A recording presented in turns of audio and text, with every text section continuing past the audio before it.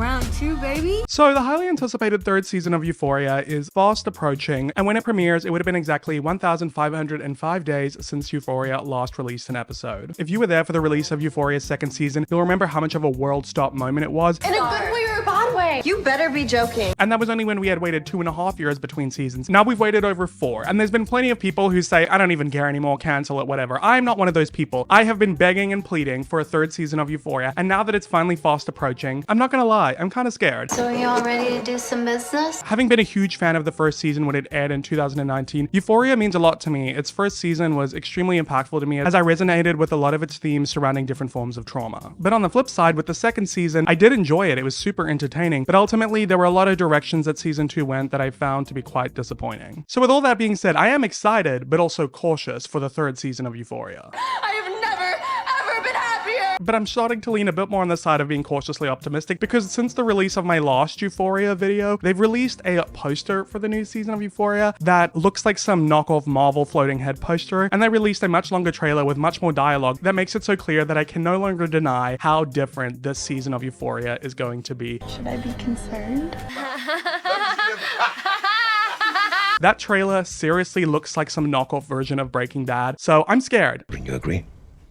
I know the season isn't out yet and it may be too soon to tell, but with all the promotions and the trailers that I've seen and the fact that I already had this inkling in season 2, I do fear that the direction of Euphoria seems to be going towards everything being bigger, bolder, nastier. It seems like some of the critiques that I have for season 2 being that it sometimes borders on style over substance, and the creator Sam Levinson, who with the first season handled things pretty meticulously, seemed to be falling into the trap of trying to one-up himself and shock audiences more and more. Likely due to the huge time gap between seasons, Euphoria, which was once a show set in high school, is doing a 5-year time jump, taking our characters into early adulthood where it looks like they're becoming caricatures of themselves. Rue, who was once a teen struggling with addiction in her small town, now looks like she's involved with the Mexican cartel. Jules, a trans girl who was once a teen trying to find love and connection in unconventional ways with DL men, now looks like she's becoming a high-class escort. Nate, a jock with suppressed trauma at the hands of his father, now seems to be following into the footsteps of him in a loveless marriage and an unfulfilling career. Maddie, his ex, who worked so hard to escape his abusive clutches, now seems to try to claw her way back in, and Cassie, a troubled girl with abandonment issues at the hands of her father, which led her to be objectified and used by men, is doing much better now that she's in the driver's seat of objectifying herself, I guess. In season 2, we had sort of a meta play of the events of Euphoria in season 1. Our life.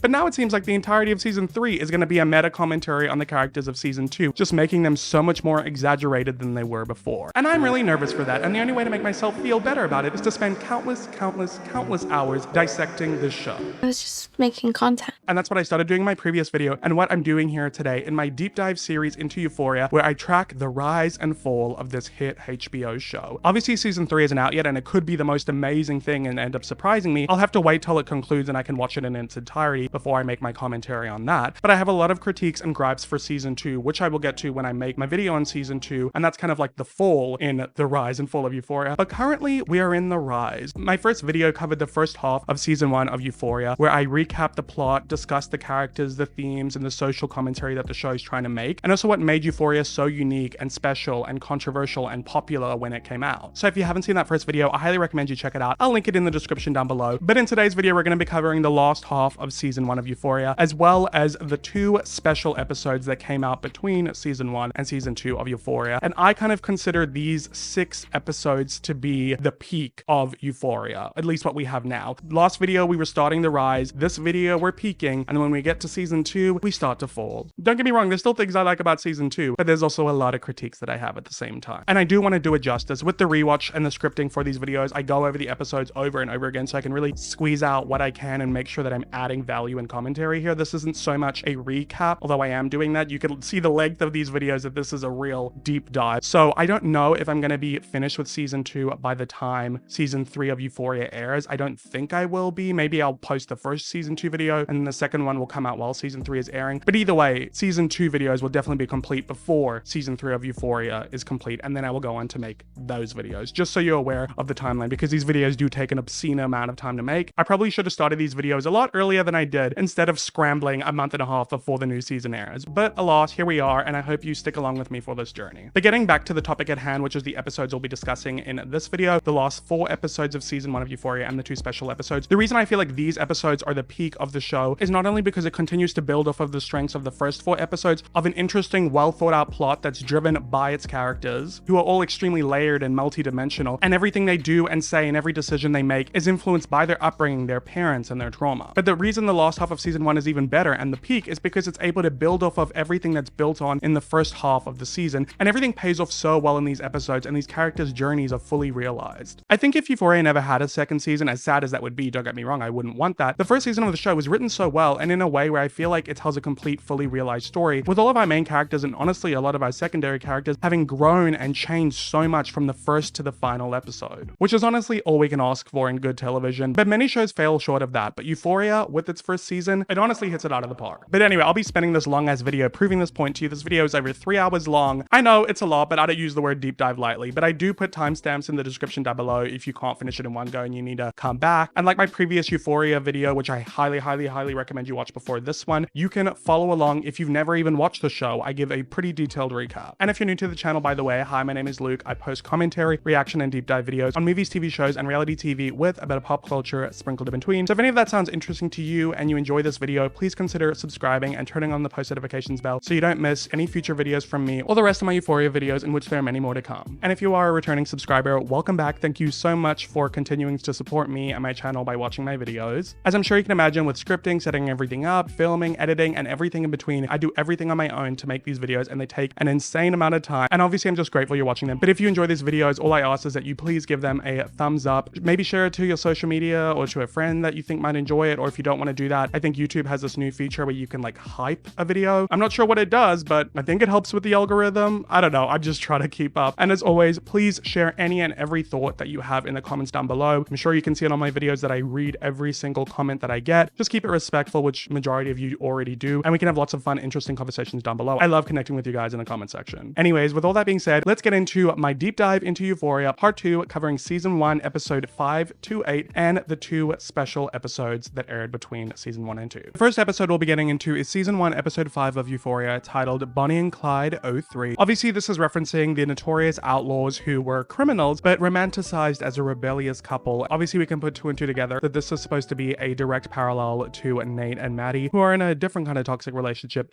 that they themselves are romanticizing. And of course, there are film adaptations of Bonnie and Clyde if you ever want to watch them, but they might not be on your streaming services, at least in your country, because if you didn't know, different countries have different movies and TV shows available to them on streaming services, even if it's the same streaming service. So what's available on Netflix Australia is different to the Netflix US, but there is actually a way for you to unlock this restricted content and gain access to a much wider array of film and TV shows without getting more streaming services. And that's thanks to today's sponsor, CyberGhost VPN. A VPN is essential for protecting your digital privacy, and with over 38 million users worldwide and 20,000 excellent reviews on Trustpilot, CyberGhost VPN is one of the best VPNs on the market. We're all spending a lot of our time online these days and are pretty much always connected to the internet, and we may think that what we're doing is private and protected, but the truth is someone could be watching what you're doing right now, and even incognito mode doesn't protect that. Whether it's your phone's mobile data, your school's Wi-Fi, or your work's IT department, or even your home router, it's possible what you're doing online could be tracked or hacked, including all your personal data and information. But with today's sponsor, CyberGhost VPN, you can be protected from all of that. All you have to do is download the app and simply select one of their over 100 locations before you browse to encrypt and reroute all your traffic through their secure servers. This way, no one will know about your online activity. And because you can change your IP address and digitally travel to one of these 100 locations, CyberGhost VPN allows you to unlock geo-restricted content from pretty much any website and over 40 streaming services, including Netflix, Amazon Prime, Disney Plus, you name it. This is a great way to beat the system. You might find one of the shows you're watching on one streaming service is already on another if you Google what country it's available on that streaming service and then change your location, so you can actually downsize the amount of streaming services you have and save money in the long run. CyberGhost VPN works on all major devices and operating system, including Windows, Mac OS, Android, iOS, and you can protect up to 7 devices at the same time. So you can pay once and share it with your friends and family. And because CyberGhost VPN is working with me on this video, if you click the link in my description, you can get their best deal yet, which is only $2.03 a month plus the first 4 months completely free. And that all up is an 84% off savings. And on top of that, they even have a 45-day money-back guarantee. So if you're not satisfied for whatever reason, even though I'm sure you will be as of I, they'll refund you your money. So really, you have nothing to lose and everything to gain. I highly recommend you guys check out CyberGhost VPN, and thank you so much to CyberGhost VPN for sponsoring this video and supporting me and my channel. channel. And without further ado, let's get into my recap and deep dive into the first episode of this video, season 1, episode 5 of Euphoria, titled Bonnie and Clyde 03. So normally when I'm recapping these episodes, I go pretty chronological, and obviously if you watch my previous video or if you watched the show, you'll know that for season 1, each episode spends like the first 7 to 10 minutes focusing on a specific character's backstory. And for this episode, it's Maddie's backstory, but for the purposes of this being the first episode that I'm discussing in this video, I felt like it would be a lot more prudent to get into the first couple scenes of the episode because they cover the aftermath of what happened in the previous episode, during and after the carnival, and there's a really good job of recapping pretty much everything that happened in the first half of the season that we need to know for the second half. So just for the purposes of not double handling things and doing a recap at the beginning of the episode and then repeating the stuff in the beginning of this episode, I thought that I would just do all of this first, and then we will get into Maddie's backstory when it's more relevant in the episode. So we start the episode with Rue, who is touching herself while fantasizing about drugs and Jules. She says the best thing she's ever felt was fentanyl, but Jules is a close second. But she says what would be even better is if she could have both, but she can't because if she gets high, then Jules won't have her. So for now, she chooses Jules. This harkens back to that conversation that Rue had with Ollie in the previous episode about how her feelings towards Jules is mirroring her feelings towards drugs. The obsession, the feelings, the withdrawals. Rue's not really realizing just how dependent she's becoming on Jules, which is what people who are addicts or in recovery often do when they're trying to reduce or stop using. They may unconsciously shift the dependency they used to have on drugs onto a person who makes them feel safe and regulated. And this is exactly what Rue's now doing for Jules. She even says the reason she's only staying sober is for Jules, which is a lot of pressure to put on one person. So Rue's about to climax when her mom comes into her room telling her dinner's ready. Are you coming?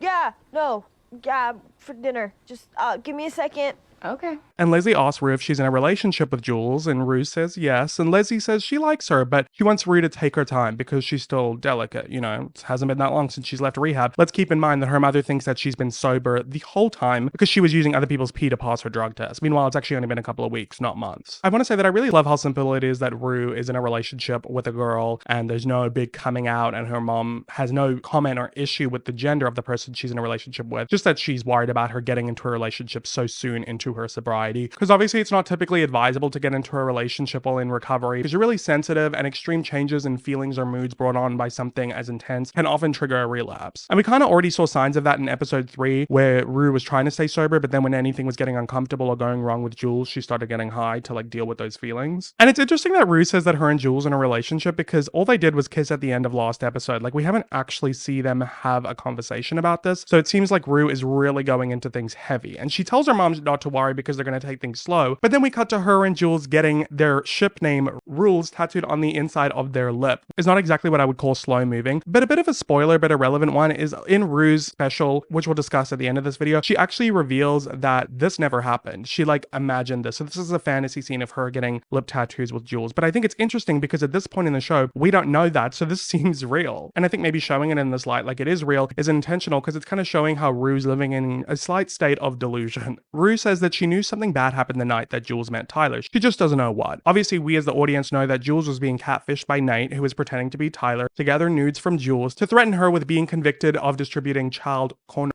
which applies to minors in the state of California, even with their own nudes. And the reason Nate was extorting and trapping and blackmailing Jules is because he feared that she could ruin his and his family's lives by exposing his father's double life because she hooked up with him in a motel room. And while this was Nate's master calculated plan, it was clear at the end of the last episode that he had grown feelings for Jules too during this process of catfishing her and texting her endlessly for weeks on end. Rue doesn't know any of this, and she says that she doesn't want to pry because selfishly things were going really well between them and she didn't want to ruin it. But then things started getting weird. So we check on Nate's dad Cal, who's at work, and he gets a call from his wife who's freaking out, telling him that he needs to get to the high school. When he gets there, he sees that there are cops outside waiting for him, and he starts internally panicking, thinking that this has something to do with him hooking up with Jules, who he recently found out is a minor, and who we recently found out through the powers of deduction, and Nate's threats to Jules that he secretly filmed a sex tape with her that has gone missing from his collection, which we know that Nate stole. But he's mistaken because the cops aren't here for him, they're here for Nate. See, we flash back to earlier that morning when Maddie got to school wearing a turtleneck and a hoodie to cover up her bruises on her neck that she got from Nate when he choked her at the night of the carnival because her concealer wasn't exactly cutting it. So Maddie wasn't feeling great. She'd had a serotonin drop after the molly she did at the carnival, and after what happened with Nate, she was just too depressed to eat all weekend, and that coupled with being on her period and being boiling hot from the clothes she was wearing to cover up her bruises, Maddie ended up passing out in class. Naturally, the teacher called the ambulance, and after she was given the okay, Maddie was taken to the principal's office where he asked her where the bruises on her neck were from because the paramedics saw them because they had to check her out. And Maddie tries to tell the principal that this is none of his business. And he's like,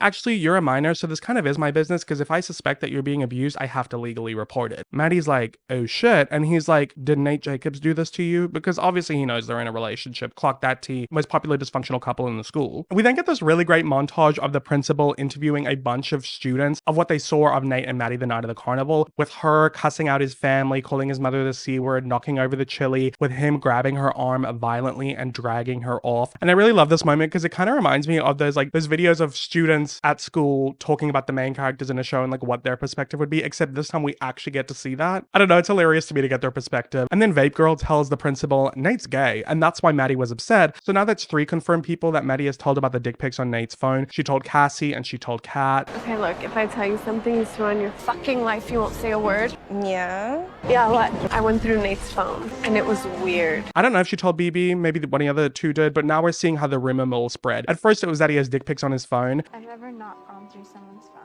Bitch, you're my soulmate. Then it was to Kat, maybe he's questioning his sexuality. You just said it's a spectrum. Yeah, on either side of the spectrum is gay and straight. And now it's to BB. Nate's gay. And then some other students being interviewed talk about what happened the night of McKay's party, with Maddie making out with some guy in the pool. Obviously, we know that this is Tyler, who Nate brutally beat up at the end of episode 2. And they talk about how that same night, Nate attacked the new girl who cut herself. Obviously, this connects the principals to Jules. She is said new girl who cuts herself, but she denies anything happening that night because obviously she is terrified of Nate. Finally, the police grab Nate out of class to question him. And after seeing this happen, Cassie asks Lexi what's going on. And Lexi's like, Nate tried to kill Maddie at the carnival after she confronted him about the gay on his phone. So now Lexi knows too. And Cassie's like, who told you that? And Lexi's like, you did, the night of the carnival. So was Cassie just high as fuck on Molly, yapping the secret that Maddie told her to everyone that night? I just love the way we get to see the rumor mill spread. Cassie tells Lexi not to repeat that because literally none of it's true. And when Cassie goes to leave, Daniel grabs her and starts kissing her out of nowhere. And Cassie pulls back and is like, I have a boyfriend. Well, girl, you've changed your tune because that's not what you said to him the night of the carnival after McCain ditched you and you started making out with him on the carousel while rubbing your clit against the pole of the horse in front of a bunch of children on the carousel while you're high on Molly. Cassie asks him not to tell anyone what happened between them, and he says that he won't if they can hang out again. And she smiles, even though, girl, he's literally coercing you. I need you to stand up, get your shit together, and stop letting these men walk all over you. It's really difficult having to wait until the end of the season to get Cassie's backstory. She's literally the last character to get one in the penultimate episode because we spend this whole season seeing the way she interacts with guys being like, girl, why are you like this? And we have to wait till the end of the season to get her backstory. We then check in with Kat, who goes to biology, and Ethan's asking her why she hasn't responded to any of his texts, and she's like, I didn't get any texts, and he's like, says delivered, and she's like, whatever, I don't have anything. And she's being really passive aggressive. Did I do something? I don't know, Ethan, did you? And if you remember, these two have been slowly crushing on each other and they hung out the night of the carnival, but then things went south when Kat saw him talking to a pretty skinny girl and she just assumed that he was flirting with her, even though he wasn't. And then she ditched him and got statutory R-worded by choice by some high school alumni. But hey, there's a silver lining because while she was watching his ugly cum face, she had this epiphany that no matter how popular or how hot a guy is, or even how big their dick is, men are just all pathetic. She's saying this to her main cash pig, who says it's true kitten queen, but he's got a humiliation fetish and pays you to degrade him. So I think he might be a little bit biased on this topic, Kat. So if you remember, we covered a lot of this in the last video. Kat's on this empowerment journey. She started the season as a plus-size girl who felt really insecure and like she needed to hide her body until she ended up losing her virginity and she was secretly recorded and this sex tape was posted online. She then saw the positive reception from these pervs online, finding her really hot and sexy, and then she started making her own online content and then started camming, and this kind of has given her this empowerment, turning her into this edgy girl who's now is a dominatrix slash humiliatrix with men online and is starting to have sex with random men in real life to boost her confidence. Of course, most of us can see how this isn't a healthy way of gaining confidence and self-worth, but Kat's not quite there yet. After telling her cash pig to fulfill her Amazon wish list, Kat puts on her new body harness and leaves for the mall. This is where we get that iconic cringy scene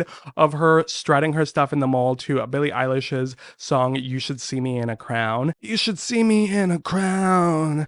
I'm gonna run this nothing town. Watch them all go one by one by when? And she says, what I've realized after so long of trying to take up less space, trying to hide from guys who might make fun of me, is that I've spent my whole life afraid of people finding out that I was fat. But honestly, who gives a shit? There's nothing more powerful than a fat girl who doesn't give a fuck. And honestly, I love this line because it's true. You shouldn't give a shit what people think about your body, and you can't hide your body, so you might as well embrace it. And look, I'm not a plus size girl. I'm not a girl, but I'm not really plus size, but I have been in a bigger body and I felt really insecure about it. And the second you stop caring about what people think, you're going to feel a lot better because more often than not, other people don't give a shit. And if they do give a shit, why should you give a shit that they give a shit? I don't know. It's obviously very layered and complex. If you're plus size, let me know if you relate to this. I do know that Barbie Fiera, who's not really plus size anymore, but was at the time, did speak a lot with Sam Levinson to make sure that she was getting her voice heard with this. So I'm assuming she okayed this, and I'm assuming that it is relatable to plus size people. And the message is good and all this confidence is great, but where it's coming from is obviously very concerning, especially given the fact that she's a minor. And I know a lot of criticism of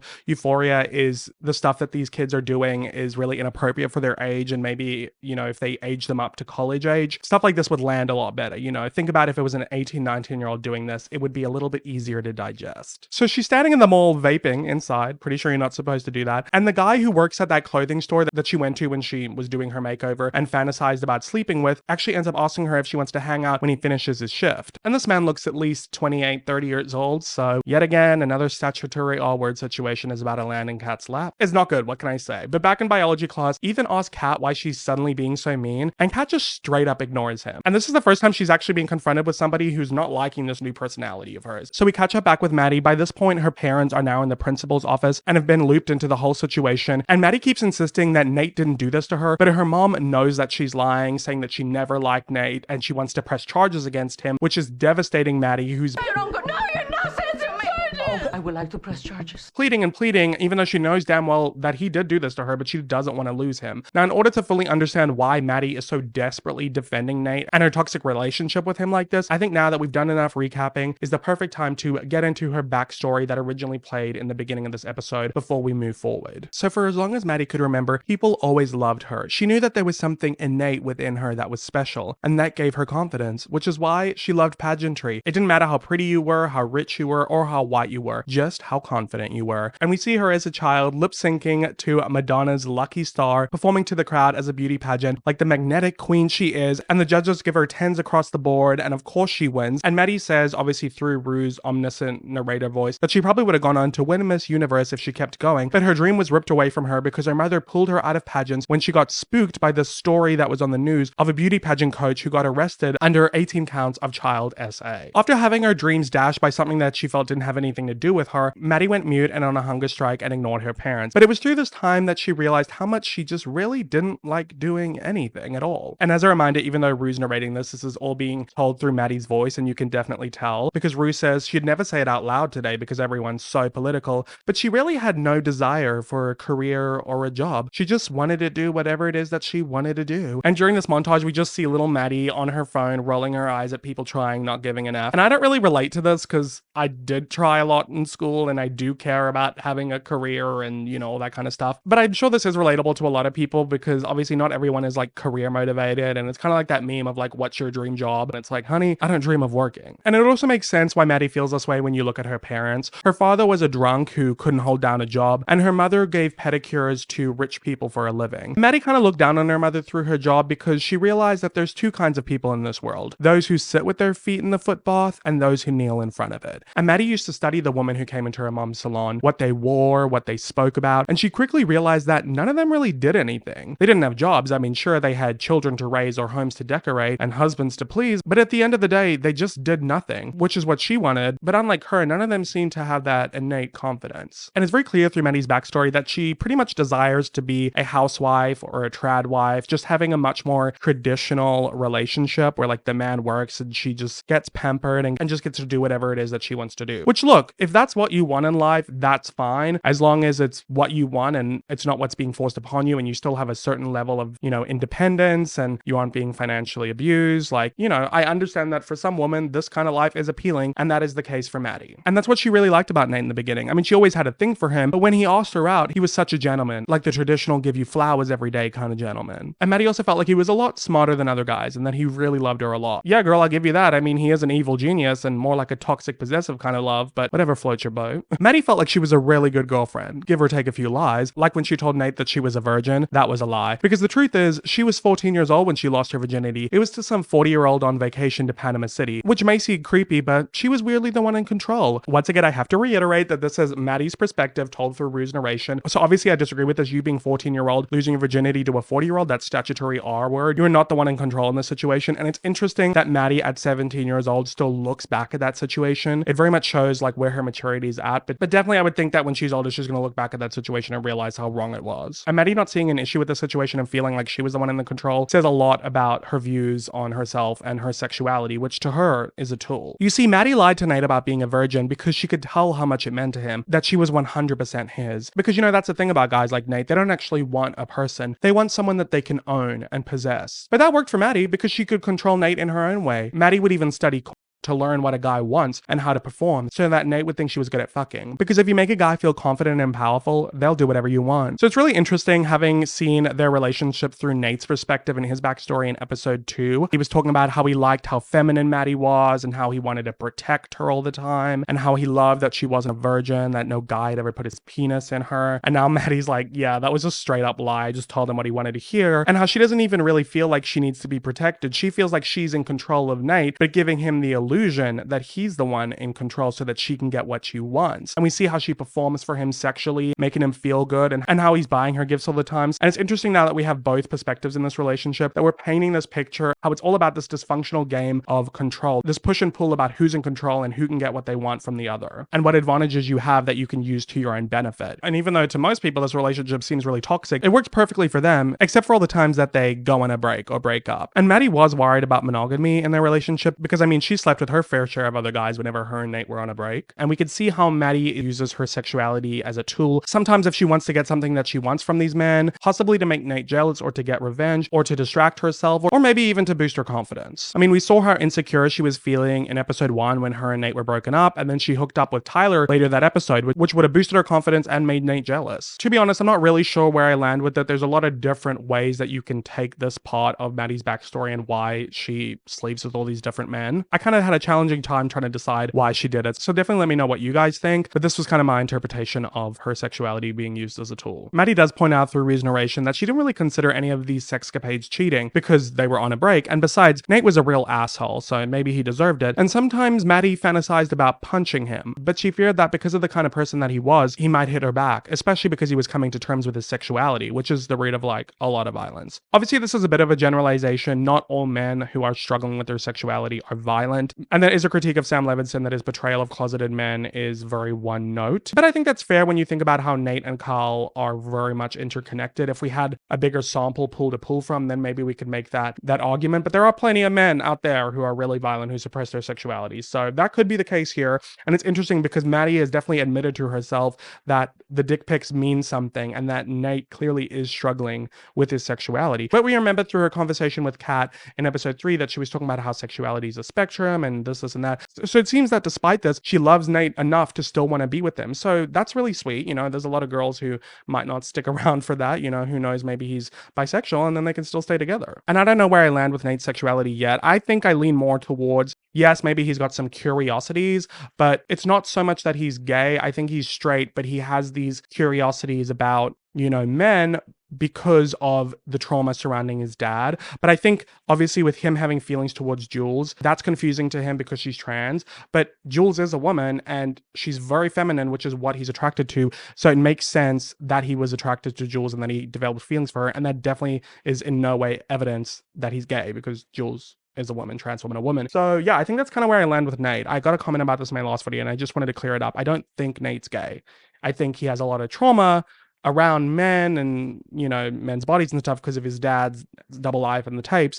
And I think he was confused with his feelings towards Jules, not realizing like, this makes sense, you know, I'm into her because she's feminine and I'm straight and I'm into hyperfemininity just because she's trans. Doesn't mean that I'm, you know, not straight, but obviously it's all confusing and muddled up in his head. But anyway, This isn't about Nate, at least not really. So when Maddie got home the night of the carnival after Nate choked her, she felt sick to her stomach. It wasn't the violence that scared her though, it was the fact that she knew no matter what he did, she'd still love him. So clearly she's stuck in this toxic relationship with Nate, and at this point she probably doesn't even realize how toxic it is, or maybe she just doesn't care. And to be honest, even if you take away the abuse, I think this is very relatable. I think relationships are really complicated and no one has a 100% healthy relationship, and what keeps you staying despite, any sort of conflict is the love. Love will take you to the very end. And I am glad that we're going through the route of Maddie staying in this abusive relationship because of the love and not out of fear. I just think it's more interesting narratively to explore that as opposed to her feeling like she can't escape it. And I think it makes a lot more sense for Maddie's character. And in this episode, we'll see the lengths that she goes to stay with Nate despite his abuse. So back in the present day plot, Cal comes out of the bathroom after hurling his guts up, and the cops tell him and his wife about how there were 2 eyewitnesses who saw Nate being aggressive to Maddie the night of the carnival and how she has extensive bruises and her parents are wanting to press charges. Nate's mom is devastated, but Cal is secretly happy that this isn't about him. He insists this must be a mistake because of course that doesn't sound like his son, and he wants to clear things up with Maddie's parents, but the cops don't allow this and are like, I think you should go talk to your son. So Cal goes into a private room to talk to Nate, who is sitting all timid and scared, even though he's like this big tough guy. He's putting on the soft guy performance, and when Cal asks him if he did it, Nate says not really, and Cal asks him again, and after looking at his father's face, he can read his intentions, so Nate says, no, I didn't.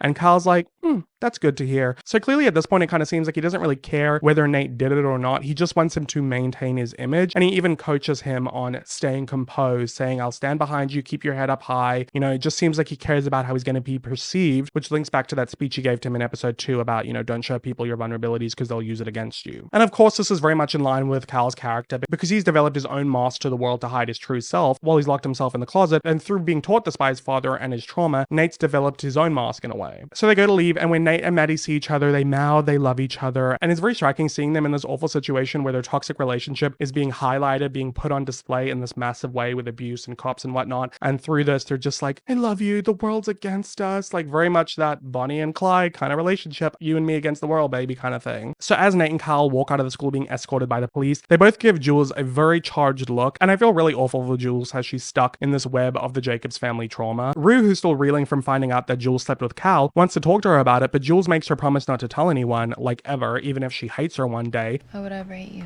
Seriously, this is some go to your grave shit. Jules is obviously terrified of the Jacobs family, and this only heightens Rue's suspicions that there's more to the story, so she asks Jules if she thinks that Nate knows what happened between her and Cal, and Jules tries her best to play this off, but it isn't helping how Rue's going on and on about how scary Nate and his family are, and even after Jules tells her she doesn't want to talk about it, Rue keeps going, saying, it'd be really cool if we could get them to pay you off, we could use that money to do a bunch of cool shit. Obviously, Rue doesn't realize how insensitive she's being because she doesn't know what went down between Jules and Nate, so Jules gets really upset and gets up and goes to the bathroom where she can feel her emotions freely. She's really panicking as the world's closing in on her. Rue, through her narration, says that she didn't understand why Jules didn't trust her and why she'd think that she'd ever hate her because there's literally nothing she could do to make her hate her. We flash back to them hanging out in Jules's room, and Rue asks Jules if she's had a lot of one-night stands, and Jules gets a little uncomfortable talking about her body count because, it's presumably high, which doesn't matter normally, but like you are a 17-year-old girl and you're sleeping with married middle-aged men, so maybe let's chill out a little bit.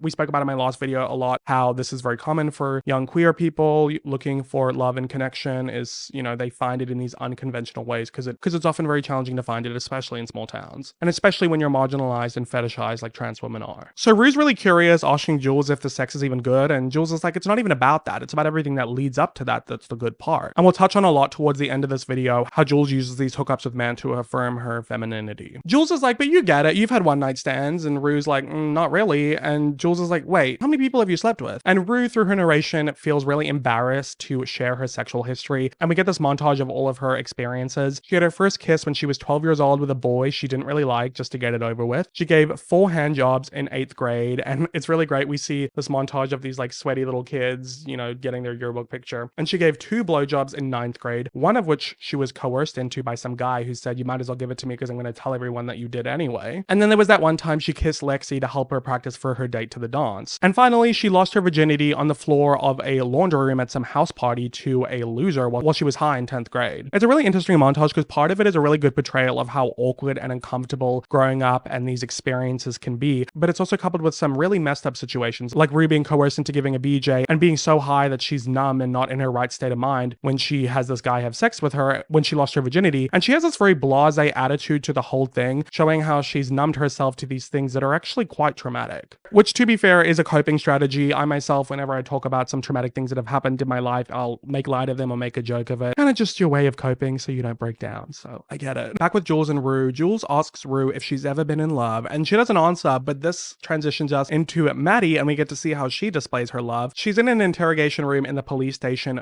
freaking out, throwing coffees at the window, calling them pigs, threatening to fight the cops. And look, I'm normally a cab queen, but now's not the time. Obviously, she's freaking out like this because she's terrified at the possibility of losing Nate. And the cops are trying to get Maddie to remove her sweater so that they can see her bruises, but she refuses to. So they end up handcuffing her to the table, and a female cop cuts her sweater off. And it's really disturbing. Maddie, please.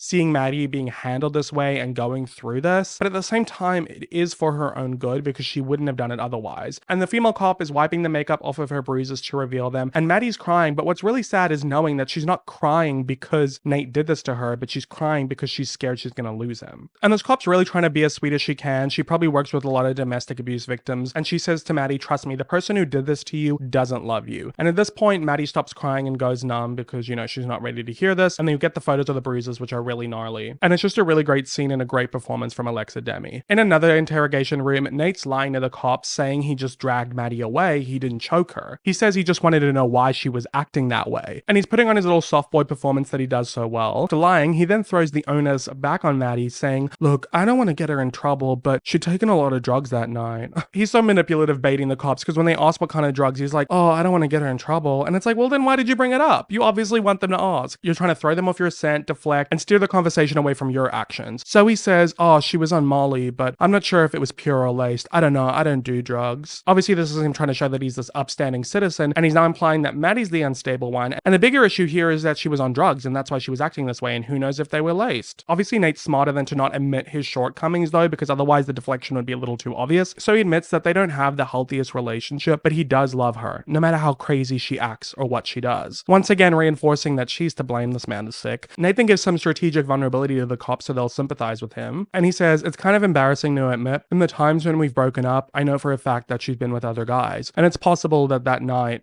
it doesn't matter. What were you gonna say? Doesn't matter. I love Maddie. I'd never do anything to hurt her.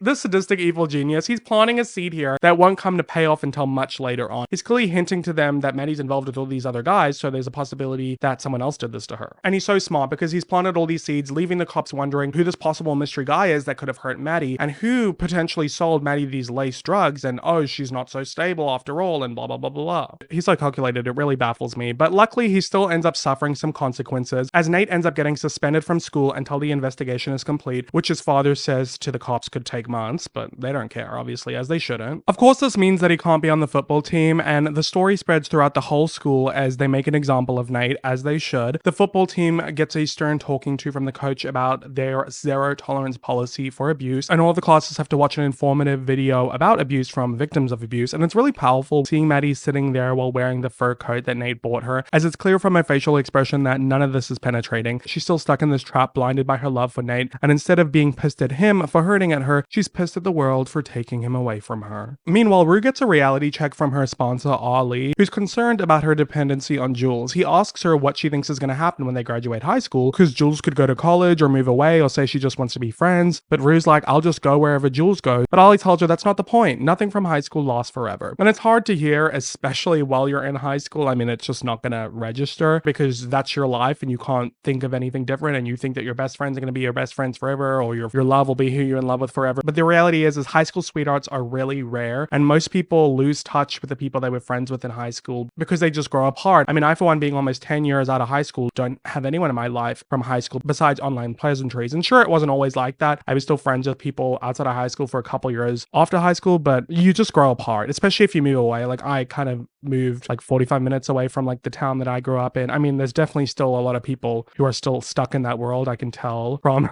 who's like, you know, on Facebook and stuff. And that was a problem I had, is anytime that I was hanging out with people who I went to high school with, they were just wanting to talk about people who we went to high school with. Did you see so-and-so got married? So-and-so had a kid. So-and-so had this job. Like, I really don't care, you know? So I think it's healthy to grow and move on. You don't want to peak in high school. Now, do you? But anyway, I'm going on a bit of a tangent here. And yes, Ollie's being a bit harsh on Rue, but she needs to hear it because she's putting all of her happiness, hope, and sanity in this one person, and it's not healthy for her or Jules. Rue gives a share at her Narcotics Anonymous meeting and makes amends with everyone for lying about being sober before while collecting her chips. But she's sober now, and it is brave of her to admit this. But then she goes on to talk about how she met someone who's helped her because she wants to stay clean for her. And because of that, she's been sober for 13 days so far. And maybe it's selfish, but she's super happy, and maybe she's delusional, but she hopes that it'll last. And she obviously doesn't sound totally confident now that Ollie's planted this seed of doubt in her. And honestly, she shouldn't be, because linking her sobriety to Jules like this isn't sustainable. And we're now starting to see how the weight of this affects Jules. We see her out to dinner with her dad, who's trying to find out if her and Rue are in a relationship. You know, he's trying to be supportive, saying they should go to family dinner, but Jules just says she doesn't want to talk about it. And it's interesting because it's all Rue can talk about, so they're clearly on different pages when it comes to the status of whatever it is that they're doing with each other. Her dad asks if Rue is still going to meetings, and when Jules says yes, he tells her that she's a good influence on Rue. And you can see on Jules's face that this is not being taken as a compliment. Jules is clearly scared that things are starting to get too serious with Rue, and she feels like there's way too much pressure on her to be the reason that Rue stays sober, or at worst, possibly the reason that she ends up relapsing. And I find it really interesting where the show goes with Jules and Rue's character halfway through the season, because the first half of the season, Jules was so full of life and positive and optimistic, while Rue was really struggling. But now that's kind of been flipped on its head, with Rue doing really great and feeling really optimistic, but now the cracks are starting to form within Jules. So while Rue is on her amends journey, she rides past her old friend Lexi's house thinking of her, and she texts Lexi apologizing for being such a bad friend, and tells her that she promises she's going to make it up to her, which is super sweet because she has been horrible to Lexi, and Lexi just seems really lonely. She's always on the outskirts of everything socially. So the news about Nate spread beyond the school. It even spread to his old friend McKay, who we see is at college, still struggling to adjust as he's sitting on the bench during football, which is what he puts a lot of his worth into. And while he's going on a date with his girlfriend Cassie, he learns from her that Nate had a bunch of other guys' dick pics in his phone, and he's really confused and is like, who told you this? We flash back to Cassie talking to Maddie about this the other day when she was on defend Nate mode, and I really love this line read from Maddie, who says, I don't know if your brain is all scrambled from all the Molly that you took, but I never said that. If you spread a lie like that, I will fucking come for you.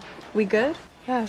I love how Maddie's the one who told Cassie this, but is now trying to backtrack and gaslight her into thinking that it never happened. But obviously Maddie's trying to intimidate her, and I like seeing her in this fight mode because it really juxtaposes her being put in the position of the victim this episode. And it reminds us how tough Maddie is and shows us that even strong girls like her can end up being victims of abuse. So back on Cassie and McKay's date, they're eating outside a diner, and he's apologizing for the way that he acted at the carnival. Obviously he was a douche to her, ditching her after they fought because he told Nate that they were just chilling when he asked if they were in a relationship, even though they had just told each other a couple days before that they loved each other. And if you'll remember, McKay's really struggling with peer pressure and this nice guy syndrome, where he's surrounded by a bunch of misogynistic men like Nate, but he doesn't stick up to them even when they talk shit about his girlfriend and share her leaked nudes and sex tapes. I'm honestly losing patience for McKay here. Cassie says he made her feel like he wasn't proud to be her boyfriend, but he says he is, and kisses her and says he's sorry, and she says she's sorry too, and he's like, what are you sorry about? And she just smiles and doesn't say anything, but obviously we know that the guilt's really starting to set in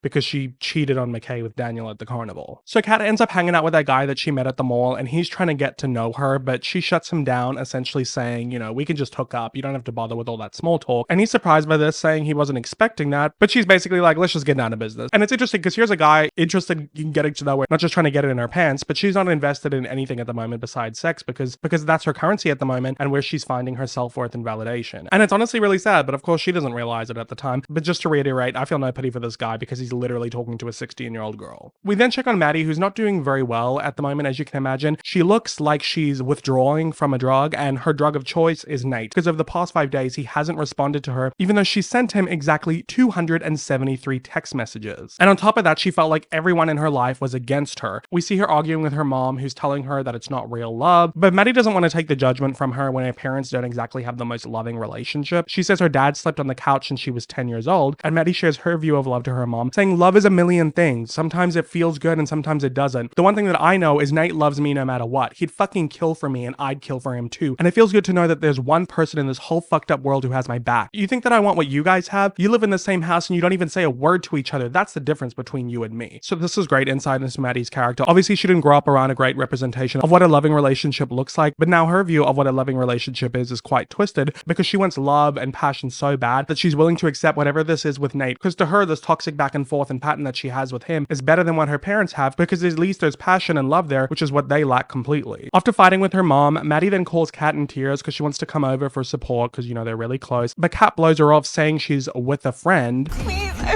really need you right now. And she's being so cold to Maddie. Instead of being there for her friend who clearly needs her support, she just hangs up on her and instead chooses to suck this mall worker's dick in the parking lot. It's honestly disgusting. Kat's being such an awful friend, and for what? And the guy ends up coming super quickly, but Kat's not fazed because he tells her that that was the best blowjob he'd ever had, and she walks away strutting her stuff, feeling empowered by this. Very much like how she was at the end of the last episode when she finished having sex with that guy. And when we wrap up Kat's storyline in this episode, she's laying her head on her mother's lap while watching TV, and her mom's like, "We never do this anymore," and Kat's like, "Yeah." And it's a really great moment of innocence and tenderness to remind us that despite everything she's doing, this is still a 16-year-old child. And it's horrific to think that her mother has no idea what she's been up to. So Rue's trying to incorporate Lexi more, and she goes rollerblading with her and Jules, and it's very cute seeing Lexi out having fun with people, not being ignored, and just getting to see the three of them do something super wholesome, because in the show where teens are just constantly doing crazy and inappropriate things, it's refreshing to see them do normal things like go rollerblading together. It's why I love whenever they ride their bikes. It just reminds us, like, these are teenagers. And Rue looks so happy, even though she's not high, unless you count being high on Jules, and she's so happy she doesn't even want to get off the roller rink. So while Lexi and Jules are taking off their rollerblades, Lexi says to Jules that Rue seems really good, and it's because of her. And Jules just doesn't say anything and says she's got to go to the bathroom and walks away, and we see on her face that she's just feeling this pressure of Rue staying sober and doing well, weighing more and more heavy on her shoulders. We then go to the sleazy hotel where Carl likes to live his double life and hook up with queer people of the dating apps, like he did in episode 1 with Jules, and he meets up with this chatty femboy named Minko. He's honestly hilarious, and it's so funny seeing them interact. Carl's this like closeted man who's so uncomfortable with his sexuality and masculinity, and here's this guy so comfortable being gay and with his femininity, and they juxtapose each other so much because Hal's are buttoned up and giving him champagne. You from around here? I'm from planet Venus, baby.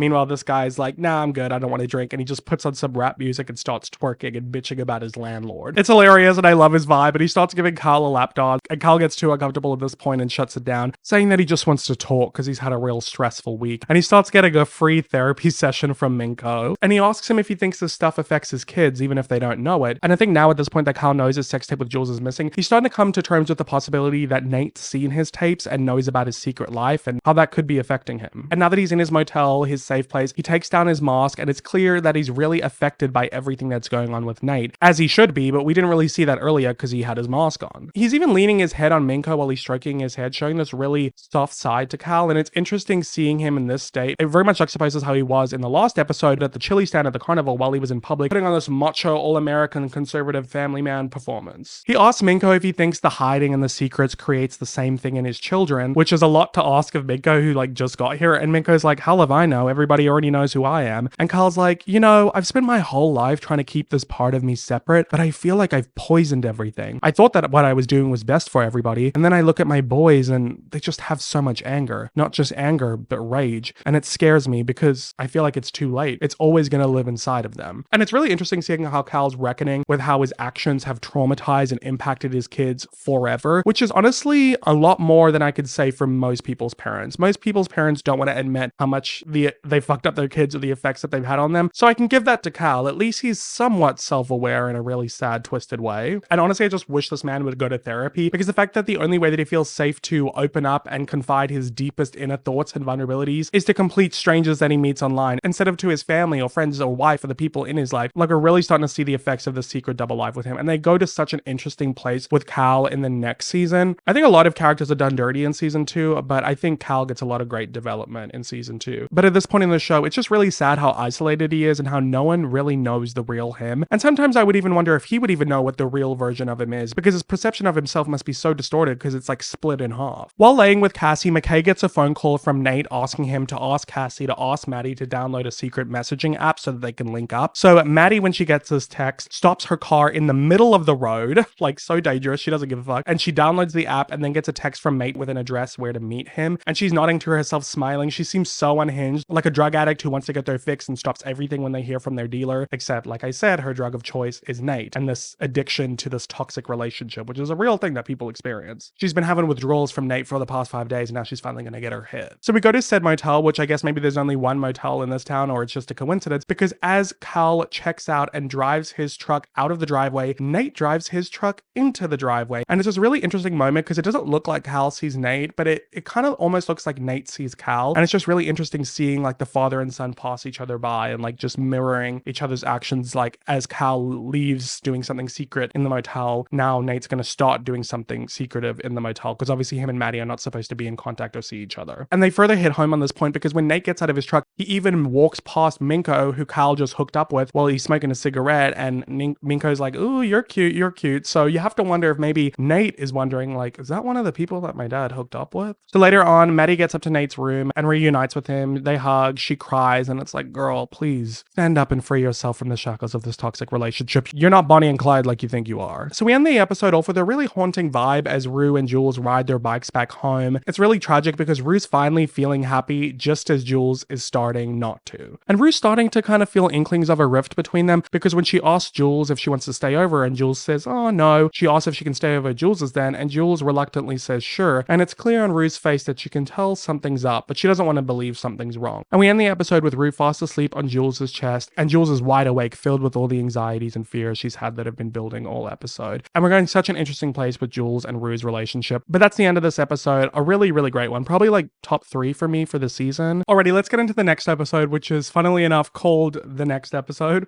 which is season 1, episode 6. And this episode's backstory is about McKay, who honestly to me has the least interesting backstory. And I think the reason I feel this way is because his backstory is centered a lot around sport, which I'm not really into sport. And his main issue is that he feels a lot of pressure from a parent, which I never really had to deal with because I only had one parent who didn't really care enough about me to even put pressure on me. So I just don't really connect with McKay's storyline. And I really think Sam Levinson had a lot of ideas for McKay because he's not really in this season that much, and he's pretty much not in the next season at all. So I don't think that he fully fleshed out his character well enough, and I struggled to connect with him. But alas, we'll get into it anyway. McKay grew up under the thumb of his father, who expected excellence from him in every area, especially football, because his father saw something in him that would lead to greatness. And see, this to me is just not really that interesting or unique, because we already did the football star with the father who expects greatness from him with Nate, so this just feels like a less interesting version of that. But alas, McKay hated his father for the pressure that he would put on him, but he knew it was because he was special. We get this training montage of little McKay, and we realize by the end of it that his father is pushing him this hard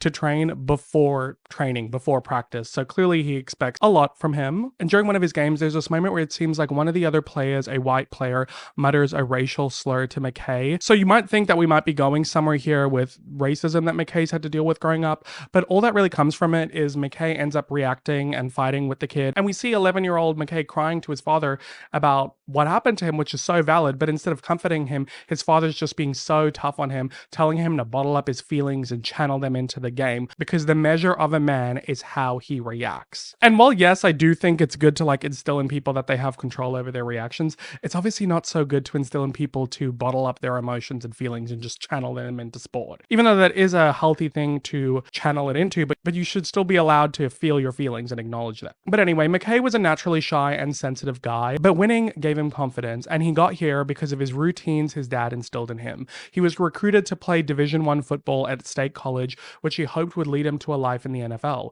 But things didn't quite go to plan when he got to college and realized he wasn't that special, because everyone was just as good as him, if not better. It's very much he was a big fish in a small pond in high school, and now he's a small fish in a big pond at college. And he spent most of the preseason on the bench. He even had a rude awakening doing the math and realized that he didn't stand a chance at going pro. And I'm sure this is really relatable to anybody who's been really smart or really talented or really good at sport or whatever in high school, and then they go to college and are exposed to people who are also good at those things, and it can kind of shake their confidence or make them wonder if their dream is even possible with being a reality. You know, I myself have felt moments of that, like where in high school I thought I was this amazing actor, and I was a good actor, but then when I was out in the real world trying to become an actor and seeing other people, I was like, damn, and started to question if I was really even that good. So I think that's a lot about what McKay's story is about, is not only the pressure from his father, but also questioning his self-worth and his dreams now that he's in college and struggling with that in transition. But during all of these adjustments, McKay also ended up falling in love with Cassie, and she's all that he thought about. He even wondered if she was a distraction. The thing that really pissed him off though were those leaked nudes and sex tapes of Cassie. He couldn't understand how she could have such little respect for herself. Now obviously he's being a massive hypocrite because he literally has messaged her asking for nudes. So it's like, do you not respect her, or is it fine when you ask for nudes but not fine when other guys ask for nudes? Or do you have some sort of retroactive jealousy? Or if he's just that unself-aware. But according to McKay through Rue's narration, what really pissed him off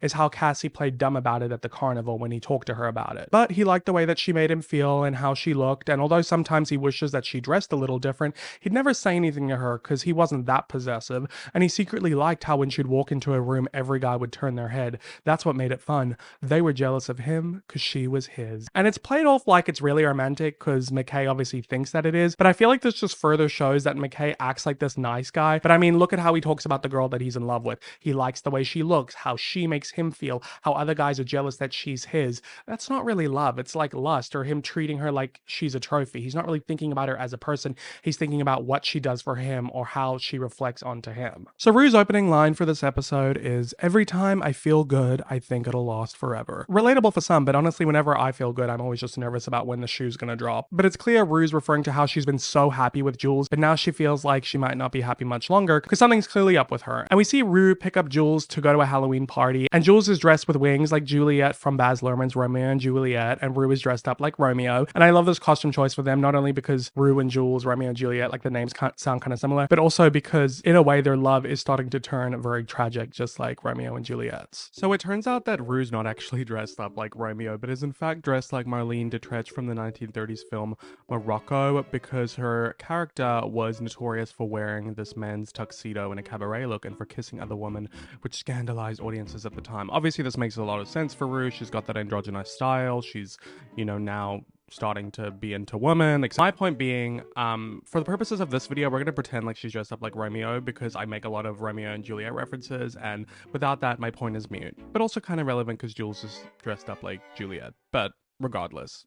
Oops. Rue tells Jules she looks amazing and goes in for a kiss, but Jules just walks straight past her, not going in for one, and says thanks, but I don't feel it. So Jules is really giving Rue the cold shoulder, and Rue notices that her breath smells like alcohol and that she seems really drunk, so that's starting to make her a little bit uncomfortable, but Jules is like, hey, it's Halloween. So they're heading to Daniel's Halloween party, to be specific, the guy who's been hitting on Cassie really heavily, and he's dressed like Ted Bundy, because of course he is, classic douche guy Halloween costume, and Cassie's dressed like Alabama Worley from True Romance, you know, the hooker, kind of an obvious jab at her character, but she loved her costume and was really proud of it, and she tried to wear it the night before when McKay picked her up to take her to a college party, but he was not too happy with her outfit because he's worried what the other guys might say. I feel like if we go to this party and you dress like that, I ain't gonna ever hear the end of it. In like a good way or a bad way? In a bad way. He's always worried about what these other guys say. It's like, how about you stop hanging out around a bunch of misogynistic douchebags or actually defend your girlfriend for once? So he asks Cassie to change, and she just ends up wearing one of his football jerseys, which makes her feel really lame because a bunch of other girls are wearing it there too. And this is obviously interesting given what McKay said earlier during his backstory about how he would never tell her what to wear because that's so possessive, and now that's literally him doing it right here. So this is where we're really starting to see more of the hypocrisy that lives within McKay. And it doesn't even make sense because it's a Halloween costume party, like she's wearing a costume, and yes, she's got her boobs out on display, but she kind of always has her boobs out on display and you've never had an issue with it before, so what's the big deal now, you know? So given how McKay felt about her costume, when Daniel compliments her outfit, she eats it right up. Meanwhile, Kat's at the party dressed like a nun, which is ironic given what she's been up to with her dominatrix camming. And we get a flashback to see what she's been up to. Her parents were gone for the weekend, so she had plenty of time to moonlight as Kitten Queen and make some more cash money. She currently had 4 paid pigs. Let me see you oink, piggy.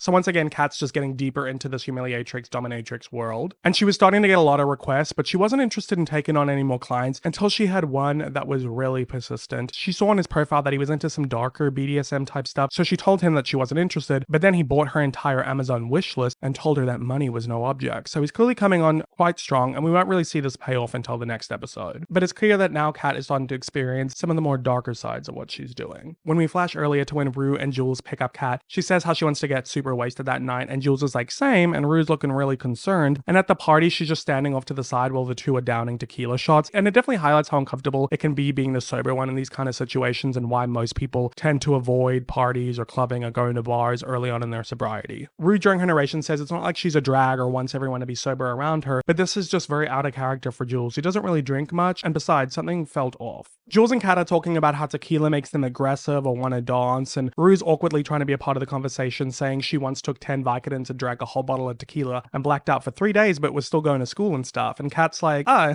okay, let's not do that tonight. And Rue's like, no, I wouldn't, I'm sober. She's being incredibly awkward, clearly super uncomfortable. And then Jules puts her arm around her and is like, oh, I was supposed to be your chaperone tonight, now look at me. And Rue's like, I don't need a chaperone. They really are the most disconnected they've ever been the whole season. So Rue changes the subject and is like, where's Lexi? And Kat's like, well, she's hard to miss. And then we flash back to earlier when the three of them picked up Cassie and Lexi, and Lexi is dressed like Bob Ross, which is hilarious. I love this queen.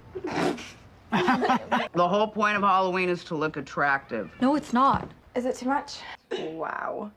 And can I just say, on the topic of jumping back and forth, I love the timeline in this episode. Throughout the whole season, the show jumps around with timelines a lot, but I honestly think that this episode is the best example of it. Obviously, this Halloween party is the framing device for this episode, and a lot of characters are acting in very specific ways, and then we get flashbacks to see what's happened over the past couple of days that explains why they're behaving this way. And I just think that the timeline jumping around in this episode is done phenomenally, and it just creates a lot of payoff, and it sets up a lot and makes things pay off really well in a way that it wouldn't if it was done chronologically. As the five of them are walking to the party, Jules and Rue were holding hands when Jules drops Rue's hand, and Rue's wondering to herself what's going on and says in her narration, you know when you're with someone and things just aren't right, but you're too afraid to ask because you fear the answer might be worse than the feeling right now. And I think that's obviously also a very relatable feeling. Like, you can feel when something's up in your relationship, and especially if you're, early stages, you're like definitely too uncomfortable to ask, and you're just scared about like what they might say, so it's kind of just easier to not say anything and wait for them to do it. Cassie then asked the girls if they heard about what happened to Nate, and this transitions us into a Nate scene so we can catch up with what he's been up to. And we learn from Rue that he's been temporarily expelled, and everyone in the town knows what he did, so he's feeling a little ostracized. And as Nate's walking into a restaurant with his family, his dad's giving him a pep talk about how if he's innocent, then he needs to act innocent and walk around town with his head held high. But that advice doesn't really help out the situation, because when Cal talks to the owner of the restaurant, who he's obviously very friendly and familiar with, and he asks if they're going to get their private booth, the owner takes him aside and says, people have been talking about your son, and with everything going on, I think it would just be best if we gave you your order to go. Obviously, Cal's pissed by this, he cares so much about image, and this just depresses Nate even further. I told you it was a stupid idea. But obviously I don't feel bad for him. Men who abuse women should be ostracized. We then get this montage to see what Nate's been up to during his temporary expulsion. At first he spent most days in bed, then he started driving aimlessly around town. Sometimes he'd park outside the school and watch Maddie from his car, which is super creepy. And even creepier, sometimes he would park outside of Jules's house and watch her at night. Like, this is stalker behavior, sir. Although we know he's not above stalking. We saw a lot of that in episode 2 with Tyler. Nate also met Maddie at the motel every Friday night, where they'd either fuck or fight and then cry and then make up and then do it all over again. And it isn't explicitly stated, but I'm assuming that there's a domestic violence order in place making it so they're not allowed to see each other, and that's why they keep secretly hanging out in the motel room. And while they appreciate the time they get to spend together, they realize that they needed a plan to get themselves out of this. Or more specifically, Nate needs a plan, because Maddie tells him, you need to fix this. So what does Nate do but print out a bunch of nudes of Jules that she sent him when he was catfishing her? Wonder what he's gonna do with those. So we have a hard cut from Jules in these nudes to Jules back at the party, partying, getting drunker, while Lexi and Rue watch awkwardly from the sidelines. And Rue's concerned, yes, but I also think that she's being a little judgmental, because, Jules also deserves to let loose every once in a while, and when we learn why she's getting this drunk, it's totally justified. Lexi says this must be weird for Rue, being a teenager and not being able to do teenager stuff, which to that I say, technically you're all doing stuff that teenagers aren't supposed to do. So it's kind of a moot point, and besides, Rue says, yeah, well, when I'm adult, I won't be able to do adult things either, so it doesn't really matter the age. But it is good that Rue's talking about being sober as an adult, showing that she has an intention to stay sober. They then notice Gia getting high with those creepy twins that she got high with at the carnival, and it's like, seriously, we're going down this storyline again. That storyline in the carnival episode where Rue was looking for Gia the whole time, and then she found her getting high and all that kind of stuff, was just my least favorite part of episode 4. Maybe I'm wrong for this, but if Gia wants to get stoned, just let her, Rue. Like, you're not her mom. I feel like she's being way too overbearing and borderline projecting a little bit onto Jules for getting drunk and onto Gia for getting stoned. Like, it's, pretty standard for teenagers to get stoned or get drunk and experiment with that. It's not like they're doing hardcore drugs like you. So I feel like Rue needs to back off a little bit. But does she? Of course not. She ends up grabbing the creepy twin off of Gia and taking him into a private room to try and scare him, saying she's got friends from rehab who are violent criminals and she'll call them to come deal with him if he doesn't stop messing around with her sister. And even though I had my critiques, I do think this is a really funny scene, especially because Lexi is there being Rue's sidekick as they do this good cop, bad cop interrogation routine. And go to work on you with a pair of pliers and a blowtorch. Do you hear me? Rue, I think he understands. I don't think he understands. Tell her you understand. I understand. There you go. Ethan, who's dressed like a vampire, then finds Kat and is trying to make conversation with her, but she's still giving him the cold shoulder, being nasty. And he's like, what's going on? Because, you've been different ever since the night of the carnival. And instead of telling him what she thought she saw, she just gets meaner and says, what's your weird fascination with me? And it's really sad that here's a guy who likes her and she's so not used to that she's turning it into something weird or like it's a problem because he's showing interest in her. And he's like, I'm not weirdly fascinated with you. And she's like, so say we hung out, then what? And he's like, then we could just keep hanging out. And why would we hang out again?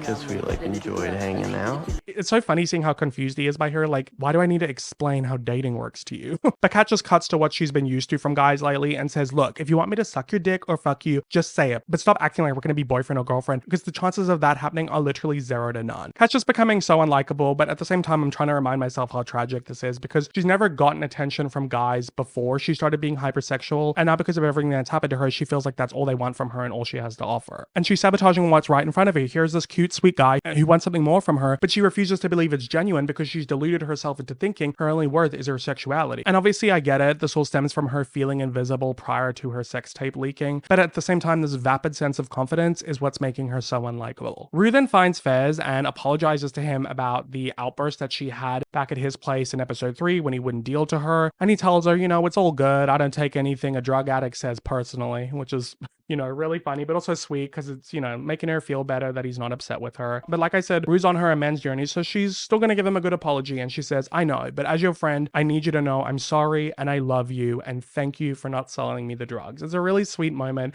and Fez says he loves her too. It's very cute, and he asks if she's still sober and how it is. And interestingly enough, Rue says that she was fucked up for so long that being sober actually feels like a new kind of drug. The highs are really high, but the lows are really low. But, she might be feeling something else, which we'll get into in a couple episodes. But yes, I think this makes a lot of sense. A lot of times people want to do drugs or drink or whatever to feel something, but I feel like a lot of the time you're just numbing what you're feeling. Like when you're sober, you're really having to deal with your emotions and sit through them because you're not distracting yourself with a substance. Back inside the party, Cassie's in a corner texting McKay saying she knows he's upset about last night, but she wishes he would talk to her. And she's making a lot of typos, so McKay's like, you sound drunk. And this pisses her right off, so she stops texting him, grabs another bottle, and goes on the dance floor while creepy Daniel watches her for an uncomfortable amount of time, but she seems like she likes it, so he then goes over to her and the two start dirty dancing together. Rue comes in with her narration saying the truth is Cassie and McKay were in a really weird place. We flash back to the night before where Cassie was at that college party with McKay and she's feeling really neglected and ignored by him because he's too busy focusing on his frat bros. But then after the party, as they're walking back to his dorm room, he does the whole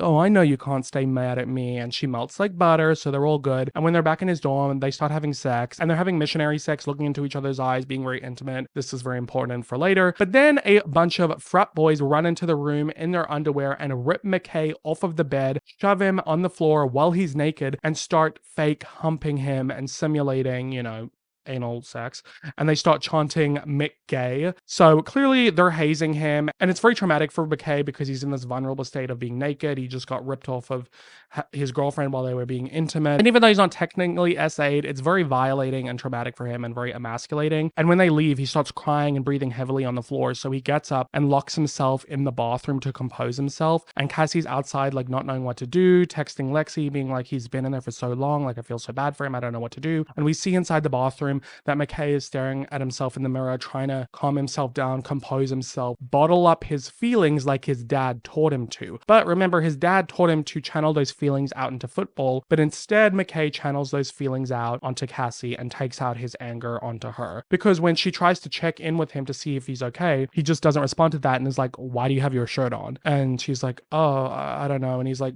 what you don't want to have sex with me anymore? And it kind of seems like he's feeling a little insecure because he feels emasculated, but she's like, no, I don't know, I feel like that was pretty messed up. But he's not going to let that stop him. He still wants to have sex with her. So do you not want to have sex anymore? No, I mean, I guess. Well, then get undressed.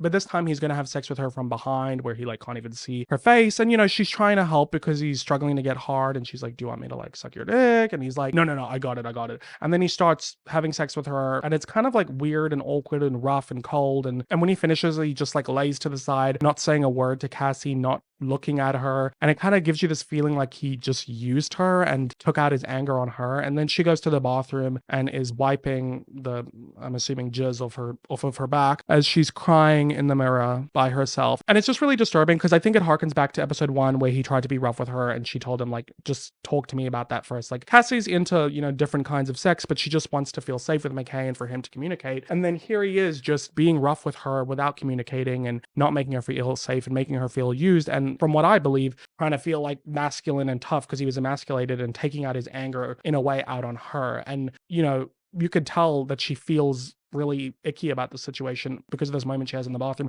It's really interesting seeing the moment that he had in the bathroom alone and then seeing the moment she had. Like, I'm not saying that what McKay went through wasn't traumatic, but I also don't love how he then kind of traumatized his girlfriend as a result. You know what I mean? But anyway, back at Daniel's party, Cassie's dancing up against him, clearly trying to distract herself with the only way she knows how, sex. So she goes up to his room with him. But then shortly after, McKay arrives to the party looking around for Cassie. So Lexi texts Cassie to give her a heads up, but she's too busy making out with Daniel to notice. So it's a bit of a risque situation. Back with Ethan, he takes a bunch of shots for some liquid courage and goes up to Kat, grabs her hand and takes her to the bathroom to hook up with her since he thinks that that's what she wants. And Kat's being really awkward and antisocial once again. Mid making out, she stops Ethan and is like, what's your number? And he's like, what? And he's like, how many people have you slept with? And when she realizes that he's a virgin, she starts treating him like shit, saying, Oh shit, you're a fucking virgin, aren't you? I don't fuck virgins because they get way too emotionally attached and they're too shy. I like to fuck guys who know how to fuck. Mama, you were a virgin 2 months ago, lest we forget. And you think you're this kind of Casanova in the bedroom when it's like you're sucking random mall workers' dicks in the parking lot, getting statutory R-worded by some carnival worker, and having Skype sex with a bunch of cash pigs. Like, girl, we really need to start questioning where all this confidence is coming from. Like, I'm glad you're confident, but like, at what cost? Ethan then feels Kat and is like, damn, you're wet. So clearly she's turned on. And then he goes to go down on her, which at first she's really confused by, but then she starts moaning because she's enjoying herself so much.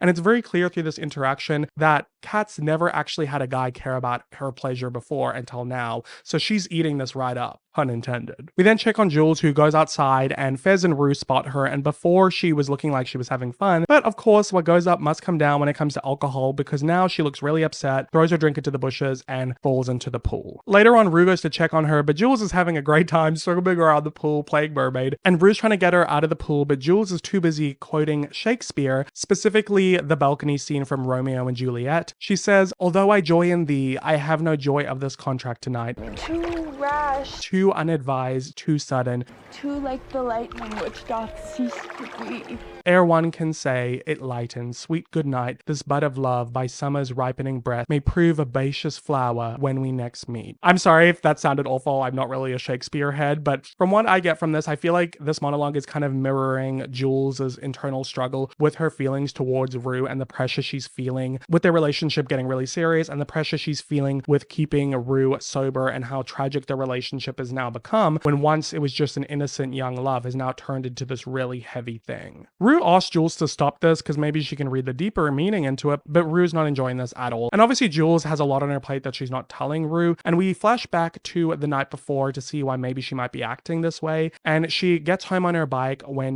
Nate is there in his truck, and she's obviously really afraid and is like, what are you doing here? And Nate pulls out a manila folder, which we can assume is filled with her nudes, and says he needs her to do something for him, otherwise he'll put her in jail or on a sex offenders registry. I mean, it's your choice.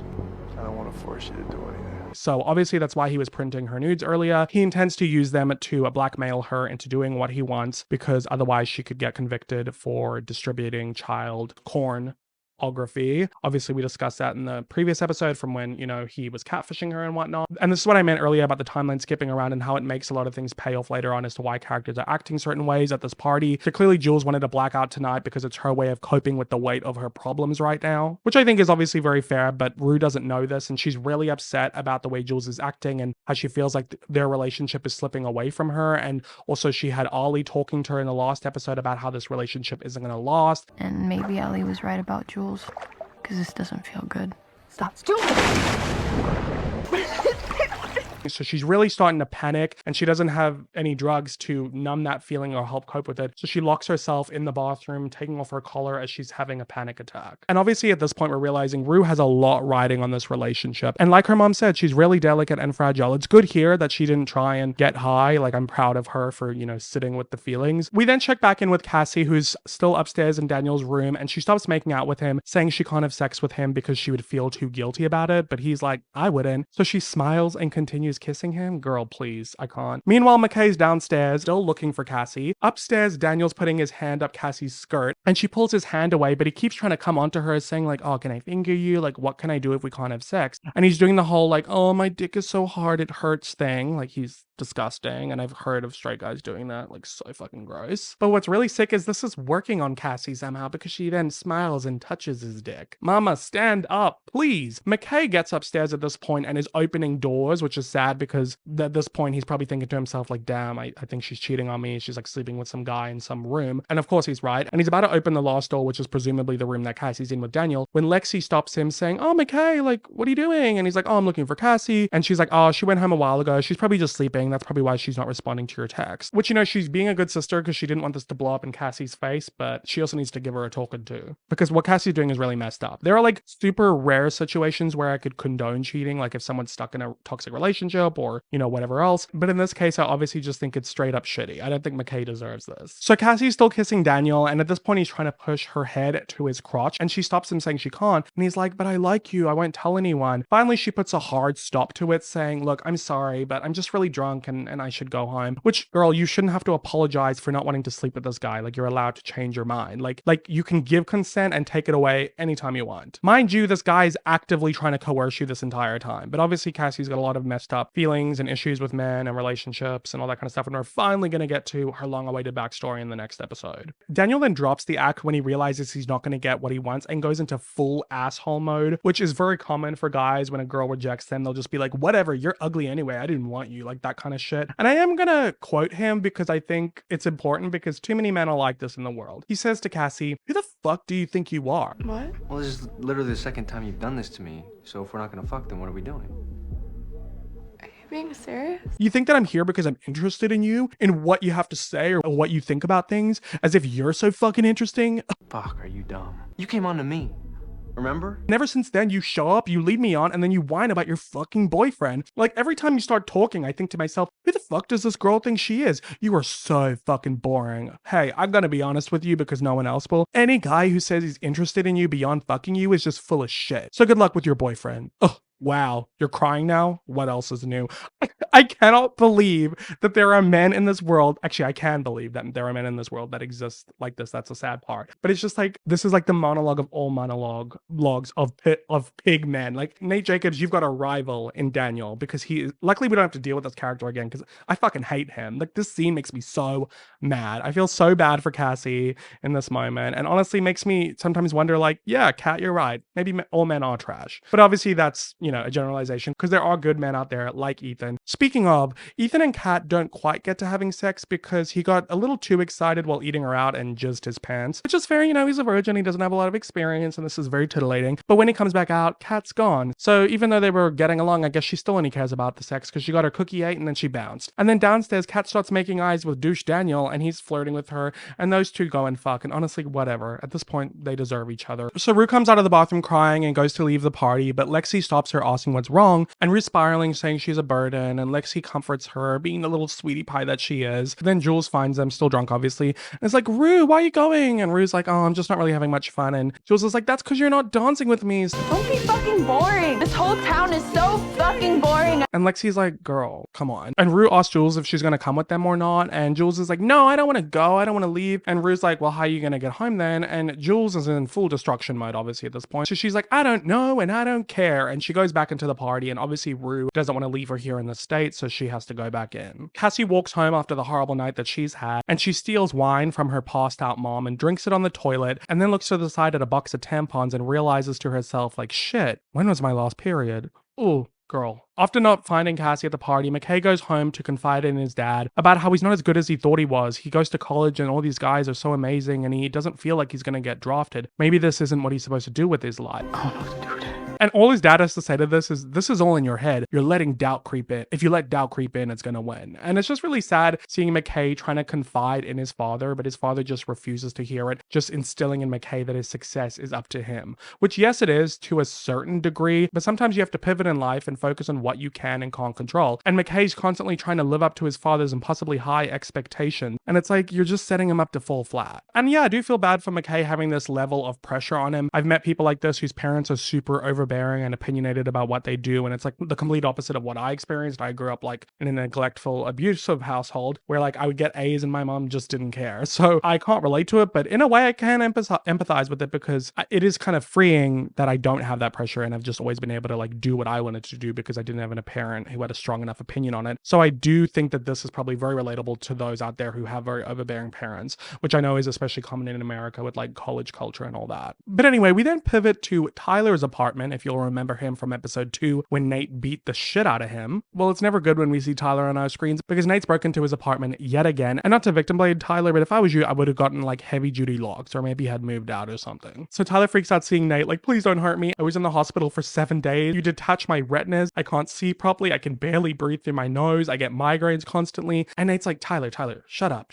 I don't care. He's such a psychopath. Like, he's being faced with this guy whose body he completely mutilated and he could not give less of a shit. He even says to him, like, chill, I'm not gonna hurt you. You're in a freaking neck brace. Just sit down. Let's talk through your options. Just being so condescending. It's wild. So Nate tells Tyler, you're gonna go to the police station and confess to a crime. The night of the carnival, you met up with Maddie Perez, a 17-year-old student at Eastland High School who you've been stalking since she turned you down at a party. You confronted her at the carnival and became enraged when she told you that she couldn't see you because she had a boyfriend, so you choked her. Tyler's like, I'm not gonna do that, which it's sad that he thinks that he has a choice, because Nate tells him, if you don't, and then she's gonna tell them that you also assaulted her and R-worded her the night of the carnival. And there's plenty of eyewitnesses seeing you being handsy to her at the pool that night, so really it's your word against hers. And Tyler's like, you can't prove that. And Nate's like, really? Where were you that night? And Tyler's like, home. And Nate's like, yeah, so you didn't have an alibi. Obviously, Nate's thought every little thing through. He's so calculated. And he's made it so that Tyler really doesn't have an option, but to go with option 1 and make the confession, because all of the fake evidence stacks up against him. And option 2 would actually make things end up worse off for him. I don't know what he could do. I don't know if he could like, you know, try and get lawyers. It doesn't look like he has a lot of money. Like, he lives in a shitty apartment and works at like a phone fixing kiosk at the mall. So I really do feel bad for him. Maybe he could go on the run, but then if Maddie confesses and then they try and find him, like, either way, Nate is like ruining his life. And I just feel so bad for Tyler. He really can't catch a break. All he did was go to a college party and make out with a girl, and the rest of his life has been ruined. So Tyler goes to the police station and confesses and gets booked, and Maddie corroborates Nate's story with the police. So clearly she's in on it and is okay with ruining Tyler's life, which obviously just shows how far she is willing to go to stay in this toxic relationship and that she's not a great person. Like, I know she's a victim of abuse, but girl, this is messed up. At a certain point, we have to draw the line somewhere. And they also have an eyewitness to corroborate their story who apparently saw Tyler assaulting Maddie the night of the carnival, and that eyewitness is Jules. So that's what Nate was blackmailing her into doing. He's such an evil, sick genius, the way he's pulled all of these strings all the way back in the last episode where he started planting the seeds with the cops about how Maddie was, you know, cheating with other guys and maybe somebody else could have done this to her. And now he's linked it all back to the power that he has over Tyler from what he did in episode 2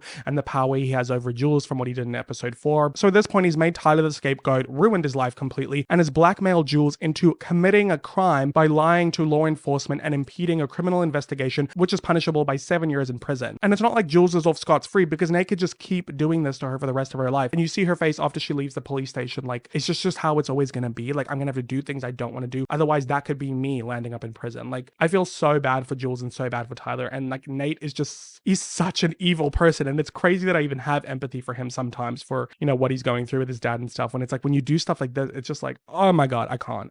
I hate him so much sometimes. But anyway, we then go back to the Halloween party in present day. Rue's trying to get Jules to leave when they start hearing everyone cheering, and they're cheering Nate's name.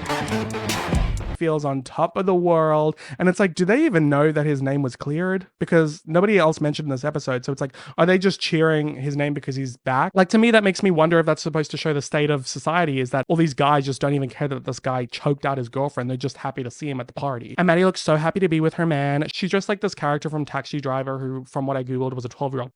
So I'm not sure what that's supposed to mean about her character, but Nate's dressed like a prisoner, which is very fitting because that's where he should be. in prison. But anyway, that's the end of this episode. I think it was a phenomenal episode. The way they weave the storylines together, you know, everything paying off, like everything Nate was doing, you know, in the flashbacks coming to this point in this episode. And this is like the most devilish we've seen him be. And just everything that's happening with Jules and Rue in their relationship is so interesting. You know, what's happening with Cassie and Kat. I think this is probably in my top 3 episodes as well. I don't know. Season 1 is just so good. Next up, let's get into season 1, episode 7 of Euphoria, titled The Trials and Tribulations of Trying to Pee While Depressed. This episode begins with Cassie's backstory, which is very much a classic tale of how parents can shape who we become. Her dad was a really handsome guy who used to get a lot of attention that he didn't shy away from, which used to really make her mother mad. We get this great moment of Cassie at her birthday party about to blow out her candles, and she looks around to see that her parents aren't even paying attention to her, but are instead off to the side having an argument. And it's a small moment, but it shows how heartbreaking it is to be an innocent child growing up in a house with parents who are always fighting. Her father was really good growing up. He really supported Cassie's love for ice skating. She was a natural talent, and he thought that she would become a professional figure skater, but eventually he could no longer afford the lessons anymore, so he stopped encouraging her. Obviously, one of the sad realities of being a family in the lower middle class is sometimes you can't support your children doing something that they're really good at because you just straight up can't afford it. When Cassie hit puberty, people started treating her differently. Her and her mother became close, bonding over clothes and beauty, and we get this moment where her father's just sitting on the couch drinking, and when he sees her, he says, "You're gonna be a real heartbreaker one day." Trust me. One of those classic lines that people say to girls growing up that is really weird. And at a family barbecue, we see a bunch of Cassie's distant male family relatives being extremely touchy and creepy to her, being like, "Is that sassy Cassie? Ooh, look how you filled out." It looks really violating, even though it's not so obviously so, but this is something that is really common for girls growing up. She has a bunch of people talking about how beautiful she is and saying how she's going to get all the boys one day and be a heartbreaker and all this kind of stuff. It very much paints this picture as Cassie grew up of people teaching her that her worth is inherently connected to how she looks and what she offers boys. And it just kind of reminds me of that socialized thing. Growing up, boys are told that they're smart and they're strong, and girls are told that they're pretty and cute. And it's so gendered and specific to how women look that they're being taught that that's where their value is. Do you know what I mean? And Cassie's family was far from perfect. At the same barbecue, we see her father, who struggled to keep a steady income, borrowing money from a family member, and her mother, who liked to drink, getting a little too loose on the dance floor. Cassie's father drags her mother away, and they fought all the way home. And I love the shot of young Cassie and Lexi in the back, just staring out the window as they drive off with their parents fighting in the background, just showing how they're just always kind of like off to the side and ignored when their parents are fighting, and they're just so used to this. We get this scene where her parents are having a really intense fight, like throwing things, breaking things, screaming at each other.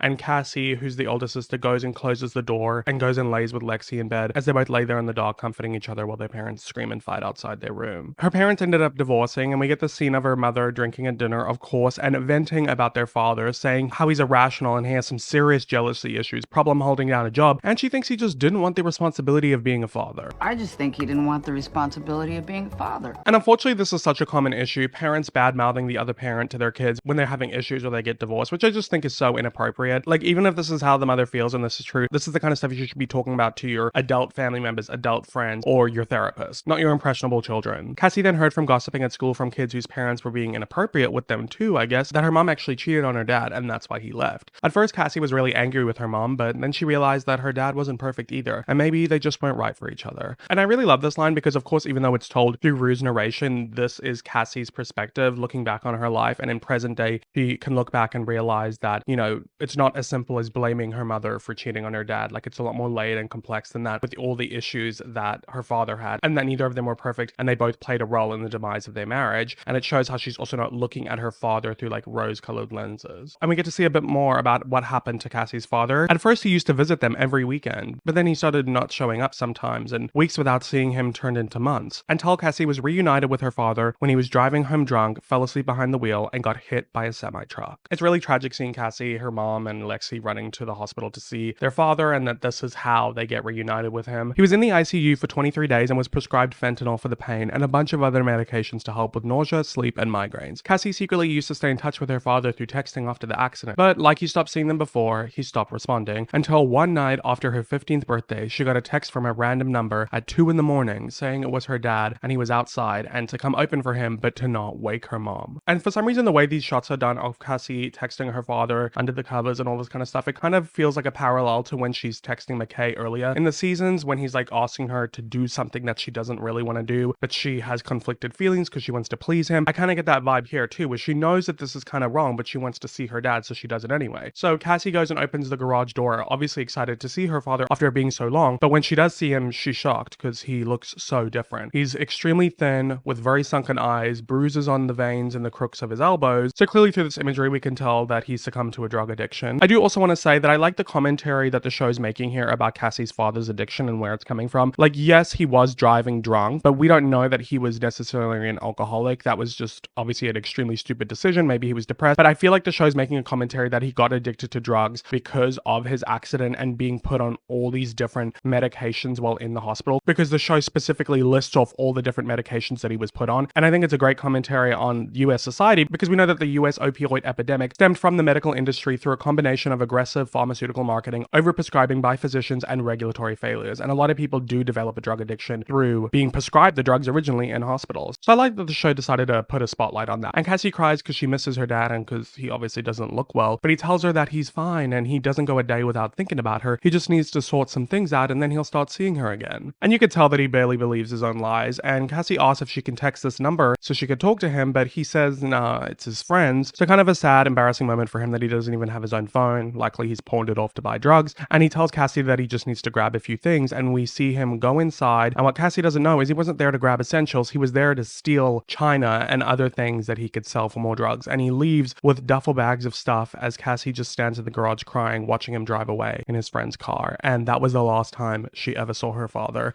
It's truly so sad. Like, it makes so much sense why Cassie is the way she is. She has got daddy issues out the wazoo, and I can't blame her. This is really truly tragic, feeling led on this way, false promises, abandoned, like just everything with her father is so sad. Don't cry, baby. I'm okay, I'm fine. Don't. I just miss you, Dad. I miss you, okay? I love you.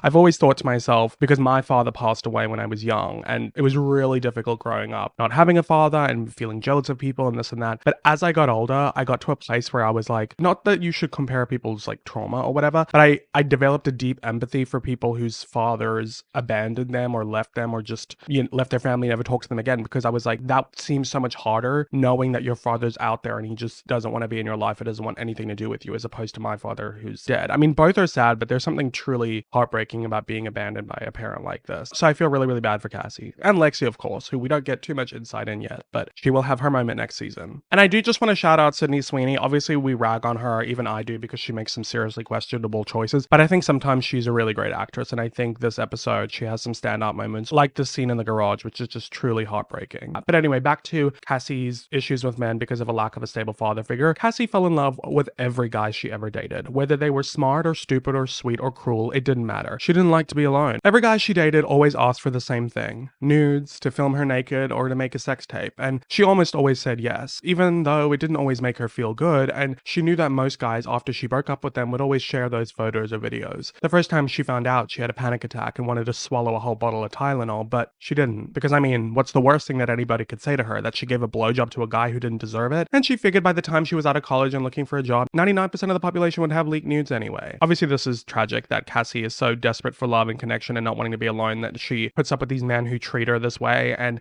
it's obviously so sad that she's gotten to this place where she has had to numb her feelings so much to these nudes and tapes being leaked, because it's happened so many times, which is not okay. It's revenge.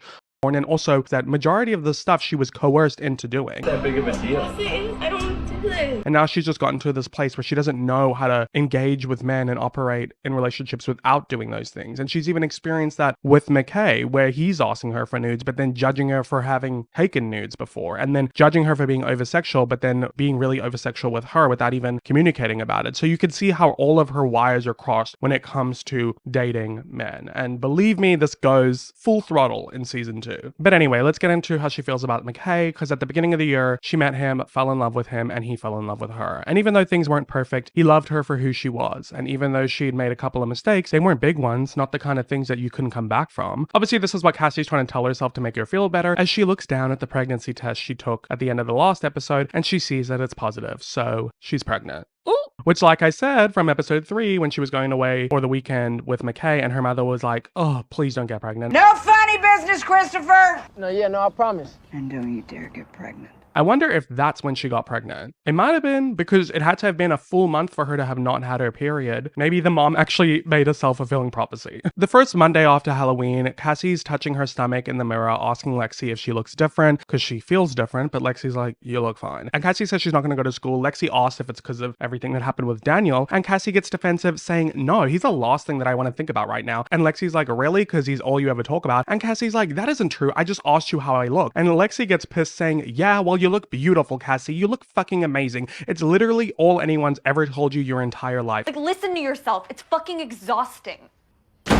And she storms off, and Cassie's like, whoa, where did that come from? Now, obviously, Lexi doesn't know the reason Cassie's asking this is because she's pregnant, but it's also fair for her to have this moment because she lives in Cassie's shadow. Everyone's always talking about Cassie, not really paying much attention to Lexi, and it would get to a point where she feels really resentful and frustrated with Cassie, who especially is like looking for validation about the way that she looks seemingly to Lexi, and it's like, you're so beautiful, that's all anyone ever tells you. No one ever says that to me, so why are you trying to seek out validation right now? Like, it makes sense why Lexi would be frustrated by this. But I do also feel bad for Cassie because it's like, she's really going through it here. Next up, we catch up with Rue. Obviously, she had a horrible time at the Halloween party with Jules, and the state of their relationship is in a complete disarray. And this has sent her full throttle into a depression, and she is bed-rotting, watching trash TV, aka Love Island. Her words, not mine. No judgment to those of you who enjoy life in the villa. Rue talks about how reality TV is usually funny, dramatic, and effortless entertainment, but when reality TV starts to feel like work, that's when she knows she's depressed. And honestly, I get that. I hate whenever I have a bout of depression and I can't even enjoy one of the housewife shows, which I normally love and is normally so funny to me. Like when you're so depressed that like even the easiest media to consume is just like, ugh, like it's doing nothing for you. And Rue is so depressed that she hasn't gotten out of bed to pee in 24 hours. And obviously this is super relatable. Like when you're so depressed, it's so hard to just get out of bed and pee or brush your teeth or get water or eat or just do any of the basic things that you need to do to function and take care of yourself. And I really love how we get to see an extreme version of that with Rue in this episode. And Rue paints a great picture of it. Through her narration, she says, the thought of having to stand up, exert 172 muscles each step for 35 feet just so I can sit on cold porcelain and piss out toxins over and over again for the rest of my life makes the whole concept of living feel like one long sadistic joke. Obviously, we've spoken about how depression can lead into nihilism, and when you just feel like life is so pointless and meaningless, and when you think about all these meaningless tasks that you have to do for the rest of your life, like brushing your teeth, going on the toilet, going to work, just doing the same boring shit day after day after day after day. If you think about it a little bit too long, it can get really depressing. That's why we need to focus on like the more novel things, the more enjoyable things, the little things that are enjoyable about life, not like the repetitive things that you just can't get out of. But when you're depressed,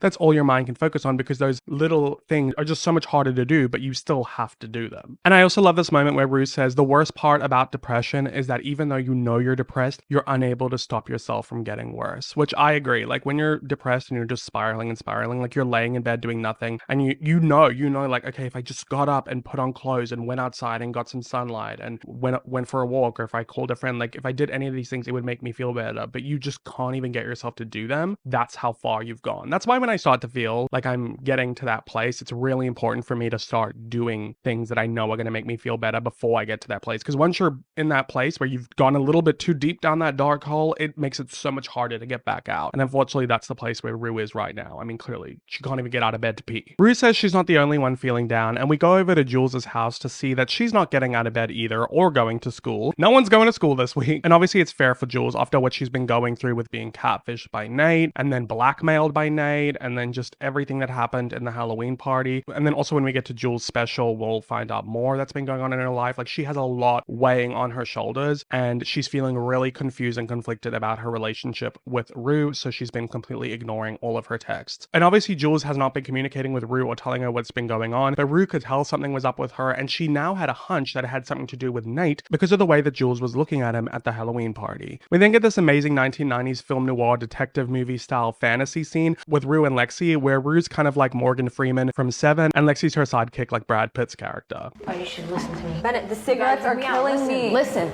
I'm Morgan fucking Freeman, and this is the beginning of the third act. It's a really fun, well done scene, probably my favorite fantasy sequence of the season. And the purpose of it is that Rue's trying to put together the puzzle pieces of what happened between Jules and Nate and how it might be connected to Tyler Clarkson being arrested for assaulting Maddie, which got Nate out of trouble. And she's starting to connect all of the dots together because what are the odds that this guy who went down for Nate's crime is named Tyler and the guy who catfished Jules is also named Tyler? And Rue's putting together all the dots and comes to the theory that the person who was catfishing Jules was Nate. She thinks Nate's sexually attracted to Jules because she's gorgeous and why wouldn't she be, and she's super feminine. And yes, I do kind of agree with this side of things, but where she's wrong is she thinks that Jules testified against Tyler for Nate because Jules is secretly in love with Nate. I'm a genius. I'm a fucking genius. Hey, Mom! I'm a fucking genius! I'm not even tired. So she obviously hasn't figured out that Nate's blackmailing Jules because of her nudes and the whole CP threat. And on the other line of the phone, Lexi says, "I think you're too close to the case, Bennett," and she hangs up. This is when we go to Lexi's room as she's laying in bed after hanging up on Rue, and we're snapped out of the fantasy, and we learn that Rue's actually in a manic state, and she's just been calling Lexi at any hours of the night, staying on the phone, talking to her about her grandiose ideas. Howard, it's Bennett. 2:45 in the morning, don't you ever sleep?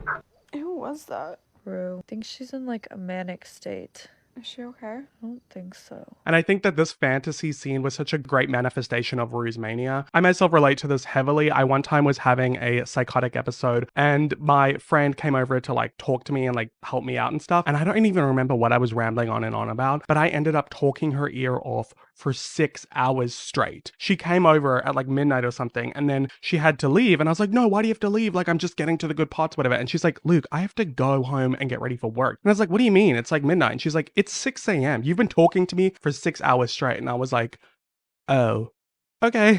So I heavily relate to Rue doing this because I've experienced high states of mania where my mind is just going a million miles a minute and I think that I'm like cracking the Da Vinci Code or some shit. But I think I was having psychosis induced by different situations. I was diagnosed with bipolar, but I think that diagnosis was wrong because I haven't had a manic episode in like years. It's not common, especially when you're unmedicated. Anyway, this isn't about me, but either way, I'm just saying that I can like heavily relate to a lot of what Rue's going through during this episode because I was under the impression via diagnosis that I had bipolar for several years. Now I don't think that, but I've experienced a lot of these manic, depressive, bipolar symptoms. And also, if we remember back in episode 1, the therapist said to Rue's parents while she was getting all of her diagnoses of ADHD, OCD, and anxiety that she thinks she might have bipolar, but she's too young to tell. But Rue now being 17, that's a typical age for onset of bipolar and for diagnosis. So we're exploring Rue's bipolar side here, which I think is really interesting, especially with Rue now being sober because her brain chemicals are like probably all out of whack because she's so used to like, you know, being on drugs and stuff, and now she's actually getting to have those dips and ups and downs that are sending her into either mania or depression. She's raw dogging life here. We then catch up with Cassie, who called all of her friends over for a meeting because she says she needs some advice on 2 important things. First, about the night of Daniel's Halloween party. This pricks up Kat's ears as she remembered what she got up to that night, and we flash back to see her post-coitus with Daniel, and get this, he is the same Daniel that she was in love with when she was 11 years old, if you remember from her backstory, where they had this cute little romance for 5 months until he broke up with her when she gained a bunch of weight. And Kat says she always wanted to lose her virginity to him, so this is like a very full circle moment for her. Meanwhile, he doesn't even register her existence. He doesn't even remember that they were together. And it's so funny and crazy to think about how that was such a big part of Kat's memories and existence and identity and trauma, and it was just a blimp on the radar for Daniel. It really goes to show how some things can be so huge to us and so meaningless to other people. It's kind of like messed up and tragic when you think about it. I think about that a lot when I'm like really struggling with things years down the line, and I'm like, I bet this person doesn't even think about this. I bet this person doesn't even remember me. Anyway, but back to Cassie though and her problem. She says that she wants to tell McKay that she made out with Daniel at the carnival and at Halloween, but Maddie and BB tell her that's a terrible idea, and even Lexi agrees. Cassie says she wants to be honest though. Besides, it's not like she cheated. Well, yes, you did. And Maddie says, girl, kissing's even worse than fucking. It's so much more intimate. So if he asks you about it, you deny. And this is really interesting because I think it highlights Maddie's point of view on things because of all the times that she's hooked up with guys when her and Nate were on a break. In her backstory, we saw that she never kissed any of them. So maybe that's how she justifies in herself that it's not cheating because it's just fucking. They're not actually being intimate and kissing. So it's kind of interesting to have that little insight on her. Cassie says she doesn't want to have this bad thing lingering between her and McKay, and Kat's like, girl, don't even worry about it. It's not like you two are going to be together forever. This is obviously super mean, but it also highlights Kat's pessimistic outlook on relationships right now. And Maddie calls her out saying, that was fucking rude. Kat, what the fuck is your problem? First you were being a bad friend to me, and now you're being a bad friend to Cassie. And she gives her a reality check saying this new personality of hers is seriously unlikable. And look, Maddie's not wrong for this, but Kat's not having it, saying that she's just pissed because she won't sit and listen to her bitch and moan about her psychotic abusive boyfriend who you've literally broken up with 1,000 times. And look, Kat did clock her ass because sometimes with certain friends it can get to a point where you're kind of sick and tired of them complaining about their boyfriend over and over and over again, yet they continue to stay with them. Eventually it can get exhausting to listen to. But Maddie's not appreciate Kat being so blasé, saying it was literally one of the lowest points in my life. But Kat's over Maddie's main character syndrome, saying ever since she's met Maddie, all she's done is talk talk about herself or whatever other superficial shit was more important to her, and she's no longer interested. And look, this is a little harsh. I get that it can be an unbalanced friendship with them and that, you know, Maddie's always domineering the conversation, but what was going on with Nate is not exactly superficial. Like, she was literally abused by him. This is some serious ish. But then again, maybe Kat doesn't know if she was anymore because of the whole Tyler lie. Like, maybe Maddie's lying to everyone now. Like, who really knows? And I can see both sides. Kat's being really mean and harsh, and she's not being a good friend lately, but Maddie can also be really self-involved. And the argument ends off with Maddie calling Kat mean and saying that she doesn't know about everyone else, but she misses the old Kat, the one who had a sense of humor and wasn't an effing C word. And Kat looks really hurt by this, especially when she looks around and none of the other friends say anything, kind of highlighting like they kind of agree. So she just gets up and leaves, and we watch Kat walking home sobbing to herself. And it's really interesting because she's had this fake sense of confidence for the past couple episodes, like that we knew was not going to last because it wasn't coming from a strong place. I mean, of course it was Maddie who was able to break through this like fake facade, and now Kat's really gotten to a place where she really has to question if she's lost herself, and she can no longer ignore that. So back with Rue, she's still laying in bed depressed, and Gia goes in to check on her. Rue says she has the flu, but Gia doesn't believe her and is worried about her, but Rue just tells her to leave her the F alone, obviously upsetting Gia so she could just push her away, be alone, and continue to watch her Love Island. But Rue still hasn't got to pee yet, and her bladder is filling up to the point where it's really starting to hurt. But she says the last time she left this room, she didn't exactly have the best experience. And we flash back to a few days ago when Rue was still depressed, but more mobile, and she went to the kitchen to get some food, and she ended up walking in on a date that her mother was having with her new boyfriend, who's cracking jokes to Rue like, "Ooh, been in bed all day. That's quite the life, huh?" And he's like, "Your mother was telling me about this new friend of yours, Jules. Why don't you tell me a little bit more about her, huh?"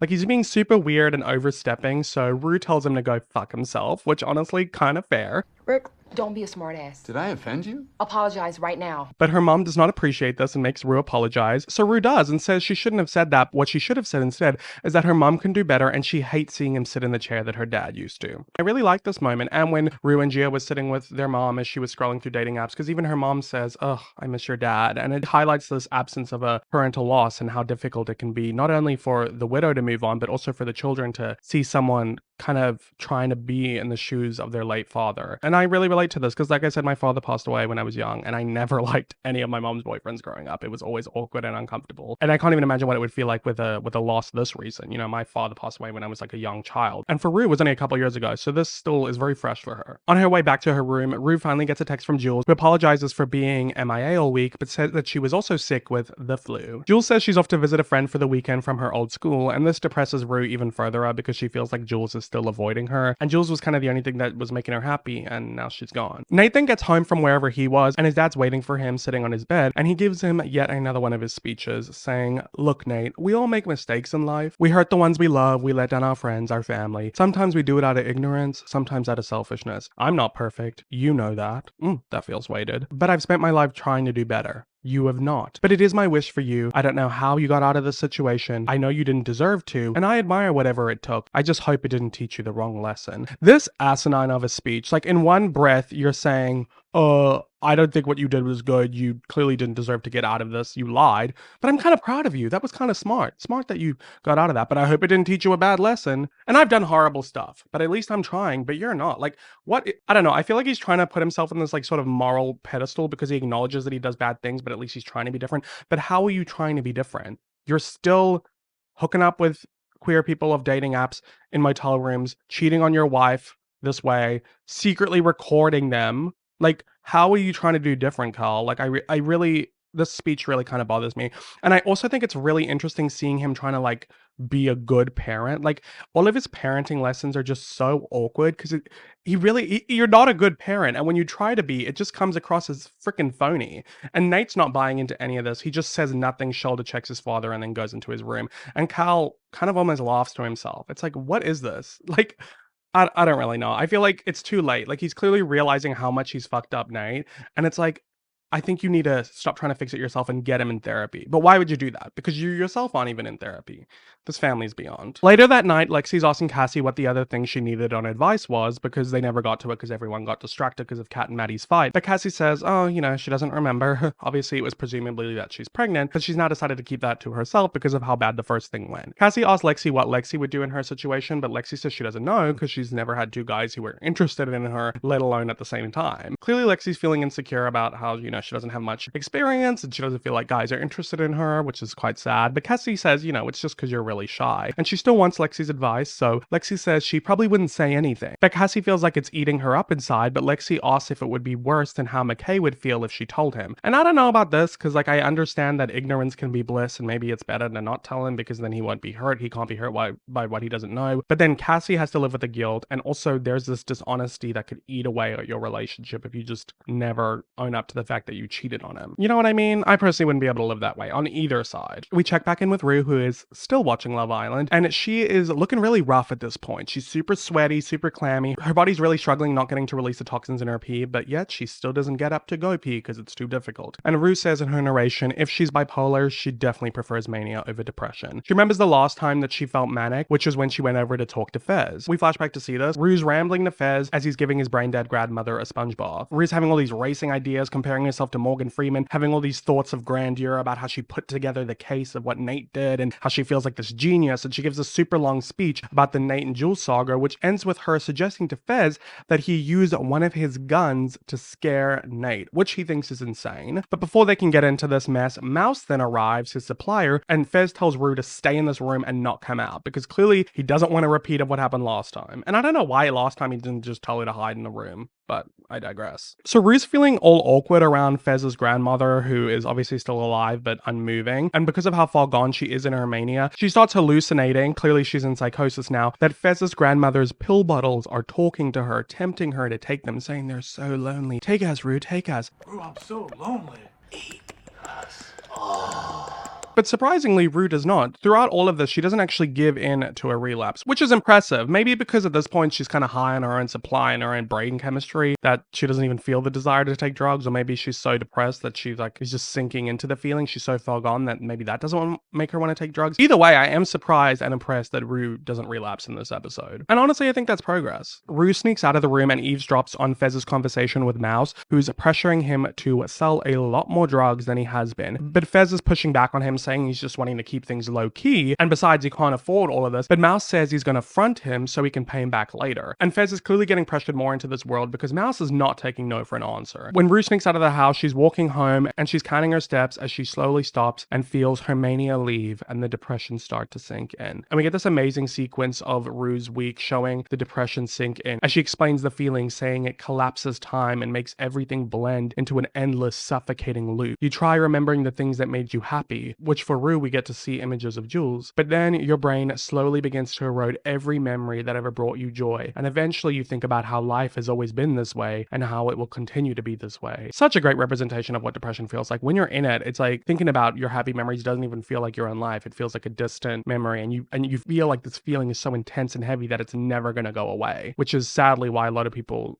turn, to taking their own lives. And I always feel so horrible for a multitude of reasons when people, succumb to that, but especially because I do feel like time heals. It may take a while, but things will eventually get better. I mean, maybe that's not always true, but that's just what I always believe and always tell myself. Like, even when it doesn't feel like it's going to get better, just give it time. Just give it time. Give it time. But obviously, it's easier said than done. And that's the trick that depression plays on your mind. So Rue continues with her bed rotting while watching Love Island, and she wonders what Jules is up to. So we go check on Jules to see what she's up to, and she's getting on the train back to the city she used to live in to hang out with her old friends. She meets up with one of them named TC as they're driving to her place, and Jules is talking about her new life, saying the suburbs are claustrophobic and it's been a bit of a weird year, kind of an understatement. Her friend asks if she's made any new friends, and Jules says yeah, but it's complicated. And TC is like, oh, why, you in love with him? And Jules is like, it's a her actually, which the other friend finds interesting because clearly Jules has never been with a woman before. And Jules says she doesn't know how to explain what she has with Rue, but says they're not in the best place right now and she doesn't want to talk about it. That's actually the reason she came back here. So TC's like, okay girl, noted, and she puts the music up and they start playing their music and doing a bit of reckless automobile activities, and then they run up to TC's apartment where Jules meets her friend Anna, who's being very flirty. So Anna does Jules' makeup while Jules tells her about her transition. She says how when she first got home with her first pair of heels, it felt like she was collecting herbs to make potions in order to up her character. It starts off with clothes, then makeup, then hormones. I just kind of kept leveling up. but she doesn't feel like she's reached her full power yet. I find it really interesting how Jules talks about herself as this character and her transition as like leveling up and all this kind of stuff. It kind of reminds me of how in episode 4 during her backstory, when we got to see how she was feeling about when she was sleeping with Cal, and whenever she's in these hookup situations that turn aggressive, that she kind of steps out of her own body because she never felt like her body belonged to her anyway, and that she would like to imagine that she was just some sort of character and this wasn't really her life. It just seems like Jules has gotten all these really interesting coping strategies when she thinks about her body and her life to make her feel better, which is like to kind of think of herself as a character and leveling up and superpowers and potions and all these kind of things. And we get a lot of this touched on in her special episode, which I find so interesting. So Anna asked Jules if she dates guys, and Jules is like, well, not exactly. And TC's like, yeah, she's a slut. And Jules is like, hey, but Anna's like, okay, so you normally hook up with guys. And Jules is like, yeah, but my relationship to men is weird. She says she feels like if she can conquer men, then she can conquer femininity. But Anna asks her why she needs a guy for that, and Jules doesn't really have an answer for that. So Anna's like, okay, girl, we gotta unpack that. And I think that's great, and I think she should unpack that because a lot of Jules's femininity is tied to validation from men. And this is a lot of the reason why she does a lot of the hooking up with men. You know, we discussed this in episode 4, and this is the reason. It's to affirm her femininity. We then check in with Kat, who finally does a video call with that really persistent guy who bought her Amazon wish list and was saying money was no prize. So she does the Skype call with him, and he's unlike her other cash pigs who usually show their face and oink and act all silly, and those scenes are often played off for humor. This scene is disturbing. The screen is black because the guy doesn't want to show his face, and he has a voice modifier on that makes him sound like Jigsaw. And it's just super creepy. He directs her on where to stand and what to do, and he makes her undress for him, which she usually doesn't do, but she's doing it for him because, you know, he's obviously paying a lot, but he's saying to her, like, you want to do this for me because I'm special. And she's like, okay. And he's like, you're special. and he's like, that's right, you're so beautiful. And he's like breathing really heavily while watching her. It's incredibly disturbing and creepy. And it's played off very differently than any scene that we've experienced before, even though all of those other scenes were creepy, but Kat never viewed them that way. But now Kat's viewing this as the disturbing situation that it is and has been, but finally she's realizing like, oh, like maybe I shouldn't be doing this. Like she's really spooked out. She slams the laptop closed, and it definitely feels like a turning point for Kat, where this used to feel empowering. It's now starting to feel degrading. We then go catch up with Cassie, who tells McKay that she's pregnant. He's really shocked by this naturally and doesn't do a great job at comforting her. He says he doesn't want to have the kid, and she's like, but we love each other. And he's like, yeah, but I'm in the middle of school right now and I'm not ready to be a father, and kids are terrifying. And Cassie's like, what if this is what I'm supposed to do with my life? and at this point, if McKay was even doing a slight job at, you know, keeping his cool, he's lost all of it. He loses his shit and is like, seriously, Cassie? He's like, my parents are going to kill me. My coach is going to kill me. And he's like, Cassie, do you really want this? You think having a baby is going to be this fairy tale, but it's going to be hard. I'm not ready to be a father. Do you really think you're ready to be a mother? And Cassie's like, whoa, like, okay, this is not going the way that I hoped it would. And she changed her tune and starts crying and says that she doesn't want to have a baby. She just wanted to dream about it for a minute. And McKay comforts her, but it's clear that she was really disappointed by his reaction. And look, I tend to agree that people shouldn't be having kids, like, you know, at 17 or necessarily unplanned unless you're set up for it. You know what I mean? Don't bring children into this world. You can't probably take care of them. And of course I'm pro-choice, but it's pro-choice for the woman at the end of the day. It's her body. I don't know. It's hard to say. Like, yes, I think the guy should have a say in it. And like, you know, he shouldn't, it would suck to have to like go along with having a kid if you didn't want one, but what are you going to do? Like, you should not pressure someone into getting an abortion. But, you know, I don't know if this is what the situation is with Cassie. I don't think she's like feeling pressured by McKay. I think she was just hoping that he loved her enough to want to do this with her, and that this to her would show, okay, we're going to be together forever. Because I think what Kat said to her earlier really got into her head of like, it's not like you're going to be together forever anyway. And like, she's got all these abandonment issues with her father. And she's like, maybe if we have this kid together, then that means we will be together forever. And now she's having to face the reality of like, we're just like leading different lives. Like, I would be so willing to do this, to like drop everything, have this kid with him, but he is focusing on college and this and that. And that gets it in her head, like, maybe he doesn't love me as much as he should. Maybe he doesn't want to be, like, she really starts spiraling with all of this because inevitably they end up breaking up. Nathan pulls up with Maddie at Fez's convenience store, and he goes in alone to grab some things, and Fez tells him that he doesn't know what's going on between him and Jules and Rue, but he should know that he cares about Rue. And Nate's like, aren't you her drug dealer? And Fez is like, nah, it's not like that. She's my family. And you need to back off from her and her friends. And he gets all up in Fez's face, calling him the R slur and making fun of him for dropping out of high school. And he's trying to intimidate him, saying like, what, you think you're this sort of gangster? What's the plan, huh? And he laughs in his face and tells him to go fuck himself. But Fez gets real simple with that, because he comes from a different world. He's not going to play these mind games like Nate does. You keep fucking with Rue and her friends, and I'm gonna kill you. It's gonna be 575, Playboy. And you see Nate's face drop, and he looks a little scared because he's not used to this. He's used to intimidating people, playing his little mind games, being all calculated. But Fez comes from a different world. Like, he deals with hard people. Like, he will straight up just kill you, Nate. Don't get it twisted. So Nate looks a little spooked by this. He drops the cash and he leaves. Back with Rue. At this point, she's in agonizing pain trying to get to the toilet because the toxins that were in her bladder have now started to go back into her kidneys. And we get like inside shots of her organs to display this. Very gnarly. And Rue's left it so late that she's in so much pain that as she's walking to the bathroom, she falls to the ground before she can get to the toilet. And for some reason, she doesn't piss herself. I don't really know why. I don't know if it's because like her brain is so like messed up from like holding back from this basic human instinct for so long that she has to like let that release happen for her to pee. She did talk about earlier about how it reminds her of when she's on certain kinds of drugs that shut off that part of your brain where you're trying to tell your body to pee, but it won't let you. So there's like something up there that I don't quite understand. But either way, she's gotten to a really rough place. Like, she is in a lot of pain now that she can't even ignore it. Meanwhile, back with Jules, she gets high and goes clubbing with Anna and TC. Jules is being all flirty to Anna, saying that she reminds her of Rue, and Anna asks what she's like, and Jules says, honestly a mess, which kind of rude, but also kind of true. She asks if she should text Rue, and Anna says no and starts making out with Jules, who doesn't exactly hold back. And look, I don't love this because it does feel like cheating, but at the same time, Rue and Jules haven't actually had a clear conversation about expectations, exclusivity, whether or not they're in a relationship. Like, Rue kind of just assumes they are, but Jules hasn't actually said that, if you remember, anytime anyone's ever asked her. So anyway, we get this kind of extended party scene of Jules making out with Anna, partying with Anna. But then Jules starts to realize that she's super high, and she starts hallucinating that Nate is there at the club. Hallucination Nate apologizes to Jules for everything and says that she's the most beautiful person that he knows. And he says, I'm Tyler, the person you fell in love with. Obviously, I think this shows that Jules is really confused with the whole Shy Guy 118 Nate Tyler situation. So she's having a ton of conflicted feelings about this that we will explore more in the special episode. But I think this scene does a great job of highlighting how much Jules is struggling with her feelings towards this person that didn't really exist, but that is now linked to this person who keeps hurting her, Nate. And this version of Nate is not the Nate that she knows. He's being all soft and caring to her like he was to her at the end of episode 4 before he turned on her. And Jules is feeling confused and mad and scared, and she starts choking hallucination Nate. But then she starts making out with him, but then she stops and slaps him across the face, calling him a bitch and a pussy,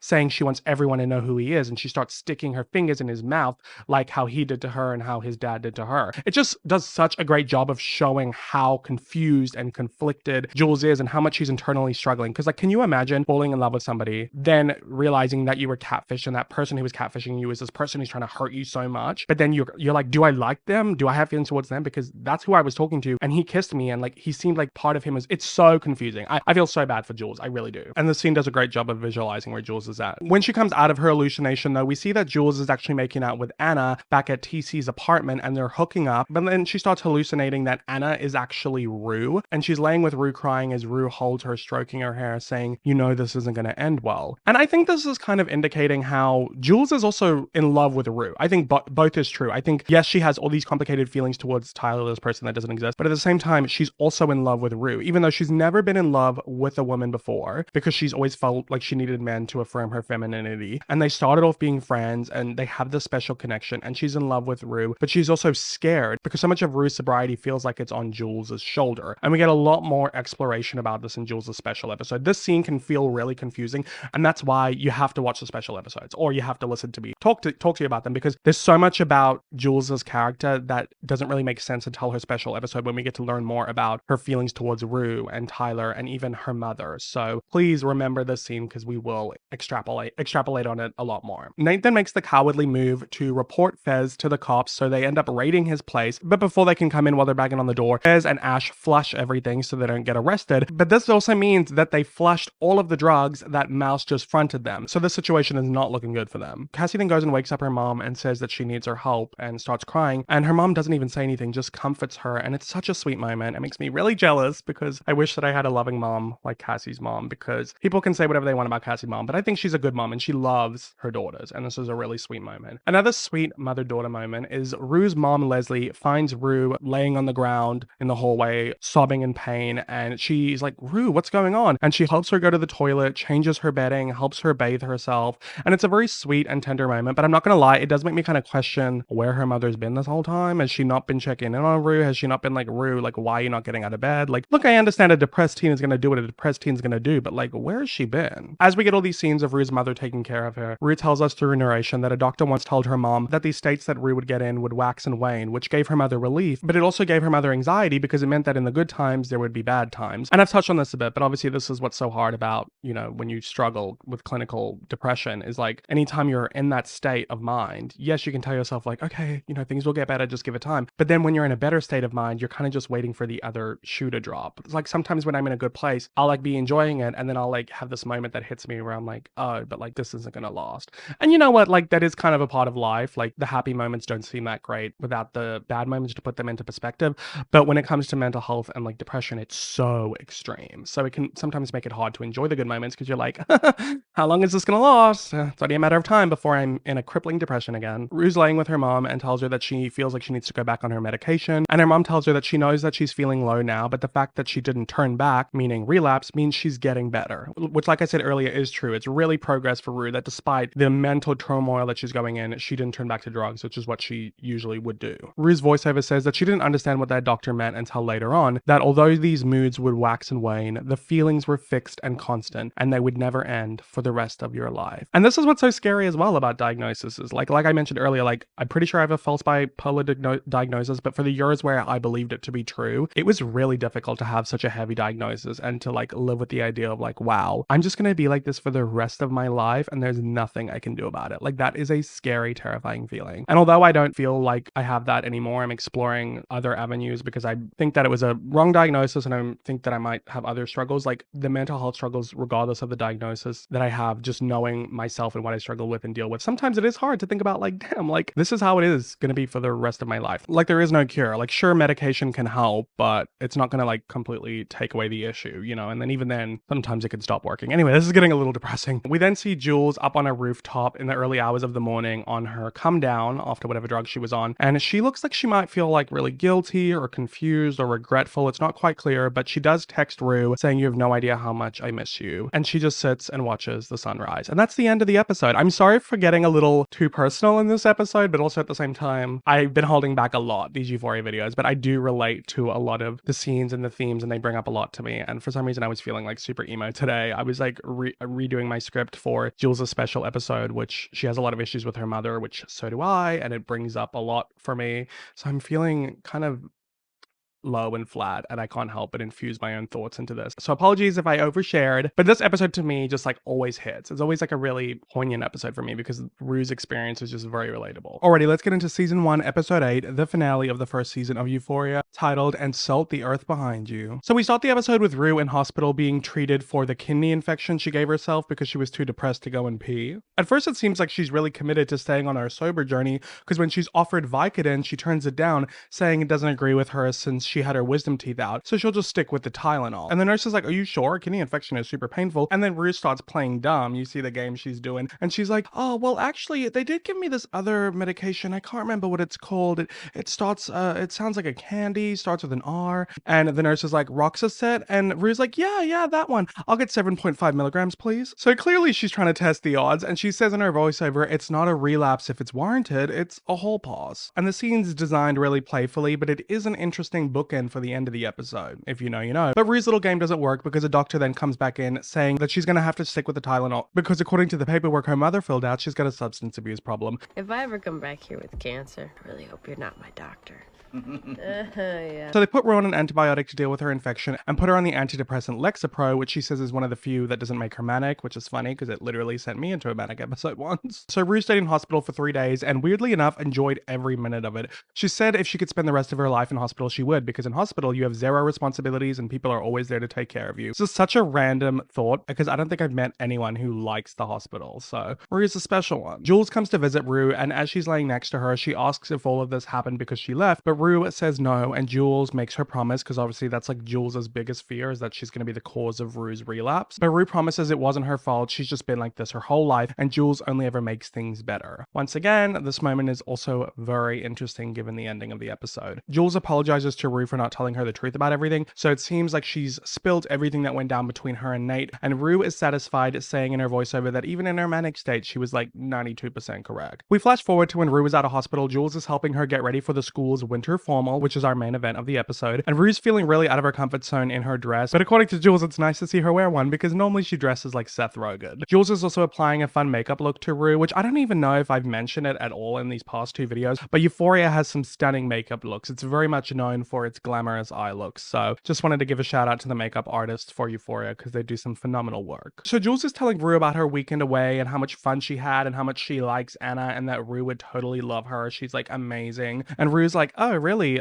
Did you guys hook up? And Jules is like, Yeah. It was kind of crazy. it's like, oh, okay. Like Jules says it in a really blasé way, and Rue tries her best to not show that she's affected by this, even though it's clear that she is. We even see her move her hand off of Jules's hips as she feels awkward, and then Jules starts telling her about how Anna bit her, and she shows Rue her bite and is like, oh, like, let's see if you like it. And then Jules bites Rue, but Rue doesn't like it. And they laugh it off, and Jules just kisses Rue on the cheek. And it's a simple moment because it does a great job of showing the love that they have for each other. But despite seemingly being in a good place now that Jules is being honest about everything, there's still a disconnect and a distance between them now that Jules has had a taste of this life that she wants, a life that is so different from hers right now, and Rue's starting to wonder where she fits in all of it. As Jules and Rue are looking in the mirror at her makeover, we have this great moment where Rue says, fuck Nate Jacobs, by the way, and then she breaks the fourth wall and says to us, I know you're not supposed to say this, but boy, if I ever had the chance, I would. And we cut to a fantasy of Nate tied to a chair while lit on fire while Jules and Rue watch, and Rue shoots him a bunch of times with a gun and he starts screaming, and we get that iconic line from Jules where she's like, What a fucking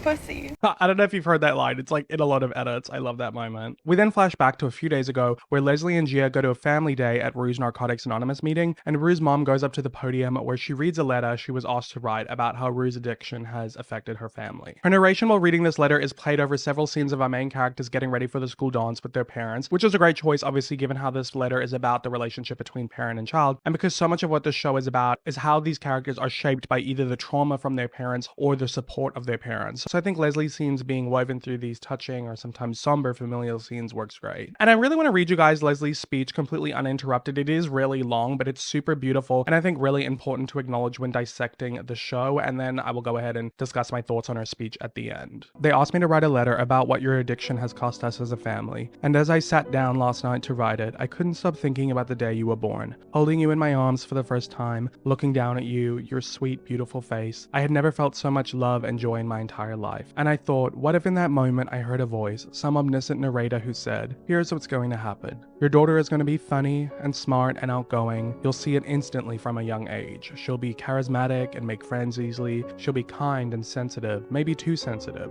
She won't be an easy child. She'll struggle, and in turn, you'll struggle to understand her, to understand why she won't go to sleep, to understand what's going on inside of her head, the night terrors that can't be interrupted, the times after dinner when she'll sit at the kitchen table and count the tiles over and over until she hyperventilates, the fight to hold her in your arms, to tell her it's okay, to calm her down, the kicking, the screaming, the anxiety of being harmed, of losing her mother or father or little sister, of being alone, the transitions from day to night, from home to school, from meal to meal, the panic attacks, mood swings, confusion, disorganization, and the tough part is you'll feel as helpless to help her as she does herself. You'll make mistakes, small ones and big ones. You'll look for help from people who aren't helpful or who don't actually understand what's happening, and the guilt will never leave you. But if you remain calm and patient, if you listen closely, you'll begin to understand her more. The counting, the repetition, the need for symmetry. If you kiss her left cheek before bed, you have to kiss her right cheek and her forehead, then her chin. That it's about balance, stability,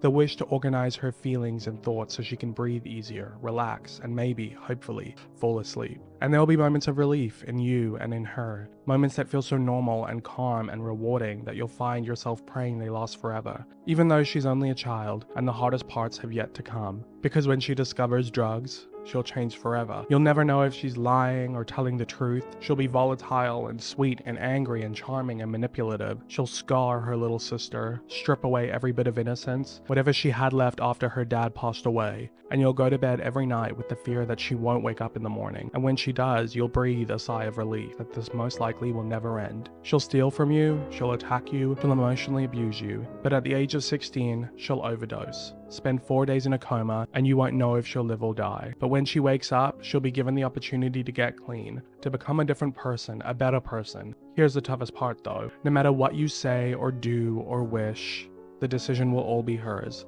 And all you can do is hope she gives herself the chance she deserves. Oh, I just got chills. This is such a beautiful speech. I love how Leslie walks us through the moment of having Rue when she gave birth to her, just like how we started the season with Rue talking about being in her mother's womb, the last place she felt safe, like starting her journey there. I very much love how it like parallels Rue's description of her life and mirrors it. Obviously, Leslie's is a lot more hopeful. Rue's was a lot more pessimistic. But I also love how in Leslie's speech, she talks about the challenges and how difficult it was navigating Rue's, OCD and her anxieties and all that kind of thing, but how she clearly learned how to make her child feel better. The kissing of each side of the cheek, the balance, all that kind of stuff, like not interrupting certain things, like how she finds simple transitions difficult, like, helping her feel calmer so she can fall asleep. Like, I thought that was really beautiful. And then just also really sad when she talks about when she's having a good day and she can, go to sleep and breathe the sigh of relief, but then the anxiety comes back in when she realizes that this is going to be going on forever. And then how all of this is just as a child before her daughter even discovers drugs, and then how it goes to a completely other dark place where like Leslie's being real about what she's experienced and feels, but she's obviously also being extremely gentle and empathetic. And I also love the moment at the end where she talks about no matter what she wants to do or wish, the decision is Rue's. It's up to her. All she can do is hope that Rue gives herself the chance to change, because that's what she deserves. But like, there's only so much she can do. I just think this is such a well-written speech. And I don't think I mentioned it before, but Sam Levinson, the creator of the show, who also writes the show, struggled with addiction himself. That's where he draws a lot of his inspiration for Rue. But I think him being able to step out of his own shoes of an addict and step into the shoes of a parent of an addict was really, really special. And I think he did a great job of it. Like, I myself have kind of like the opposite experience with this because I have a parent who's an addict and just hasn't recovered. And I'd be really curious to hear his perspective on addiction from that point of view, if he's able to, describe it so well in a different point of view. So I think this was a great speech. But anyway, back to the rest of the episode. Jules and Rue come downstairs where their parents are waiting for them while drinking wine, and Rue makes an awkward joke about how, don't worry, she won't be triggered, and then she mimes herself shooting up in her arm, and Leslie's like, okay, let's just take the damn pictures. And they take some Polaroids on the stairs, looking very cute together. We then check with Cassie, who's finished getting ready and just looking at herself in the mirror. She looks quite sad and somber, and we'll find out why later on, but her mother just gives her a little pep talk and tells her to just walk in there with her head held high. Lexi then comes downstairs and her mother tells her how beautiful she looks. Lexi says, oh, I don't know, awkwardly accepting the compliment because, she still doesn't have the best confidence. While Kat's getting ready, she's crying in the mirror and her mom asks if she's okay, and she's like, yeah, no, it's fine. I'm just an asthma thing. Obviously, she's going through a lot at the moment with kind of a crisis of identity, really. And she's wearing this like kind of harness dress, and it looks awkward on her now, which is funny because it's all about how she wears it. Before, when she was wearing those clothes, she was confident in it. But now it doesn't look like it suits her anymore. And she asks her mom if she looks stupid, but her mom says not in the least, even though you can tell her mom's like, what the hell is going on with my child? But she's being a supportive mom nonetheless, which I think is great. Nathan finishes putting on his suit and walks downstairs to meet with his date. So clock that, him and Maddie have broken up yet again. We'll get into that. His parents are just incredibly happy though that it's not Maddie. Speaking of, Maddie leaves her parents' house looking fab, excited for the dance. She runs into Cassie and Lexi's car, and she's drinking shots from her Gatorade bottle, which is mixed with Everclear, which I've never touched before, but is apparently the super high concentrated alcohol that I don't even think is legal in Australia, so they're gonna get fucked up. She offers it to Cassie, who's driving, and luckily Cassie says no, she's not drinking tonight. But Lexi, does take a couple shots. She wants that liquid courage. We then see Fairs getting ready for something that's not the dance as he puts on a hoodie, looks back at Ash, who looks nervous, and then he goes to his couch and prays and pulls his gun out from between the cushions, goes and gives his grandma a kiss goodbye, and leaves. Rue and Jules arrive to the dance looking very happy and cute together. Outside, Maddie's walking in with Lexi, still chugging their Everclear Gatorade mixture, and Cassie says she's feeling really good good about tonight because this is actually the first time since the beginning of high school that she hasn't been in love with somebody. So that's our official confirmation that her and McKay are also broken up. Nate's driving with his fake date who's trying to flirt with him to the dance, and she's saying she loves pickup trucks, and she puts her feet up on the dash, and he's like, can you not? So clearly he's not even into her. Inside the dance, Maddie, Cassie, and Lexi link up with Jules and Rue, and then Kat comes over, and it's still kind of awkward between her and Maddie given their fight last episode. We get a little bit more insight into what Fez is up to this episode, and like everyone else who's at the dance, obviously, I mean, he doesn't go to school, but you know, they're still his age group, so it's kind of sad seeing what he's up to. He's parked outside of Mouse's house, and he starts following Mouse's car when he leaves. Back at the dance, our 6 main girls are sitting down watching everyone dance, and Cassie's wondering if this is one of the biggest moments of their life, because her mom's always talking about how high school was this monumental part of her life, but she can't imagine being 40 and looking back at this fondly. And Maddie's like, yeah, that's because most people peak in high school. And she's right about that. It's super depressing. If your best moments were in high school, mama, we gotta change it. We gotta make some new memories. We gotta make some new goals. But this is also great if you are in high school and having a horrible time. Just know that this time will soon pass and you will barely even look back on high school. The older you get, the more of a blimp on the radar it really is, especially if you make friends outside of high school and grow and change. Kat says she definitely hasn't peaked yet, and Lexi's like, I don't even feel like I'm a person. And Cassie's like, yeah, I just feel like I'm at 25% peakness. And Jules is like, I feel like I'm at 100 and I could definitely level up to 150. This reflects all of their personalities so well, and I just love this scene also because we never get all of the girls together. Obviously, we get a couple with a Kat, Cassie, Lexi, Maddie group, but we don't usually get Rue and Jules with them as well. And here's a prime example of that, because Rue says she didn't even think that she would make it this far because she just always felt like something bad was going to happen to her. And Maddie's like, to be fair, I thought you were dead for like 3 weeks during the summer. And Jules grabs Rue's hand and is like, yeah, well, she's been sober for 3 months now. And Maddie's like, weren't you in rehab 6 months ago? And everybody just like looks at each other. That's how much out of the loop they are with Rue. I don't know. It's just kind of a funny moment getting to see worlds collide in this episode. Cassie goes back to the topic at hand and wonders about if people get nostalgic about high school because it's the last time they got to dream. Because after that, it's just bad job, bills, and bad husbands. Which, yeah, to be fair, growing up isn't always fun. So maybe that is why sometimes people look back on high school. But life's what you make it. So let's make it right. Yes, Hannah. Rue then spots Jules sending flirty messages to Anna under the table. And then Jules then says she feels like high school is super suffocating. And Rue looks a little sussed out by this comment, probably wondering if Jules means more than just high school being suffocating. Like maybe does she mean her? But anyway, Jules's phone won't stop buzzing because Anna won't stop hitting up her line. So she leaves to go to the bathroom to send picture of herself to Anna in the stall. And we get this great overhead tracking shot through the bathroom showing what all the teens are getting up to that night in the bathroom during the dance. Just a really fun lived in scene. The world of Euphoria always feels so real because of how much effort they put into scenes like this with the extras and the other students. Nathan walks in with his date Natalie and her dress is lifted and he's grabbing her bare ass cheek just out in the wild like that. Absolutely crazy. But he's obviously trying to do that to make Maddie jealous, but Maddie just looks at it and is like, ew. We then flash back to see why these two broke up. A couple nights ago, Nate and Maddie were trying to have sex. He's doing as usual, thrusting her from behind while her face is buried in the mattress, and he's kind of struggling back there, and she's like, are you not hard? And he's like, no, I am. And she's like, doesn't feel like you are. And he's like, I am. And she's like, Nate, that's not something you lie about. And he's like, I've just got a lot on my mind. And she's like, right now, like during sex, Stop what? stop talking. And she's like, just get off of me. I'm like turned off right now. And he puts on his underwear and is like, the problem with you is you never fucking shut up. And she's like, the problem with you is you can't keep your dick hard. It is a really funny back and forth scene. I mean, to be fair, Maddie isn't helping by saying all these things while he's actively struggling to get hard, but also, why have sex if you're clearly not in the mood? Like, what are we doing here? Is this about more than just connection or pleasure? It's about, like, making yourself feel better, distracting yourself, like, whatever it is, doesn't seem like you're fucking for the right reason. But anyway, Nate says maybe he wouldn't have a tough time being hard if he wasn't thinking about all these rumors flying around at school, and Maddie's like, they're not rumors, they're facts. You literally had 40 different guys' dicks in your phone. And Nate's like, yeah, I told you not to tell anyone. And she's like, well, I told people before you told me not to. And he's like, yeah, well, you told them without context. And she's like, what's the context? Like, I just love this scene so much because it literally is ridiculous. Like, he's not telling her about the Jules situation. She probably doesn't know about what's going on with his dad. Is he bi-curious? Like, what's going through his head right now? He's not communicating to her. So what's she supposed to do? And obviously I get that it's kind of tricky for him to, but like, this shit looks weird. Like, she's got to be curious, you know? But Nate just plays it off and is like, yeah, well, I would tell you, but I don't even trust you anymore. And she's like, kind of like how you fuck me, but you can't keep your dick hard anymore. Nate flips his shit and grabs Maddie's face and starts shaking her head really hard and says, keep talking, keep talking.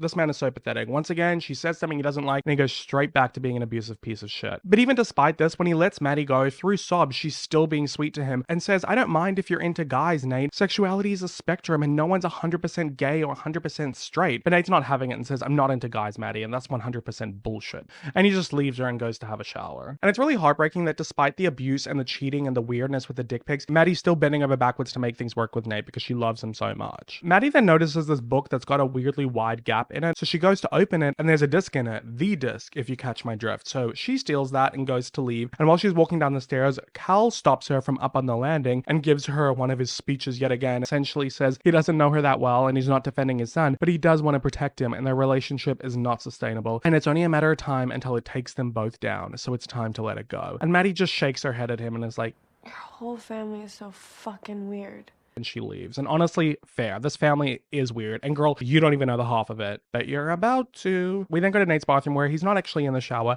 but he's standing in front of the mirror, jerking off while looking at himself, and then he comes. And I don't know if he's just trying to make sure if his dick works still, or if he's a narcissist, or if it's out of like frustration. Either way, it's kind of disturbing. We then flash forward a couple days after this Nate and Maddie breakup scene, but we're still not in the present day with the dance. And Nate's having a really big football game. He's got his family there. Maddie's on the cheer team looking pissed at him. And we learn from the announcer guys that there's a lot weighing on this game for Nate because his team's been losing a lot this season. And if they don't win this game, then they won't go to regional. So it could be his last game in his high school career. And the announcer's also talking about how Nate's been having struggles on and off the field, saying there's been a lot of talk in the community around him, obviously referencing when he was, temporarily expelled, taken to the police station, the abuse towards his girlfriend, which by now he's been vindicated from, but people are still going to talk. And we hone in on Cal on the stands during this announcer's speech, and he keeps his head held up high and doesn't show how he's affected on his face at all, just like he always teaches Nate, keep that mask on lock. But this does affect Nate because as soon as the whistle goes off and the game begins, he gets distracted by the announcement and gets tackled to the ground. Back at the dance, Nate's dirty dancing with Natalie while staring Maddie down, and Maddie is getting increasingly pissed off by this, but Cassie tells her not to do it, but Maddie does her usual anyway and says fuck this, gets up, grabs some random guy to dance with, and starts dirty dancing with him while staring Nate down, just like they did in the first episode of this season. So these two have just resorted right back to their usual games. Loving all the full circle stuff in this ep. The girls are sitting there in awe, and Kat says she thinks that Maddie and Nate will probably get married and divorced like 3 times, but actually somehow end up living a happy life together in some twisted way. And all the other girls are just like, yeah.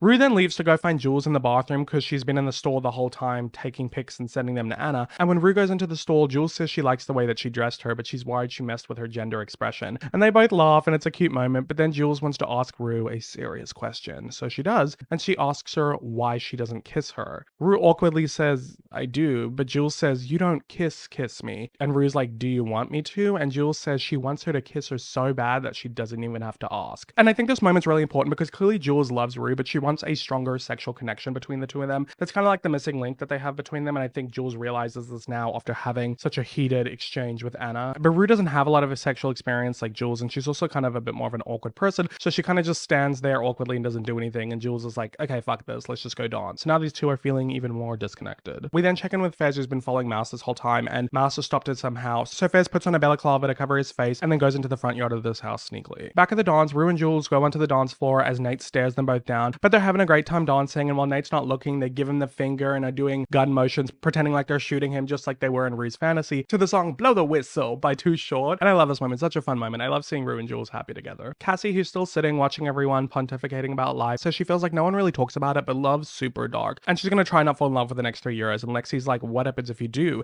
And Cassie's like, well then do everything in your power to sabotage it. And I think what's happening with Cassie is she's gotten to this place where she realizes she can't keep looking for what she needs in relationships and in men, and she needs to find that from within, which I think is great and a good place for her to end her journey this season, but let's also see how long it lasts in the next season. Kat then notices Ethan, who's standing alone awkwardly, and then he makes eye contact with her and then looks down, and she gets the courage to get up and go walk over to him and ask if they can talk somewhere more private. So they go up to the mezzanine above the dance, and she apologizes for how she's been acting towards him lately, and says that when she saw him flirting with that girl at the carnival, she just had this extreme reaction and hated him, and she wanted to hurt him as much as she had imagined he hurt her. But then she realized he's not actually like other guys, and he's really nice, and she's been really shitty to him. And I love that Ethan doesn't even try and defend himself, even though he could, because he's like literally done nothing wrong. He wasn't even flirting with that chick. But he realizes it's not really the point. Instead, he just tells her that he liked her the moment he sat next to her in biology, and maybe there's zero chance of them staying together, and one of them will probably get hurt, but he'll do his best to make sure that it's him. It's so freaking cute, and Kat's crying at this point, and he finally kisses her. Sorry, was that awkward? I want to get the fuck out of here. Yeah. I love this moment so much, and I really love Ethan. He's such a great, cute little character. I wish we got more of him,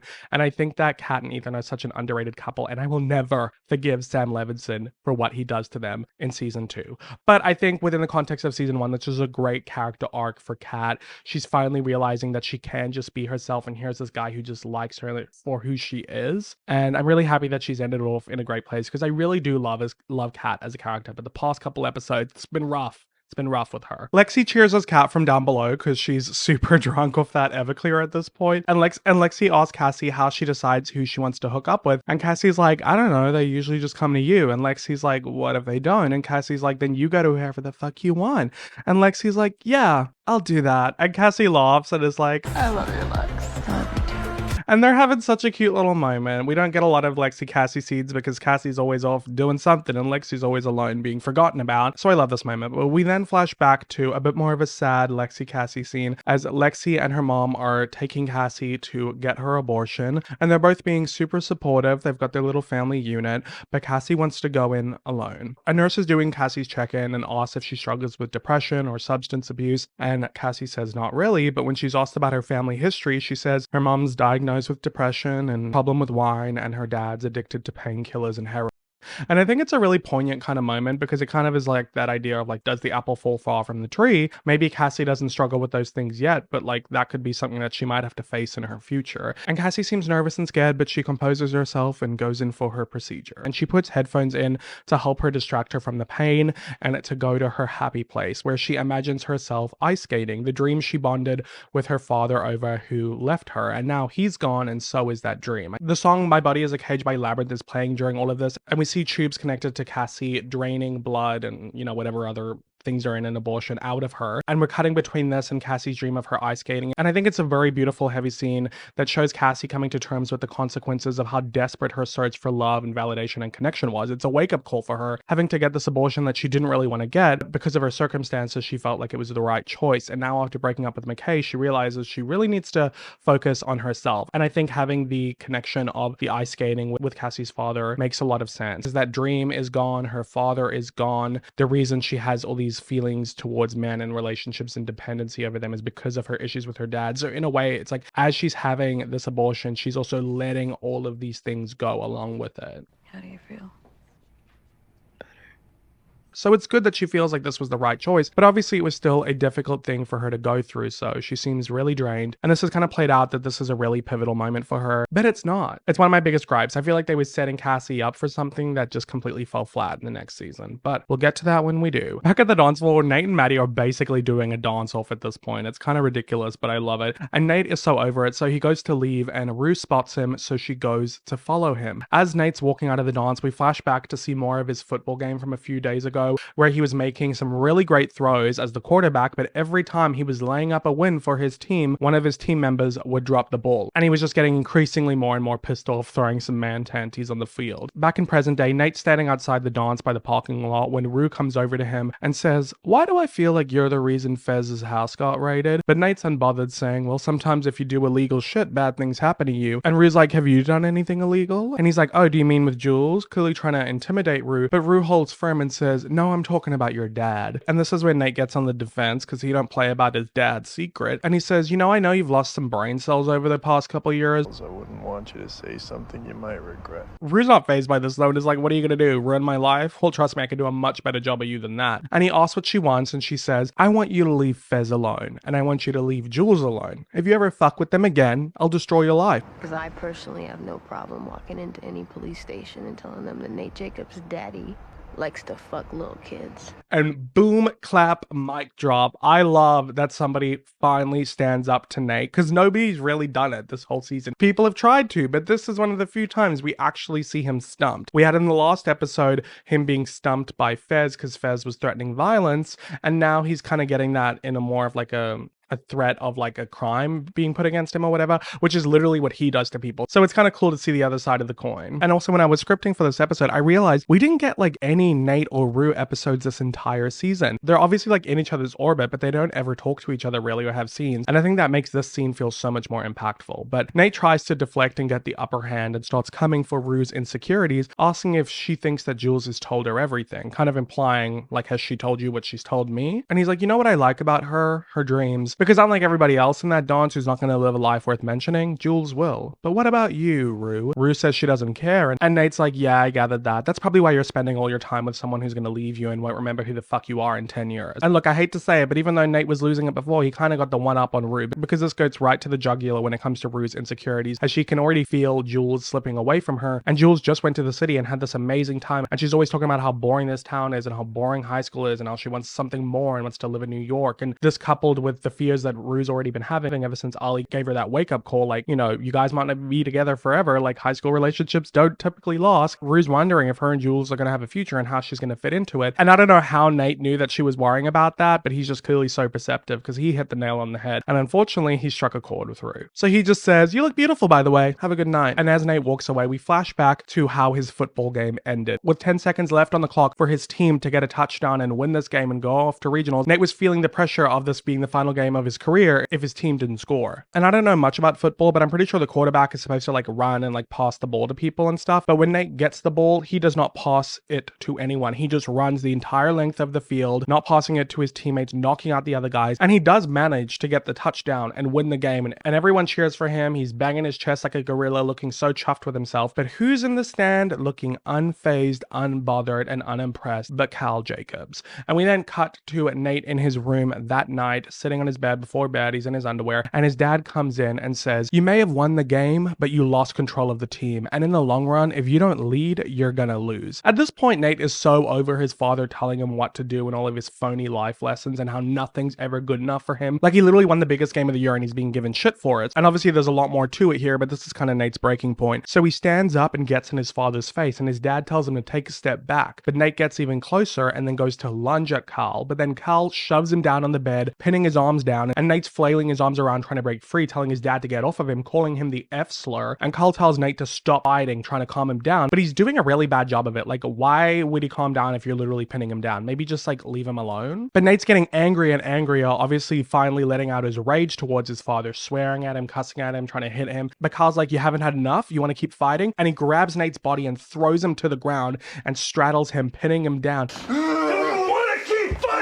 Come on, Nate. And Nate's crying at this point as this is happening, and he looks to the side at his reflection in the mirror, seeing himself in this vulnerable position. He's in his underwear, being pinned down by his father, and he flips his shit. He starts screaming and bashing his head against the floor. Cal gets off of him, freaked out by this, and Nate starts thrashing his body, banging his hands and feet on the floor, screaming. And Cal leaves his room, goes to his office, closes the door behind him, and sits down, breathing heavily, realizing like, fuck, like I fucked up my son. And it's this really impactful moment as the camera hones in on Cal's office door, and you just hear Nate screaming, and the camera pulls back and ends off on the lock of the drawer where Cal keeps his tape, because this is where it all started. Jacob Elordi did such an amazing job in this scene. It's such a pivotal moment for Nate as he has this repressed sexual trauma from his father, and even though his father never SA'd Nate specifically, this scene kind of shows us that for Nate it did feel this way. It's clear in that moment where he sees himself in the mirror in this vulnerable position, almost naked, being pinned down, domineered by his father like those people were in the tapes, that this violence is a direct parallel to sex and how Nate has been sexually traumatized by his father from having watched these tapes at a young age. And yes, Nate called his father the F slur and has all of these confused feelings around men and not wanting to look at them in the locker room and all the dick pics in his phone and all this kind of stuff. And I don't think it's necessarily a case of Nate being homophobic or gay. I think he is deeply, severely traumatized. Like, imagine being 11 years old and finding tapes of your father not only cheating on your mother, but having sex with all these people. You don't even know what sex is. This is what has shaped your idea of sex, is by watching your father have have this rough sex with, these different men and trans people. And it's like his mind, his brain is just all scrambled up by this level of trauma. And I just think that the scene was done so well. Nate's physicality is coming out in this way of him being so angry and confused and mad that he doesn't know what to do but just scream and smash his head against the ground. Like, it's haunting. And this is where I can draw some level of empathy of Nate, because he is a product of his father. Carl refused to come out of the closet and live his truth, and now he's having to reckon with how much he's actually damaged his son. And the Jacobs family is just a great example of generational trauma and how our parents' traumas can live within us. And it's crazy because if Carl had just lived his truth, then maybe Nate wouldn't be this way. But then I guess maybe he also wouldn't exist, because if Carl lived his life as a gay man, then he wouldn't have gotten Nate's mother pregnant. We can play that whole chicken or the egg game. But I will say we do get a lot more on Carl in season 2. We even get his backstory where we can, maybe gain some empathy for him, because even though he's messed up his son, he himself is also messed up. And it's like, I don't know, it's complicated, but I really love the scene, and I think it was a great way to end off the Nate Cal storyline of the season. And if we didn't know that this was related to the tape enough by looking at the drawers, we then go to Maddie's room the night after she left Nate's house. She just finished watching the tape that she stole from him, which is clearly the missing sex tape that Cal secretly recorded of him having sex with Jules. And Maddie is shocked by all of this, like, damn, if she didn't think this family was weird enough. And this missing tape will also come back in season 2, so we're setting up a lot of those cliffhangers for the next season. Speaking of, we see Fez looking through the windows of the house that he's spying on, where he sees Mouse and Custer buying drugs from some guy, and when they come at the house, Fez goes and hides in the bushes, so he's clearly trying to break in that house. Back outside the dance, Jules finds Rue as she's sitting down reeling from her conversation with Nate, and Jules asks what's wrong, but Rue just says, I fucking hate this town, and Jules says, if I could, I'd burn it to the fucking ground. And salt the earth behind you. Hey, that's the title of the episode. I think it's kind of like a play on, isn't that what witches do? Like, they put salt behind them to, like, I don't know. Is that a thing? My knowledge about salt and witches just comes from the Vampire Diaries. They use it for, like, spells and stuff. But, like, salt the earth behind you, is it just like, I want to be done with this? Oh, is it so that crops will never grow again? Like, burn it to the ground, salt, so like, nothing can ever regrow here. That's how much they hate this town. Wow. You guys are seeing it happen in real time. This brain still works. I do feel like part of the reason Rue's saying this, though, is because she feels like Jules wants to leave this place. So maybe if she does too, that's something they can connect on. She's really trying to grasp at straws to keep this relationship with Jules, because she's feeling insecure. Clearly, she asked Jules if she's in love with Anna, and Jules says yes, which I think is beyond crazy, because you just met her and just spent a weekend with her. So how can you be in love with her? I think she's not, though. I think she's in love with the idea of her. And we'll learn more about Jules's feelings towards love and relationships in her special episode, and that'll explain this a lot more, because without the context of that, it just feels like Jules has this flagrant disregard for Rue's feelings for her. And Rue asks if she's in love with her, and Jules says yes. And Rue asks Jules if she wishes that sometimes she was different, and Jules shakes her head as to say no. But I think the reason she doesn't say anything is because truthfully, she does sometimes wish Rue was different. Rue's addiction and her dependency on Jules to stay sober and happy puts a serious strain on their relationship. And also, there's more layers to it when it comes to Jules and her mom, which we'll get into in our special episode. This scene is also intercut with Fez breaking into the house that Mouse and Custer just got out of. Turns out this is the house of a doctor who is Mouse's supplier. So that's pretty corrupt now, isn't it? Using your medical license to sell drugs. Fez sneaks up behind the guy and points a gun to the back of his head and says he's not going to hurt him unless he fucks around, and then he's going to kill him. And he asks him where the money is, and the doctor pulls open a safe that's hidden behind his coffee table, which is filled with money and pills. So clearly Fez is trying to steal the money that he would need to pay off Mouse for the drugs that he lost during the raid. And it's kind of funny how he goes to Mouse's supplier to do this. Like, did he not think that Mouse would find out about this? I'm not really sure what the logic is here. Oh, unless he thought this guy was buying drugs off of Mouse and he wasn't his supplier. I don't think it was really clear at first. Back with Rue outside the dance, she says to Jules, what if we just fucking left? Like, what if we just left this dance, we went home, grabbed a bunch of our shit, and just went to the city? What if we left? And Jules is like, that's crazy, but she smiles, because that's kind of exactly what she wants to hear. And Rue grabs her face and kisses her, like kiss, without asking, just like what Jules said earlier. It's clear that Rue is holding for dear life onto Jules, trying to give her whatever it is that she wants so that she stays with her, because she's so dependent on her. Back with Fez, he's pointing his gun at the doctor as he's pulling out the money, but we can see that the doctor is slowly trying to reach for a gun that's hidden in his safe out of Fez's eye line. But they then hear a noise, both look down the hallway to see a little kid, presumably the doctor's son, and then the doctor quickly grabs his gun to try and shoot Fez, but Fez quickly intercepts, grabs the gun, and starts beating the guy up, and is like, I told you not to do anything, why the fuck would you do that? And he's like beating him up really intensely while this guy's son is watching. It's pretty gnarly, especially because Fez, this whole season, every time we've seen him, he's been super sweet and level-headed, and at the end of the day, he's a drug dealer. This is a dark world, and if he doesn't get the money that he lost from the raid, that puts him, his grandmother, and his brother Ashtray at risk when Mouse comes to collect. We cut back to Rue and Jules as they're running away. They're riding their bikes through the streets of their town, hooting and hollering, having a fun time, and this display of youth and childlike innocence cuts back to the actual child as he's losing his sense of innocence while watching his dad being beat up. And I really love that they included this, because a lot of what Euphoria is about is trauma and what happens in our childhood shaping who we become in the future. And here is this random child experiencing trauma right here. And when Fez is done beating this guy up, he grabs the money and walks past the kid and leaves, and he'll never see this kid again, but he's changed his life forever. But honestly, I don't blame Fez for that. That's kind of on the doctor. Maybe don't do your drug deals in the house where your child is. Back with Jules and Rue, they sneak into Jules's room while she packs some of her stuff, and Rue's starting to have second thoughts and asks if this is a bad idea, but Jules kisses her and says no. But it's clear Rue's scared and it's starting to set in for her. Back with Nate, he tells Maddie to come dance with her. She doesn't want to. He calls her the C word, so she gets up and dances with him. He's being such an asshole. Honestly, you're despicable. Fine. But there's this moment where Maddie and Nate are slow dancing and he's holding her, looking like he feels safe with her. So I do believe that like they do love each other, as twisted as it is. And Maddie says, I really fucking hate you. And Nate says, I know. And Maddie goes on saying, you're abusive, psychopathic, and most of the time I really hate the way that you make me feel. Nate just keeps saying he knows, and Maddie says this isn't good for them and they shouldn't be together. But Nate just says he knows. And we kind of end the season wondering where they are. Are they back together? Are they broken up? Finally, the moment where they realize they need to stop, where this crazy on and off again thing isn't going to work. Is Maddie finally going to come to her senses and realize how bad Nate is and that she deserves better? Well, stay tuned for my season 2 video. So Fez gets home where Mouse is waiting for him with his boy Custer, and he says, I hear you got raided. Fez says, yeah, but they didn't find anything. Mouse, who's holding a gun, gets up and says, well, let's hope so. And he looks over to Custer, who's counting the money, and Custer notices that there's blood on the money and looks at Mouse, and then Mouse looks at him and then looks at Fez, and Fez is like, are we good? And then we leave. So we don't know what's going to go down over here, but it's not looking too good. Blood on the cash money, a gun, where's Ashtray? What's Mouse gonna do? Will Fez be okay? Stay tuned for my season 2 video to find out. We then go to the train station where Jules buys her and Rue their tickets, and as they're walking up to the platform holding hands, Rue says she doesn't think she can go because she doesn't have her medication, and Jules is like, we can get medication when we get there, don't worry.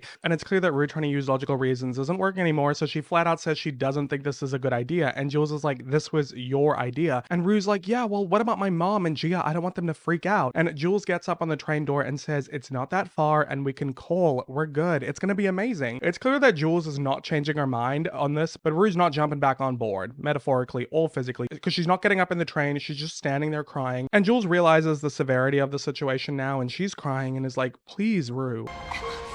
But then the train leaves with Jules on it, and Rue watches her from the platform as she goes. And look, we can have our own ideas of what this means for Jules, and we get a lot more explanation for it in her special episode, but I don't judge Jules for doing this. I think Jules has been going through hell with everything going on with Nate and the catfishing and the blackmailing and the lying to the police and all this kind of stuff. So I honestly don't blame her for wanting to get away. Like, when you're a teenager and you feel like things are out of control, sometimes you just want away. Like, I get it, you know? But anyway, obviously this devastates Rue because of how much she's put onto Jules and their relationship and what it means for her being happy and her sobriety and everything. So as she's walking home from the train station, she is sobbing. She's so devastated. And we get kind of flashes of her memories to one of the best montages of the season, to the song A Song for You by Danny Hathaway. It is so beautiful the way that this montage is edited. At first we see Jules as a child with her dad dancing back when he was healthy. Then we see Rue with her father after he got sick and after she started stealing his pills. Then Rue hugging her mom, being sweet to her mom. Then her mom helping Rue bathe after her depressive episode, being sweet to her. Then Rue with Jules, taking pictures of Jules and kissing her and them falling in love. We then see Rue dancing with her sister Gia in front of her parents. Then we see Gia watching as the paramedics revive Rue after her overdose. Then Rue watching the paramedics take her father's body away from their home after he died. Then we see Leslie pissed at Rue having stolen $40 from her wallet, and Rue's like, who cares? And obviously it's about the principal because Leslie knows that Rue's stealing it for drugs, and Rue gets all up in her face and Leslie shoves her away, calls her a bitch, and her mom slaps her and shoves her, which isn't great, you know, but I'm not gonna judge Leslie for what she's going through.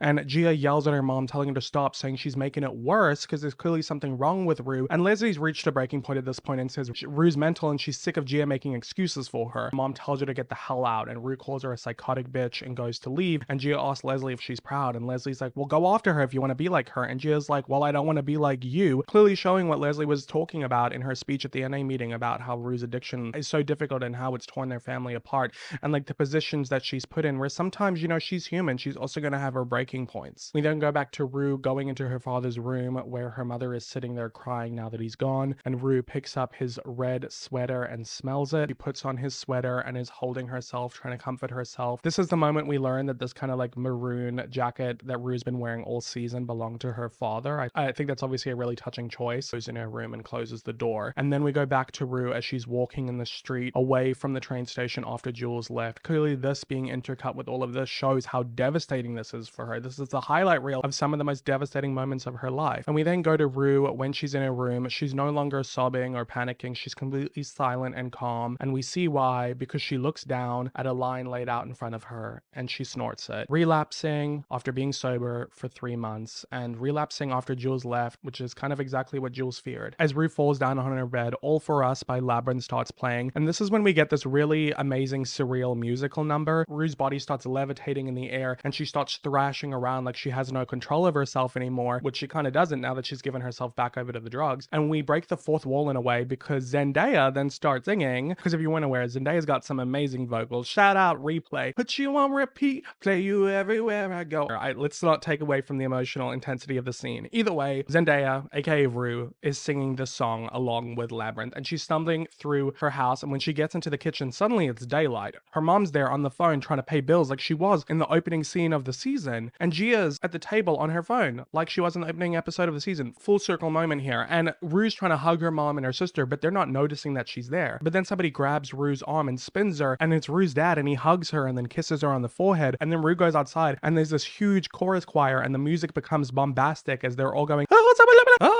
and they're like bouncing her body in the air going, oh, oh, oh, just for your love, oh, oh, oh, give you the world. And it kind of feels like it's like intensifying and mimicking maybe how her heart's beating faster now that she's succumbed to the drugs. And they drop Rue and she tries to run away from them, but then stumbles in the street and they catch up to her. They're picking her up, flailing her around. She's losing control of her body. They then turn into a pile of bodies reaching out for her, and she starts climbing this pile of bodies, gets to the top, and sings her final line where she says, "Dreamers are selfish when it comes down to it. I hope one of you come back to remind me of who I was when I go disappear into that good night. Good night." And she falls off of the tower of people, and that is the end of the episode and the end of the first season of Euphoria. It is a beautiful number, don't get me wrong. It's super like artistic, and I really love it. It confused the shit out of me when I was younger. I literally thought that Rue relapsed, overdosed, and died. Like, hear me out. She's touching her mom and her sister who are alive, but they don't see her. She's losing control of her body. Her dad can see her, but he's dead. Like, I literally thought she was in heaven. This whole thing freaked me out when I first watched it. And then like season 2 rolled around and it's like, no, she didn't die. She didn't even overdose. She relapsed.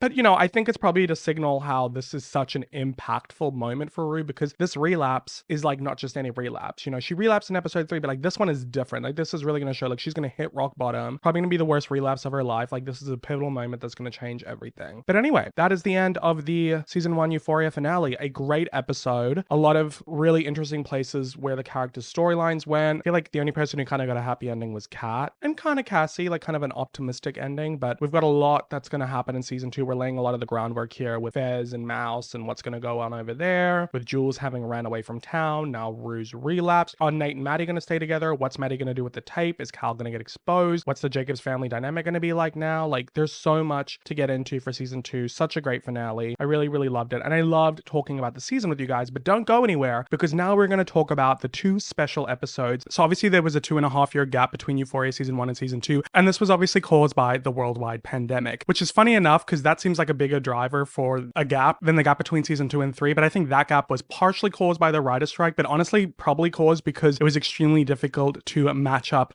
these A-list actors' schedules, and maybe also because of the loss of Angus Cloud. He passed away just after season 2, and then Eric Dane, who has just passed away recently, who's actually going to be in season 3, was diagnosed with ALS and having health complications as a result of that. So I think there was a lot of different reasons as to why why there was a gap between season 2 and 3, whereas the gap between season 1 and 2 is pretty obvious and clear. It was because of the pandemic. So in order to kind of bridge the gap between season 1 and 2, they created these 2 special episodes that are very stripped back. There's not a lot of characters in it. There's not a lot of places where they go. For Rue's episode, it's just her having a conversation with Ollie in the diner. And with Jules' special episode, it's her in a therapy session. So just her and the therapist. And we do get some flashbacks with a few characters. So they're very stripped back because of the pandemic. But at the same time, I think it allows us to get a much bigger insight into Rue, who's our main character, but also into Jules, who's kind of like our second lead character, who we don't have as much insight because she doesn't narrate the show like Rue, and the show's told through Rue's perspective. And these special episodes add a lot of insight into the choices that Rue and Jules made throughout the season. I find Jules' episode incredibly interesting. We get to see her perspective on many events that took place in season 1. And I want to recap them with you guys, discuss my thoughts on them. But I do want to say that I have infused a lot of what they've said in these episodes throughout my commentary of the whole first season. So I won't go over certain things in a lot of detail if I've already spoken about them at length, just to save us from being redundant. But I do think that these special episodes are really important when it comes to knowing the characters of Rue and Jules. When they first came out, I will be honest, I started watching the first episode and I got bored and turned it off and then didn't finish it and never watched the second episode. I was only 20 and I was like, oh my god, Euphoria, new episode. And I was just so used to the bombastic, fast-paced episodes that this really stripped back episode to me just didn't catch my attention span. However, this time around, when I've gone back and watched them for the first time for this rewatch and for this series, I found them incredibly interesting, incredibly insightful, and incredibly moving. I actually cried scripting Jules' episode because I relate to a lot of her issues with her mother. So I have a lot of interesting things to say. So without further ado, let's first get into Rue's special episode. But before we get into her episode, let's first discuss Rue's. So this episode begins with this scene of Rue and Jules in their New York apartment like they dreamed about. And it seems really happy. And it's like, oh, okay, happy ending. Okay, cool, cool, cool.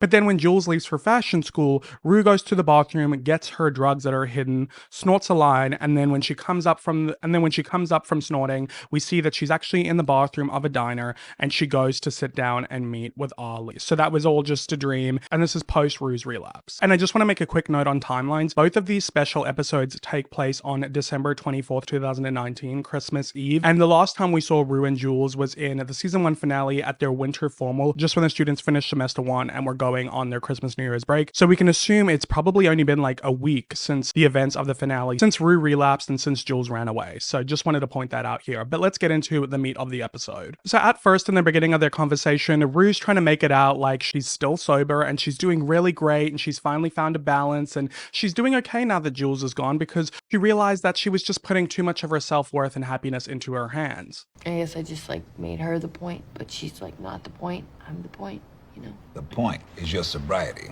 But she's talking in circles, contradicting herself, and she sounds obviously high. So Ollie is like, Rue, cut the shit. You're high. Why did you relapse? I feel like you're not listening to what I'm saying. Rue, I don't think you're listening to what you're saying. And still the lady doth protest and persist. She says, no, I'm not. I'm just smoking a bit of weed, taking some pills that were prescribed to me from when I was in the hospital. And Ollie's like, well, that's not going to last, essentially saying it's a gateway. And Rue's like, well, neither do my moods when I'm sober, so what's the difference? Obviously referencing her huge bout of mania and depression that she experienced when she was sober in episode 7. Obviously now she's got this point of view of like, I don't even do okay when I'm sober, so might as well be high. Ollie says, yeah, you've got some issues with your mental health, but you look at sobriety as a weakness when in fact it's your greatest weapon. And obviously I see how he means that, because drugs and alcohol and all these vices that we use don't help our mental health. They're just a crutch, just a distraction. But then she starts to get real with herself and says, honestly, the only reason that she hasn't offed herself is because of drugs. And this is also another interesting aspect to it with alcoholics or drug addicts.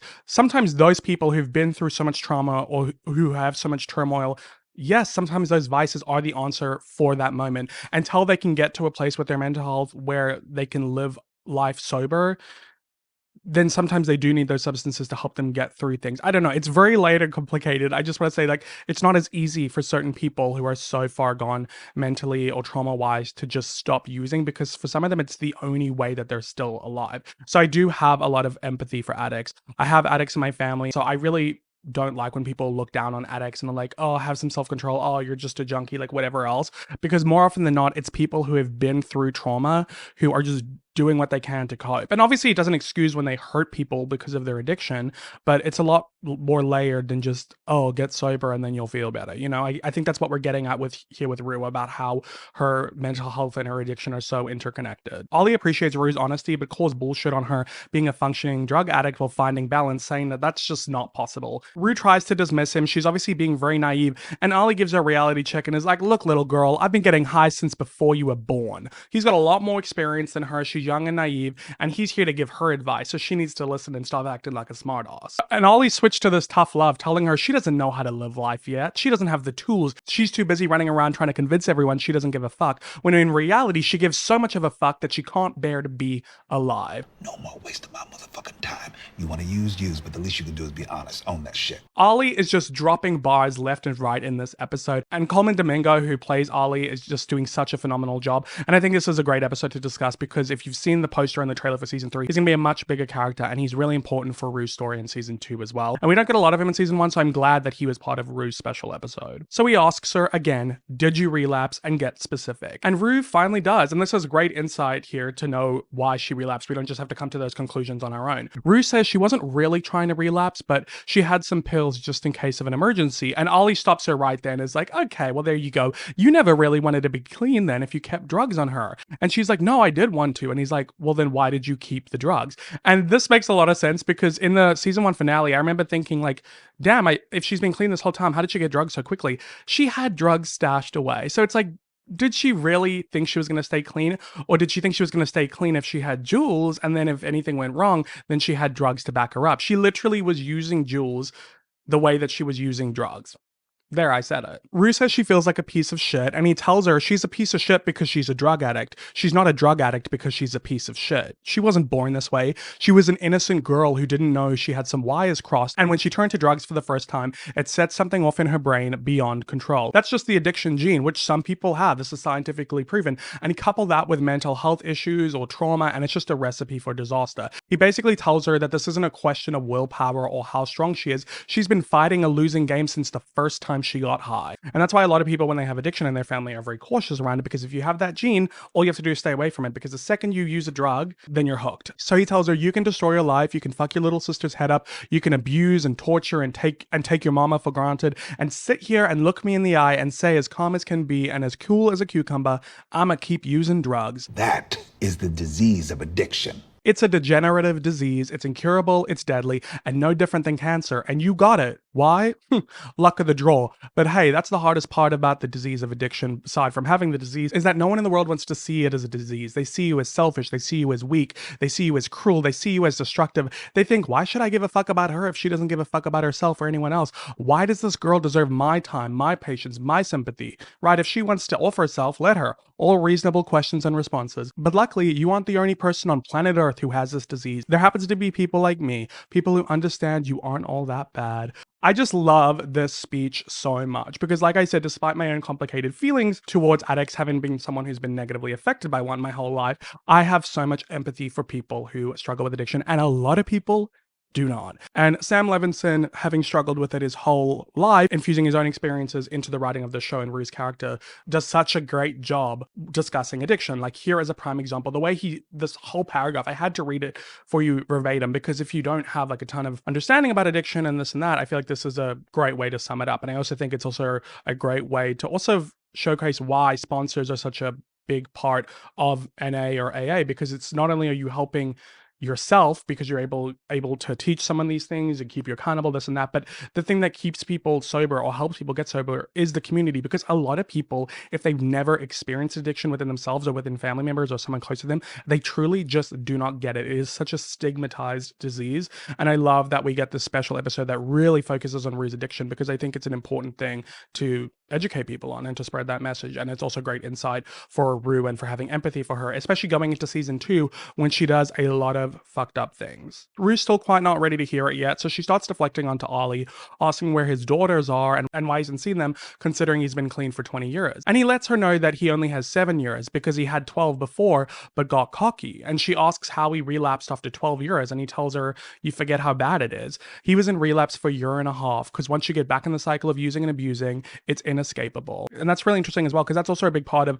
recovery is relapse. Yes, you relapse a lot in the beginning as you're trying to get your footing, but also people relapse later into their sobriety because they do forget how bad it is, or they do think, oh, maybe this time I can handle it better. And that's why people's sobriety has to be such a huge part of their life, because if they let it slip, it's that much harder to come back out. Ollie lets it slip during this conversation that his real name is Martin, so he actually converted to Islam. And this leads into a conversation about religion, because religion is one of the parts of the 12-step programs. Is like saying to, what is that saying? I remember my mom had it in a magnet on her fridge. It was like, to change the things I cannot control, the peace to let go of the things I can't control, and the wisdom to know the difference. Something along those lines. And through my own experience of trying to get help when I've struggled with things, that is part of it I've struggled with too, is when they try and bring religion into it, because not everyone is religious. So I'm glad we get to have that point of view from Rue. And because Ollie says that he doesn't care if she believes in God because he believes in God, and if he didn't, then she wouldn't still be here. And Rue gets really upset by this and is like, oh yeah, so the reason my dad isn't here anymore is because God didn't believe in him? What about all the people who die in tragic events like mass shootings, natural disasters? So the ones who get to survive are because God chose them, because they have some purpose. But what about all those people who died?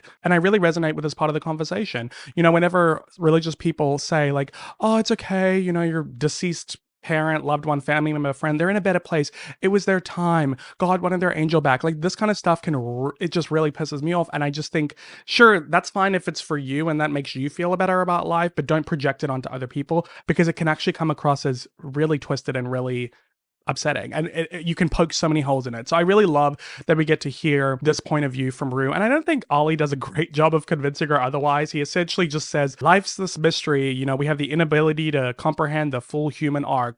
It's about chain and reaction. And then he goes on this long monologue that I'm not going to get into too much, but he basically speaks about Malcolm X and his journey into white America and the history between how drugs were used to weaken, inebriate, and enslave black people in America, and their fights for civil rights. And then he talks about how in modern day brands like Nike are co-opting the Black Lives Matter movement to sell expensive shoes to him. Chinese Muslims are selling these Kaepernick sneakers for 7 cents an hour, and you telling me my black ass matters? Give me a fucking break. And how nowadays people don't really know what real activism is or what a real revolution is. And the whole point of this conversation and message is that if Rue doesn't believe in God, she needs to believe in herself. She needs to believe in a cause. She needs to believe in a revelation. She needs to believe in something bigger than her, because otherwise life is just too difficult. And I really respect this. I understand where he was going with it, and I really like how the point of it is like, maybe if you don't believe in God, then find something else to believe in. I think that was kind of the point of the message, although it is a little long-winded. But I think there's some really interesting stuff to say here about culture and about society in America, and I think that it just really shows Ollie's wisdom. If you're curious on my stance of things, I personally just believe in energy. I believe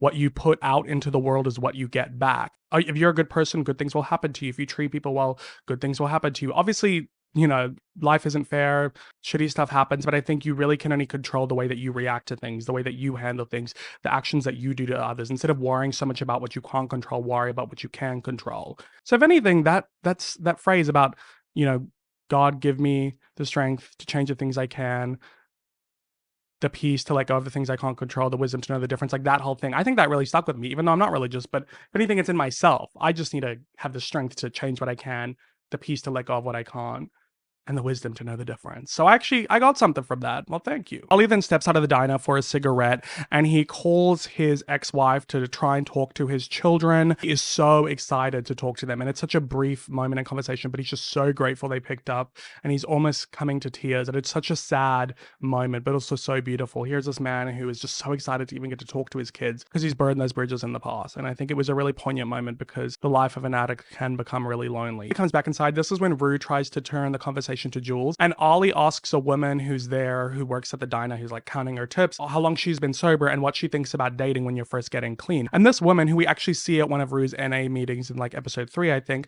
Miss Marsha, she's a sweetie pie, she says she's been sober for 17 years and remembers how she couldn't be in a relationship when she first was getting clean because she needed to focus on her sobriety and she didn't have the energy for both. And she says her mother always used to tell her, everything that's good to you ain't always good for you. Trouble don't last always. If you want to make a change, but that's up to you. That's obviously where the title of this episode, Trouble Don't Always Last, comes from, and I really love this moment. And yes, it is very important when you're first getting sober to not be in a relationship. I discussed this at length in both of these videos about how, you know, you're so volatile when you're becoming sober, and you can, you know, shift your dependency from drugs onto a person, and that's exactly what Rue did with Jules. And the only reason Rue was even getting sober was because of Jules, and it's way too much pressure to put on Jules' shoulder, and you shouldn't link your sobriety to a person or a relationship, because those can end And that's exactly what happened. Jules left and Rue relapsed. And that's not even Jules' fault. But Rue's being a bit immature and she actually does blame Jules for this, saying she was clean and was gonna stay clean. But Ollie reminds her about the pills she kept in her room and says, you can't blame this on Jules even if you're determined to. And that's facts right there, because did you really want to stay sober if you were holding on to drugs? Rue then says that Jules cheated on her, obviously referencing when Jules went away and hooked up with Anna. And when I first watched this, I thought, yeah, Jules did cheat on her. That's what I thought when I first watched that episode when Jules went away with Anna. And my opinion changed when we learned in this moment from Ollie that they were never really in a relationship. Like, Ollie's like, did you talk about it? And Rue's like, no. And Ollie's like, well, then how do you know if you exclusive, if you were in a relationship? Jules is like, I don't know, like we would like kiss a bunch and say we loved each other. And Ollie's like, well, if you didn't have a clear conversation about boundaries and being in an exclusive relationship, then how did she cheat on you? And I was like, yeah, I still think maybe it was kind of flippant of Jules to just hook up with Anna, and the way she said it to Rue was a bit kind of blasé. But yeah, technically, Jules didn't cheat on Rue because they never really had that proper conversation. But anyway, Rue says she loved and trusted Jules, but when she looks back, she feels like Jules lied to her and manipulated her. I'm not sure if Rue means that she thinks that Jules was like leading her on, like maybe she was just enjoyed their friendship and she was like spending time with Rue, making them think they were in a relationship when they really weren't. She's got, very confusing perspectives on what her relationship with Jules was like. And she says she feels like it was selfish that Jules wanted her to leave with her because she didn't have her medication and she was scared. And ultimately, she just didn't think Jules was actually going to leave. So when she did, it just set something off in her. And yes, I do think that Jules leaving that way was reckless, but Jules is going through her own stuff. You know what I mean? She has to also live for herself. She can't make every decision with Rue in mind. And when we get into Jules' episode, we'll see why she ran away. But Rue then links this to how she thinks about all the broken promises she had from her childhood, like how her mom told her that her dad was going to be all right, but then he died. Obviously, this is showing Rue's age, because of course her mom was going to say that to make her feel better, and maybe there was hope, but that's the thing about cancer. Sometimes it doesn't work out and people die. And then she talks about the broken promises from Jules about how they were going to live together when she went to college and be together forever. But then she just ditches her when she met some other girl. And ultimately it ends with her saying it's not about the lies though, because you're never really prepared for someone to leave you. But Rue wonders if she deserves this, if the universe is punishing her for being such a piece of shit her whole life. He admits to stealing from her mom, hitting her in the face, pointing a piece of glass at her, threatening her. Obviously we saw those in the flashbacks throughout the season. And Rue says maybe she deserved to be left at the train station because what she's done is unforgivable. And Ollie says, drugs change you, and the more you believe you're unforgivable, the sicker it makes you, because then you think, why bother changing? I'm a piece of shit. Why change now? Forgiveness is the key to change. And I love this. I feel like Ollie is giving such good advice, truly. If you can't forgive yourself, if you can't think that you can be better, why bother trying? And of course, Rue's mom would forgive her. She has many times before. She said so in her speech in the finale. This doesn't stick with Rue though. She's still feeling like she's a piece of shit and what she's done is unforgivable. So Ollie makes her dig deeper, and Rue realizes that she believes what she did is wrong, but Ollie makes her dig deeper in why she thinks this, and Rue says because she believes what she did is wrong, yet she still did it. So why did she ignore what she believes in? And Ollie's like, that's the struggle of the human experience, not living up to your own belief system. Obviously, we can't always be perfect. Obviously, we do things and regret them in certain volatile states of mind. And he says if we deem other people's actions as unforgivable, that's too easy, too harsh, because then they have no reason to change, and people will just continue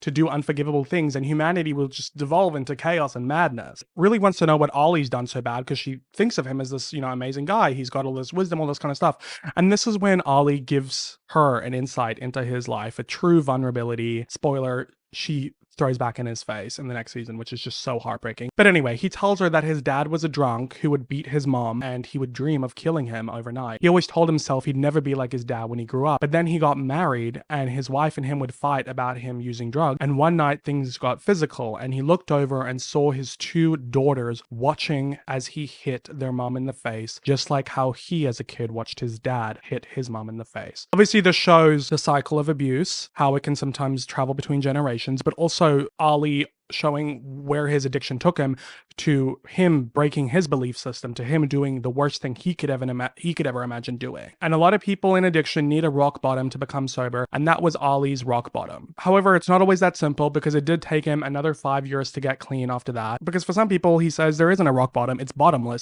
And the truth is, drugs will fundamentally change who you are as a human being. I mean, of course, naturally, it changes your brain chemistry. Every moral, every principle, everything you hold close to your heart and believe in will go out the window or down the drain, because there's no force stronger on planet Earth than that next fixed. Now you may be functioning, maybe things go well, maybe they last, and maybe they don't. But one thing I know is true is that the longer you do drugs, the more you're going to lose. And not just in terms of things you love, but the things you value about yourself. And every compromise you make, every moral line that you cross, you'll go further and further until you don't recognize who the fuck you are. And the list of racing thoughts, the list of unforgivable things, it grows longer and gets uglier. And he asks Rue if she still thinks he's a good person now. And she says she does. And then he says this line that I love. He says, The thought of maybe being a good person is what keeps me trying to be a good person. And I really love the speech so much. I feel like it does such a good job of putting us in the mindset of an addict who's, ruined their whole life and has gotten to rock bottom. I haven't experienced that, per se, but I feel like from listening to that speech, I'm like, wow, like I still have empathy for him in the face of him having hit his wife, traumatized his daughters. I have empathy for him because of the drugs, because of who it made him be, because of where his life has become, because of everything he had to do to dig himself out of that hole, for the fact that he's just grateful to talk to his child on the phone, and for the fact that what keeps him going in life is the hope that he can still be a good person. Because if you don't aspire to be better, then you're just going to get worse. I really feel like that's what's the message behind it. Rue confesses to him that although she agrees with almost everything she's saying, she understands it and she loves talking to him, the truth is she doesn't plan on being around much longer. It's truly heartbreaking that Rue feels like she's just going to keep using and using until she passes away, until she overdoses, and then that's it, her life's over. It's so sad that she's gotten to this place, because I truly don't think her recovery and her being sober during this whole first season came from herself. It didn't. It came from wanting to be sober for Jules. She still has not tried to be sober for herself. And like Leslie said at the end of her speech, the decision will be all hers, and all you can do is hope she gives herself the chance she deserves. And if Rue gets to that point, then she will stay sober. But she hasn't gotten to that point yet. Let's see if she gets there in season 2. But sadly, she's not here yet. And Ollie doesn't fight her on this. He gets that she's going through a tough time and the world's a scary place. And sometimes he even misses doing drugs because, it makes you feel like no matter what's going on in the world or your life, you feel like everything's going to be okay. And I feel like this is smart of Ollie to say and makes this very full circle, because in the beginning of their conversation, Rue said like, oh, what's the point of being sober? Like, I'm up and down then anyway. Life's shit anyway. Like, drugs is the only reason I'm alive. It makes things better. If it wasn't for that, I wouldn't be here. And maybe he's also saying this because maybe now's not the time for her to be sober. If she's in that mental state where she doesn't want to be here anymore, maybe it would actually be dangerous. Maybe she needs to try and get out of that place before she can get into her sobriety, because then maybe if she wasn't sober, then she would actually do that. Whereas now she's slowly offing herself instead of doing it abruptly. That's what I mean about it being a fine line with people who are addicted because of their circumstances and it's the only thing keeping them alive. He handles this with a lot of grace and beauty. So Ollie trying to get Rue to care about her life isn't working, so he turns to the other direction and asks what she wants her mom and sister to remember her as when she goes.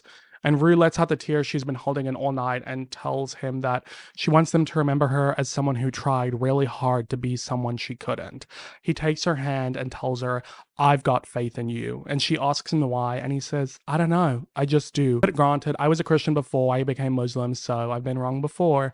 And they both laugh, and it's a sweet moment to kind of end on a joke, and obviously Rue may not have faith, but Ollie does, and he gives it to her. He has faith in her. And I think the way Ollie handled this was amazing, because I think Rue just getting this off of her chest might be what she needs.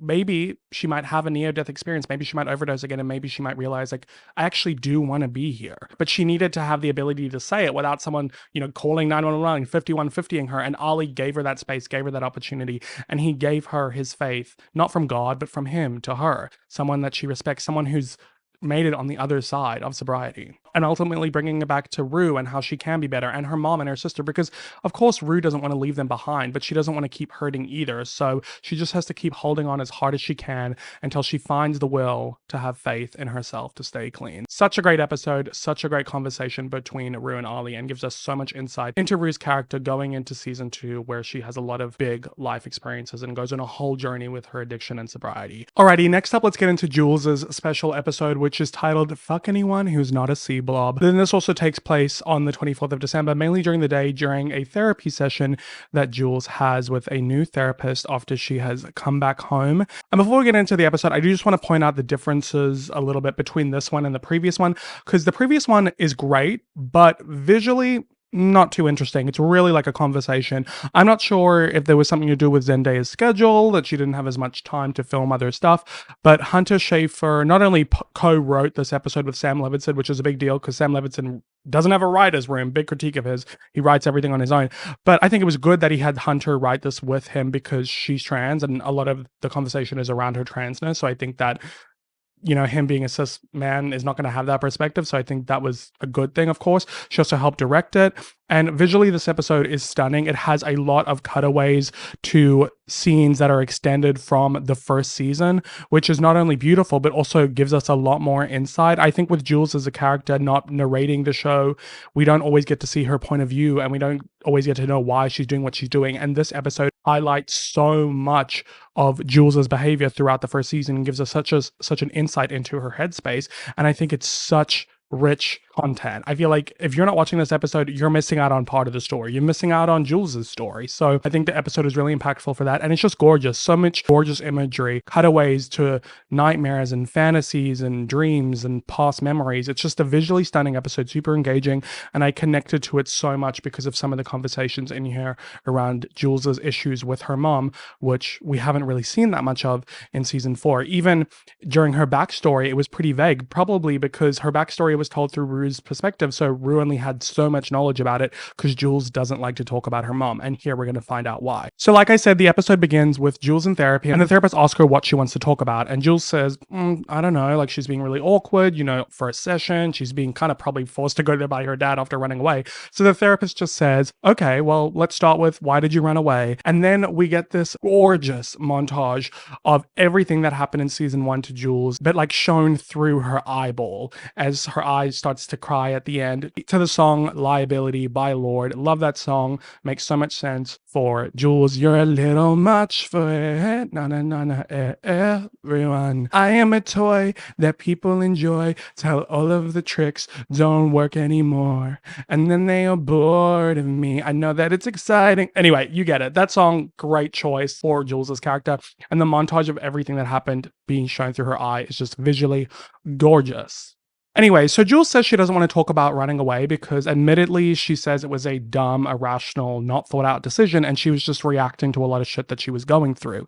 And the therapist asks what she does want to talk about then, and Jules thinks about it for a moment and then says she's thinking about getting off her hormones. Her therapist asks her if she's detransitioning, and Jules says no, she's just thinking about what's next for her. She recalls the time she visited her friends Anna and TC, remember from episode 7, and how she realized that she's framed her entire womanhood around men. In reality, she's no longer interested in men, like philosophically speaking. She finds them uninteresting and simple and uncreative and boring. And that's what's kind of funny because a lot of men are, but obviously Jules is a very interesting, complex person, and they're not cutting it. And with Rue being the first woman she's ever been interested in, she's now starting to question her sexuality, which also leads to her questioning her whole identity because she puts so much into her femininity and passing and feeling validated into men. And she realizes now that that's not a good thing. She says it makes her look at herself and wonder how she spent her entire life building her body, her personality, and her soul around what men desire. And now she feels like it's embarrassing and that she's a fraud. The therapist tells her she's being really too hard on herself, but Jules says she feels like it's necessary because without her self-criticism, she'd be lost. And the therapist retorts by saying, or you could be free. And does she really feel like her entire existence is reactionary and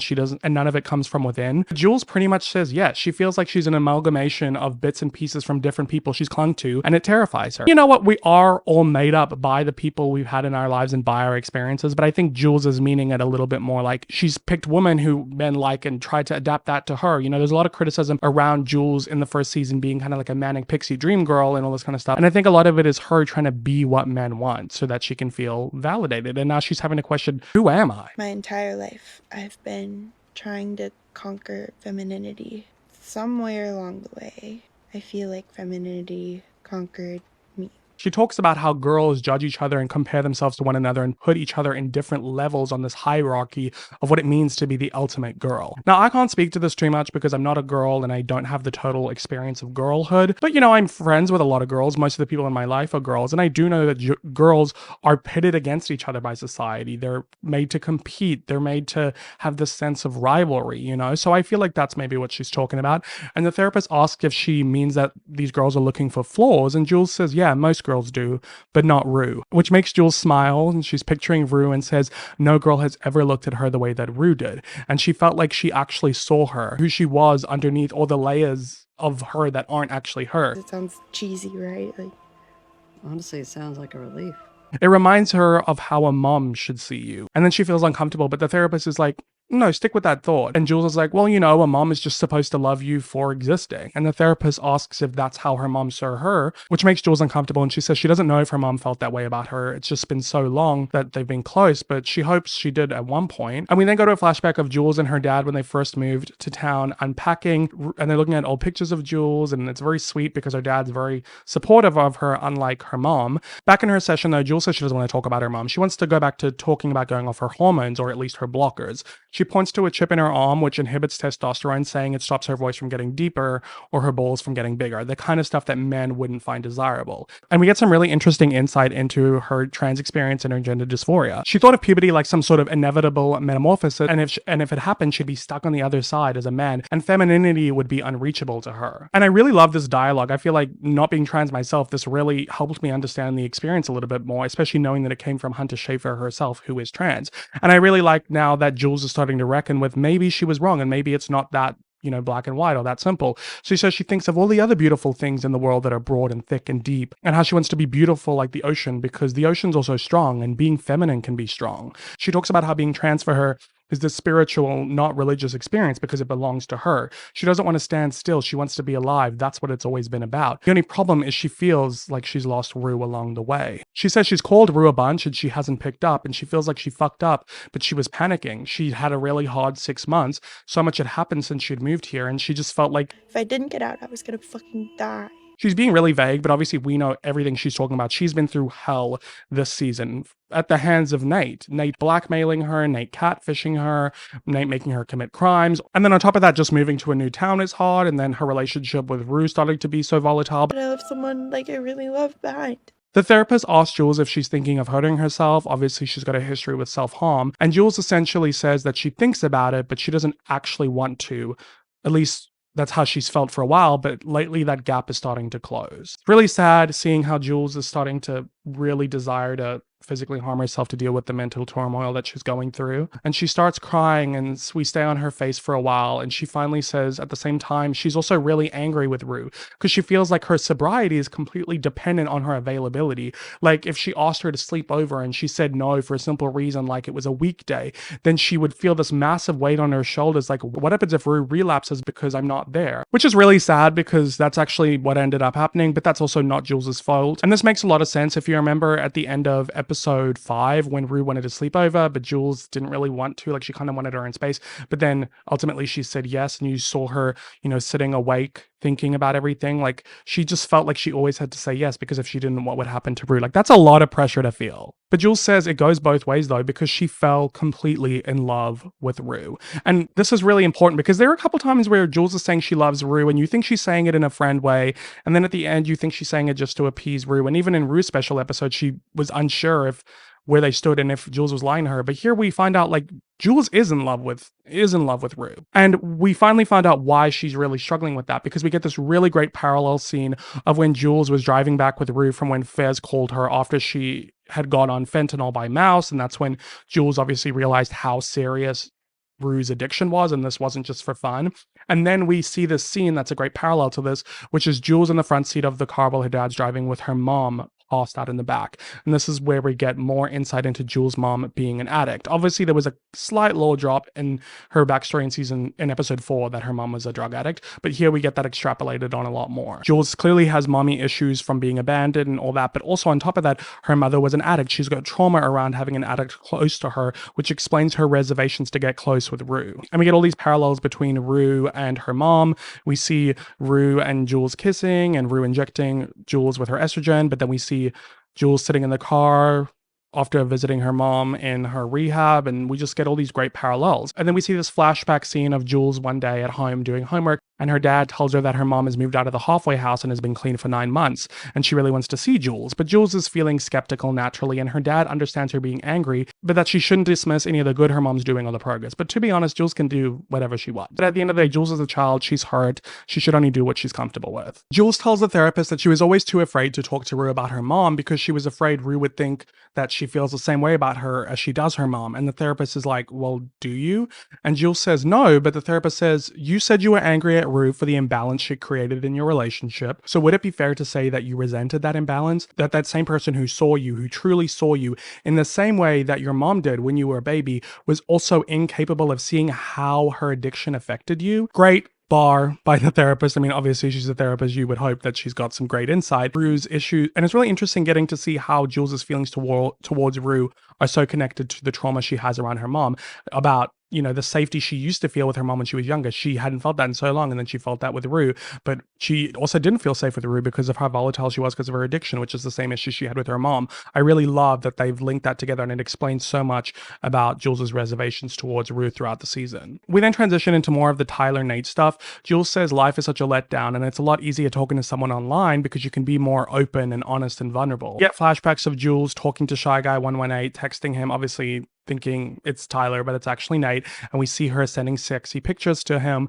and she says, some of the most profound relationships I've ever had with people I've met online. I should have known I was setting myself up, or maybe I did know. Maybe that's like what I'm actually attracted to. Maybe that's the appeal, the letdown, the fact that like none of it's real. It's all a fantasy. Shy Guy 118 is texting Jules about how she wants to move to New York to go to fashion school. And he's like, what happens if I came with you? And she's like, I don't even know what you look like. And he says, just imagine. And then we see this fantasy of Jules living with Tyler in the New York apartment. That same New York apartment that Rue was fantasizing about living with Jules in her episode with. And we see Tyler, who obviously we've never seen before. It's just Jules imagining what he would look like, just, you know, an attractive guy. And they're kissing, getting intimate. And then we cut to the scene of Jules and Rue hanging out in her room, and Rue says that she hasn't even seen his face yet, but Jules says, I don't have to because I know him really well already. And Rue's skeptical, saying he could be lying, but Jules says, so anyone could be. And she's like, so anyone could be. This isn't just in my head, it's real. And she tells Rue that she thinks that they would really get along. Obviously, Rue's not happy about this because she's worried about Jules, but she's jealous. Back in therapy, Jules says she falls in love really easily, and the therapist asks why, and Jules says, because half of every relationship is in her head. We then get shots of her with imaginary Tyler, and shots with her of Rue looking really in love, and she says there were so many times she wanted to kiss Rue, but she didn't. And this is great insight into how Jules looks at relationships. So she's into the fantasy, a lot of it's in her head, she builds it up. Maybe this is why she thought she was in love with Anna after such a short exchange and experience. Jules says there was many times she wanted to kiss Rue, but she didn't. Moments before Rue kissed Jules, she wanted to, but she says when Rue finally kissed her, she froze because she'd never kissed a girl before, never even been that close to a girl before. And it's so interesting to see her perspective, why she pulled away from Rue in that kiss. Back in episode 3, she wanted to kiss Rue, but she was just, you know, she'd never kissed a girl before. She didn't know what this meant for her when she's tied so much of her femininity to men. And obviously we know that this is when Rue went to Fez and she tried to get drugs from him and she had her big crash out. But we get to see Jules's perspective where she's just sitting at home, like trying to call Rue, and she leaves her a voicemail and she's just so worried that she's like ruined their friendship. So as much as Rue was having all of her anxiety and we saw her perspective, we also got to see Jules's, which I think was great. The therapist asked Jules why she thought she would lose Rue, and Jules says because she didn't know how it could be possible that Rue loved her as much as she did. Obviously, Jules has had all these hookups with men and stuff, but she's never had a relationship before. This is her first time being in love and having that love reciprocated. And the therapist asks why she thought it would be impossible, and we see the moments where young Jules was abandoned by her mother at the psych ward. Obviously, she's got abandonment issues. We see when she cut herself, she struggled with self-harm. We see when she was riding her bike to meet Tyler before knowing that he was Nate. We get to see all these flashes of trauma that she's experienced that made love feel impossible for her. We then transition back to Tyler. It's a little bit of a clunky transition. We're kind of all over the place here, but you know, that's kind of how therapy is. You're going from topic to topic. And Jules admits that even though she'd never tell her, I feel like I got to know him better than I knew Rue. she said they would sext all the time, and it was actually the best sex she'd ever had because it was all in her imagination. We get this great montage of Jules texting Tyler while in bed, touching herself, and then we see her fantasy of her imagining herself having sex with him. And then this cuts to after they've had sex and she's in the bathroom cleaning up, and she sees the Polaroid picture of her and Rue, making her think of Rue when she's just slept with Tyler. And she asks him, why don't we have any photos of us together? And then the room goes dark. She can't see Tyler anymore. And then she's walking towards Tyler, calling out his name into the darkness. And in Jules's voiceover, she says, the person I was talking to didn't exist. And she's really heartbroken. It felt so real. I wish I never met him. I'm still in love with Tyler, and I don't know when that's gonna change. It's really sad. She's in love with someone who doesn't exist. She's in love with this relationship that she built with Tyler, who was actually Nate catfishing her. And that's obviously so confusing for her. We see Rue walking in that same apartment to the bathroom to get high. Everything's blending between Tyler and Rue.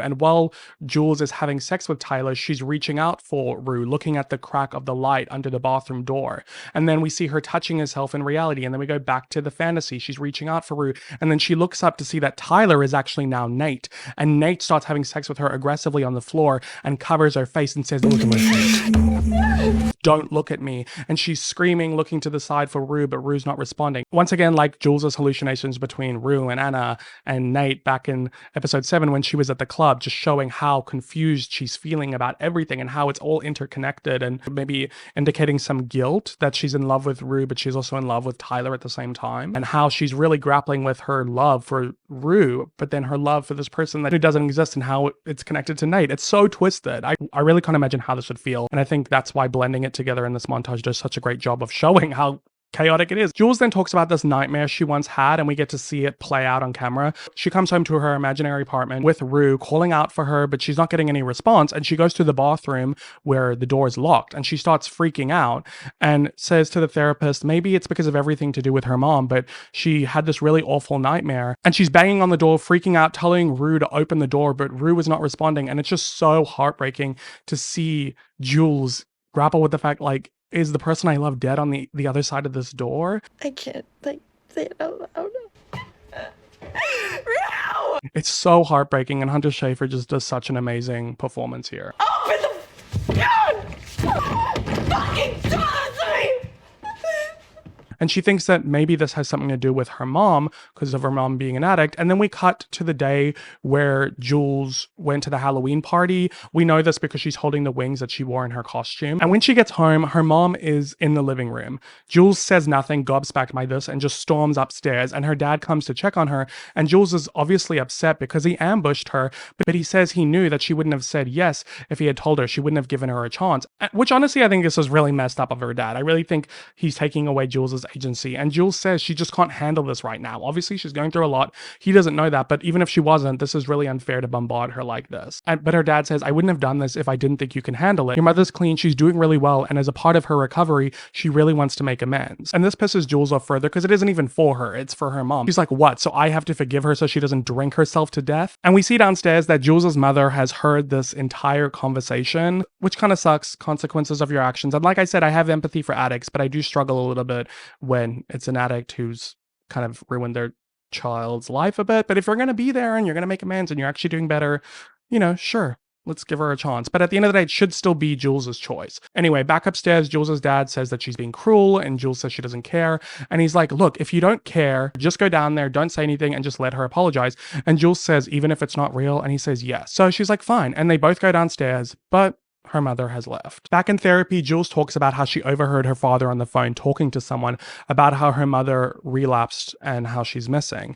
And that was that night when Jules before she went to the Halloween party. We see her in her outfit. This obviously also adds to why she got drunk that night and why she was struggling. On top of Nate blackmailing her, her mother relapsed, and she was clearly feeling guilt for that because it happened the same day that she said that thing about her, and her mother overheard it. So Jules is really grappling with this guilt. Once again, I just love how much insight this episode adds to Jules's character. Like, we're just seeing so much of why she did the things she did throughout the season and how much she had on her plate. She was truly going through so much.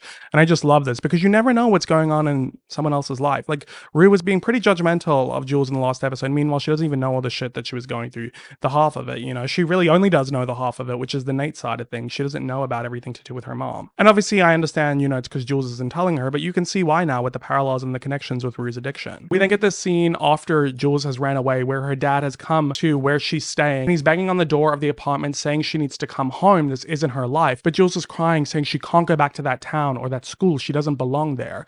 But eventually, she does go to open the door. And when she leaves the bathroom she was hiding in, the camera pans down to see Rue's overdosed, possibly dead body on the ground from her nightmare. Once again, just showing how her fears and her realities are intercutting, because that's what she feared, and that's actually what ended up happening. Back in therapy, the therapist says that's all the time they have for their session. Jules apologizes, saying it's a lot. And the therapist tells her, I'm the one person you don't need to apologize to. And she tells her that she needs to be a lot more patient with herself. After the therapy session that night of the 24th, we see Jules chilling in her room. And then Rue comes in there because her father let her in to come and see her. Obviously, Jules is, excited to see Rue, but kind of nervous. So she stays sitting on her bed and Jules stays far away, nervously talking to her, fiddling with her fingers. That she's on her way to meet up with Ali. So she just wanted to stop by and say hi and wish her Merry Christmas. So now we know in terms of the timeline that this all happened, like Jules's therapy session, before Rue went and met up with Ali. So when Rue met up and with Ali, she had just gone and seen Jules, and that possibly is why she did the line in the bathroom, because she was, using drugs to cope with the awkwardness and the uncomfortability of this experience.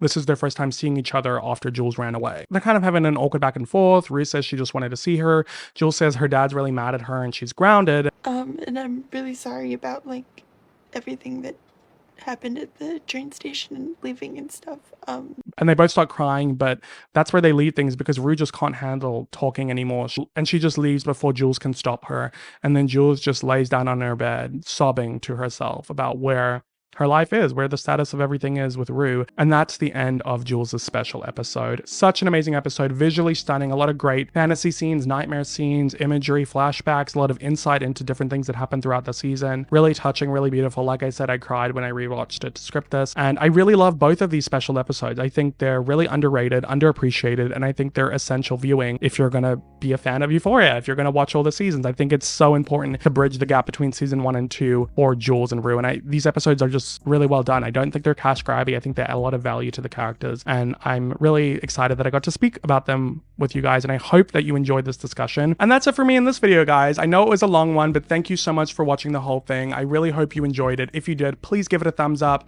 hype up the video, whatever that new feature is, share it with someone you think might enjoy, share it to your socials, comment down below any thoughts you might have. I'd love to have a discussion with you down there. I always read every single comment.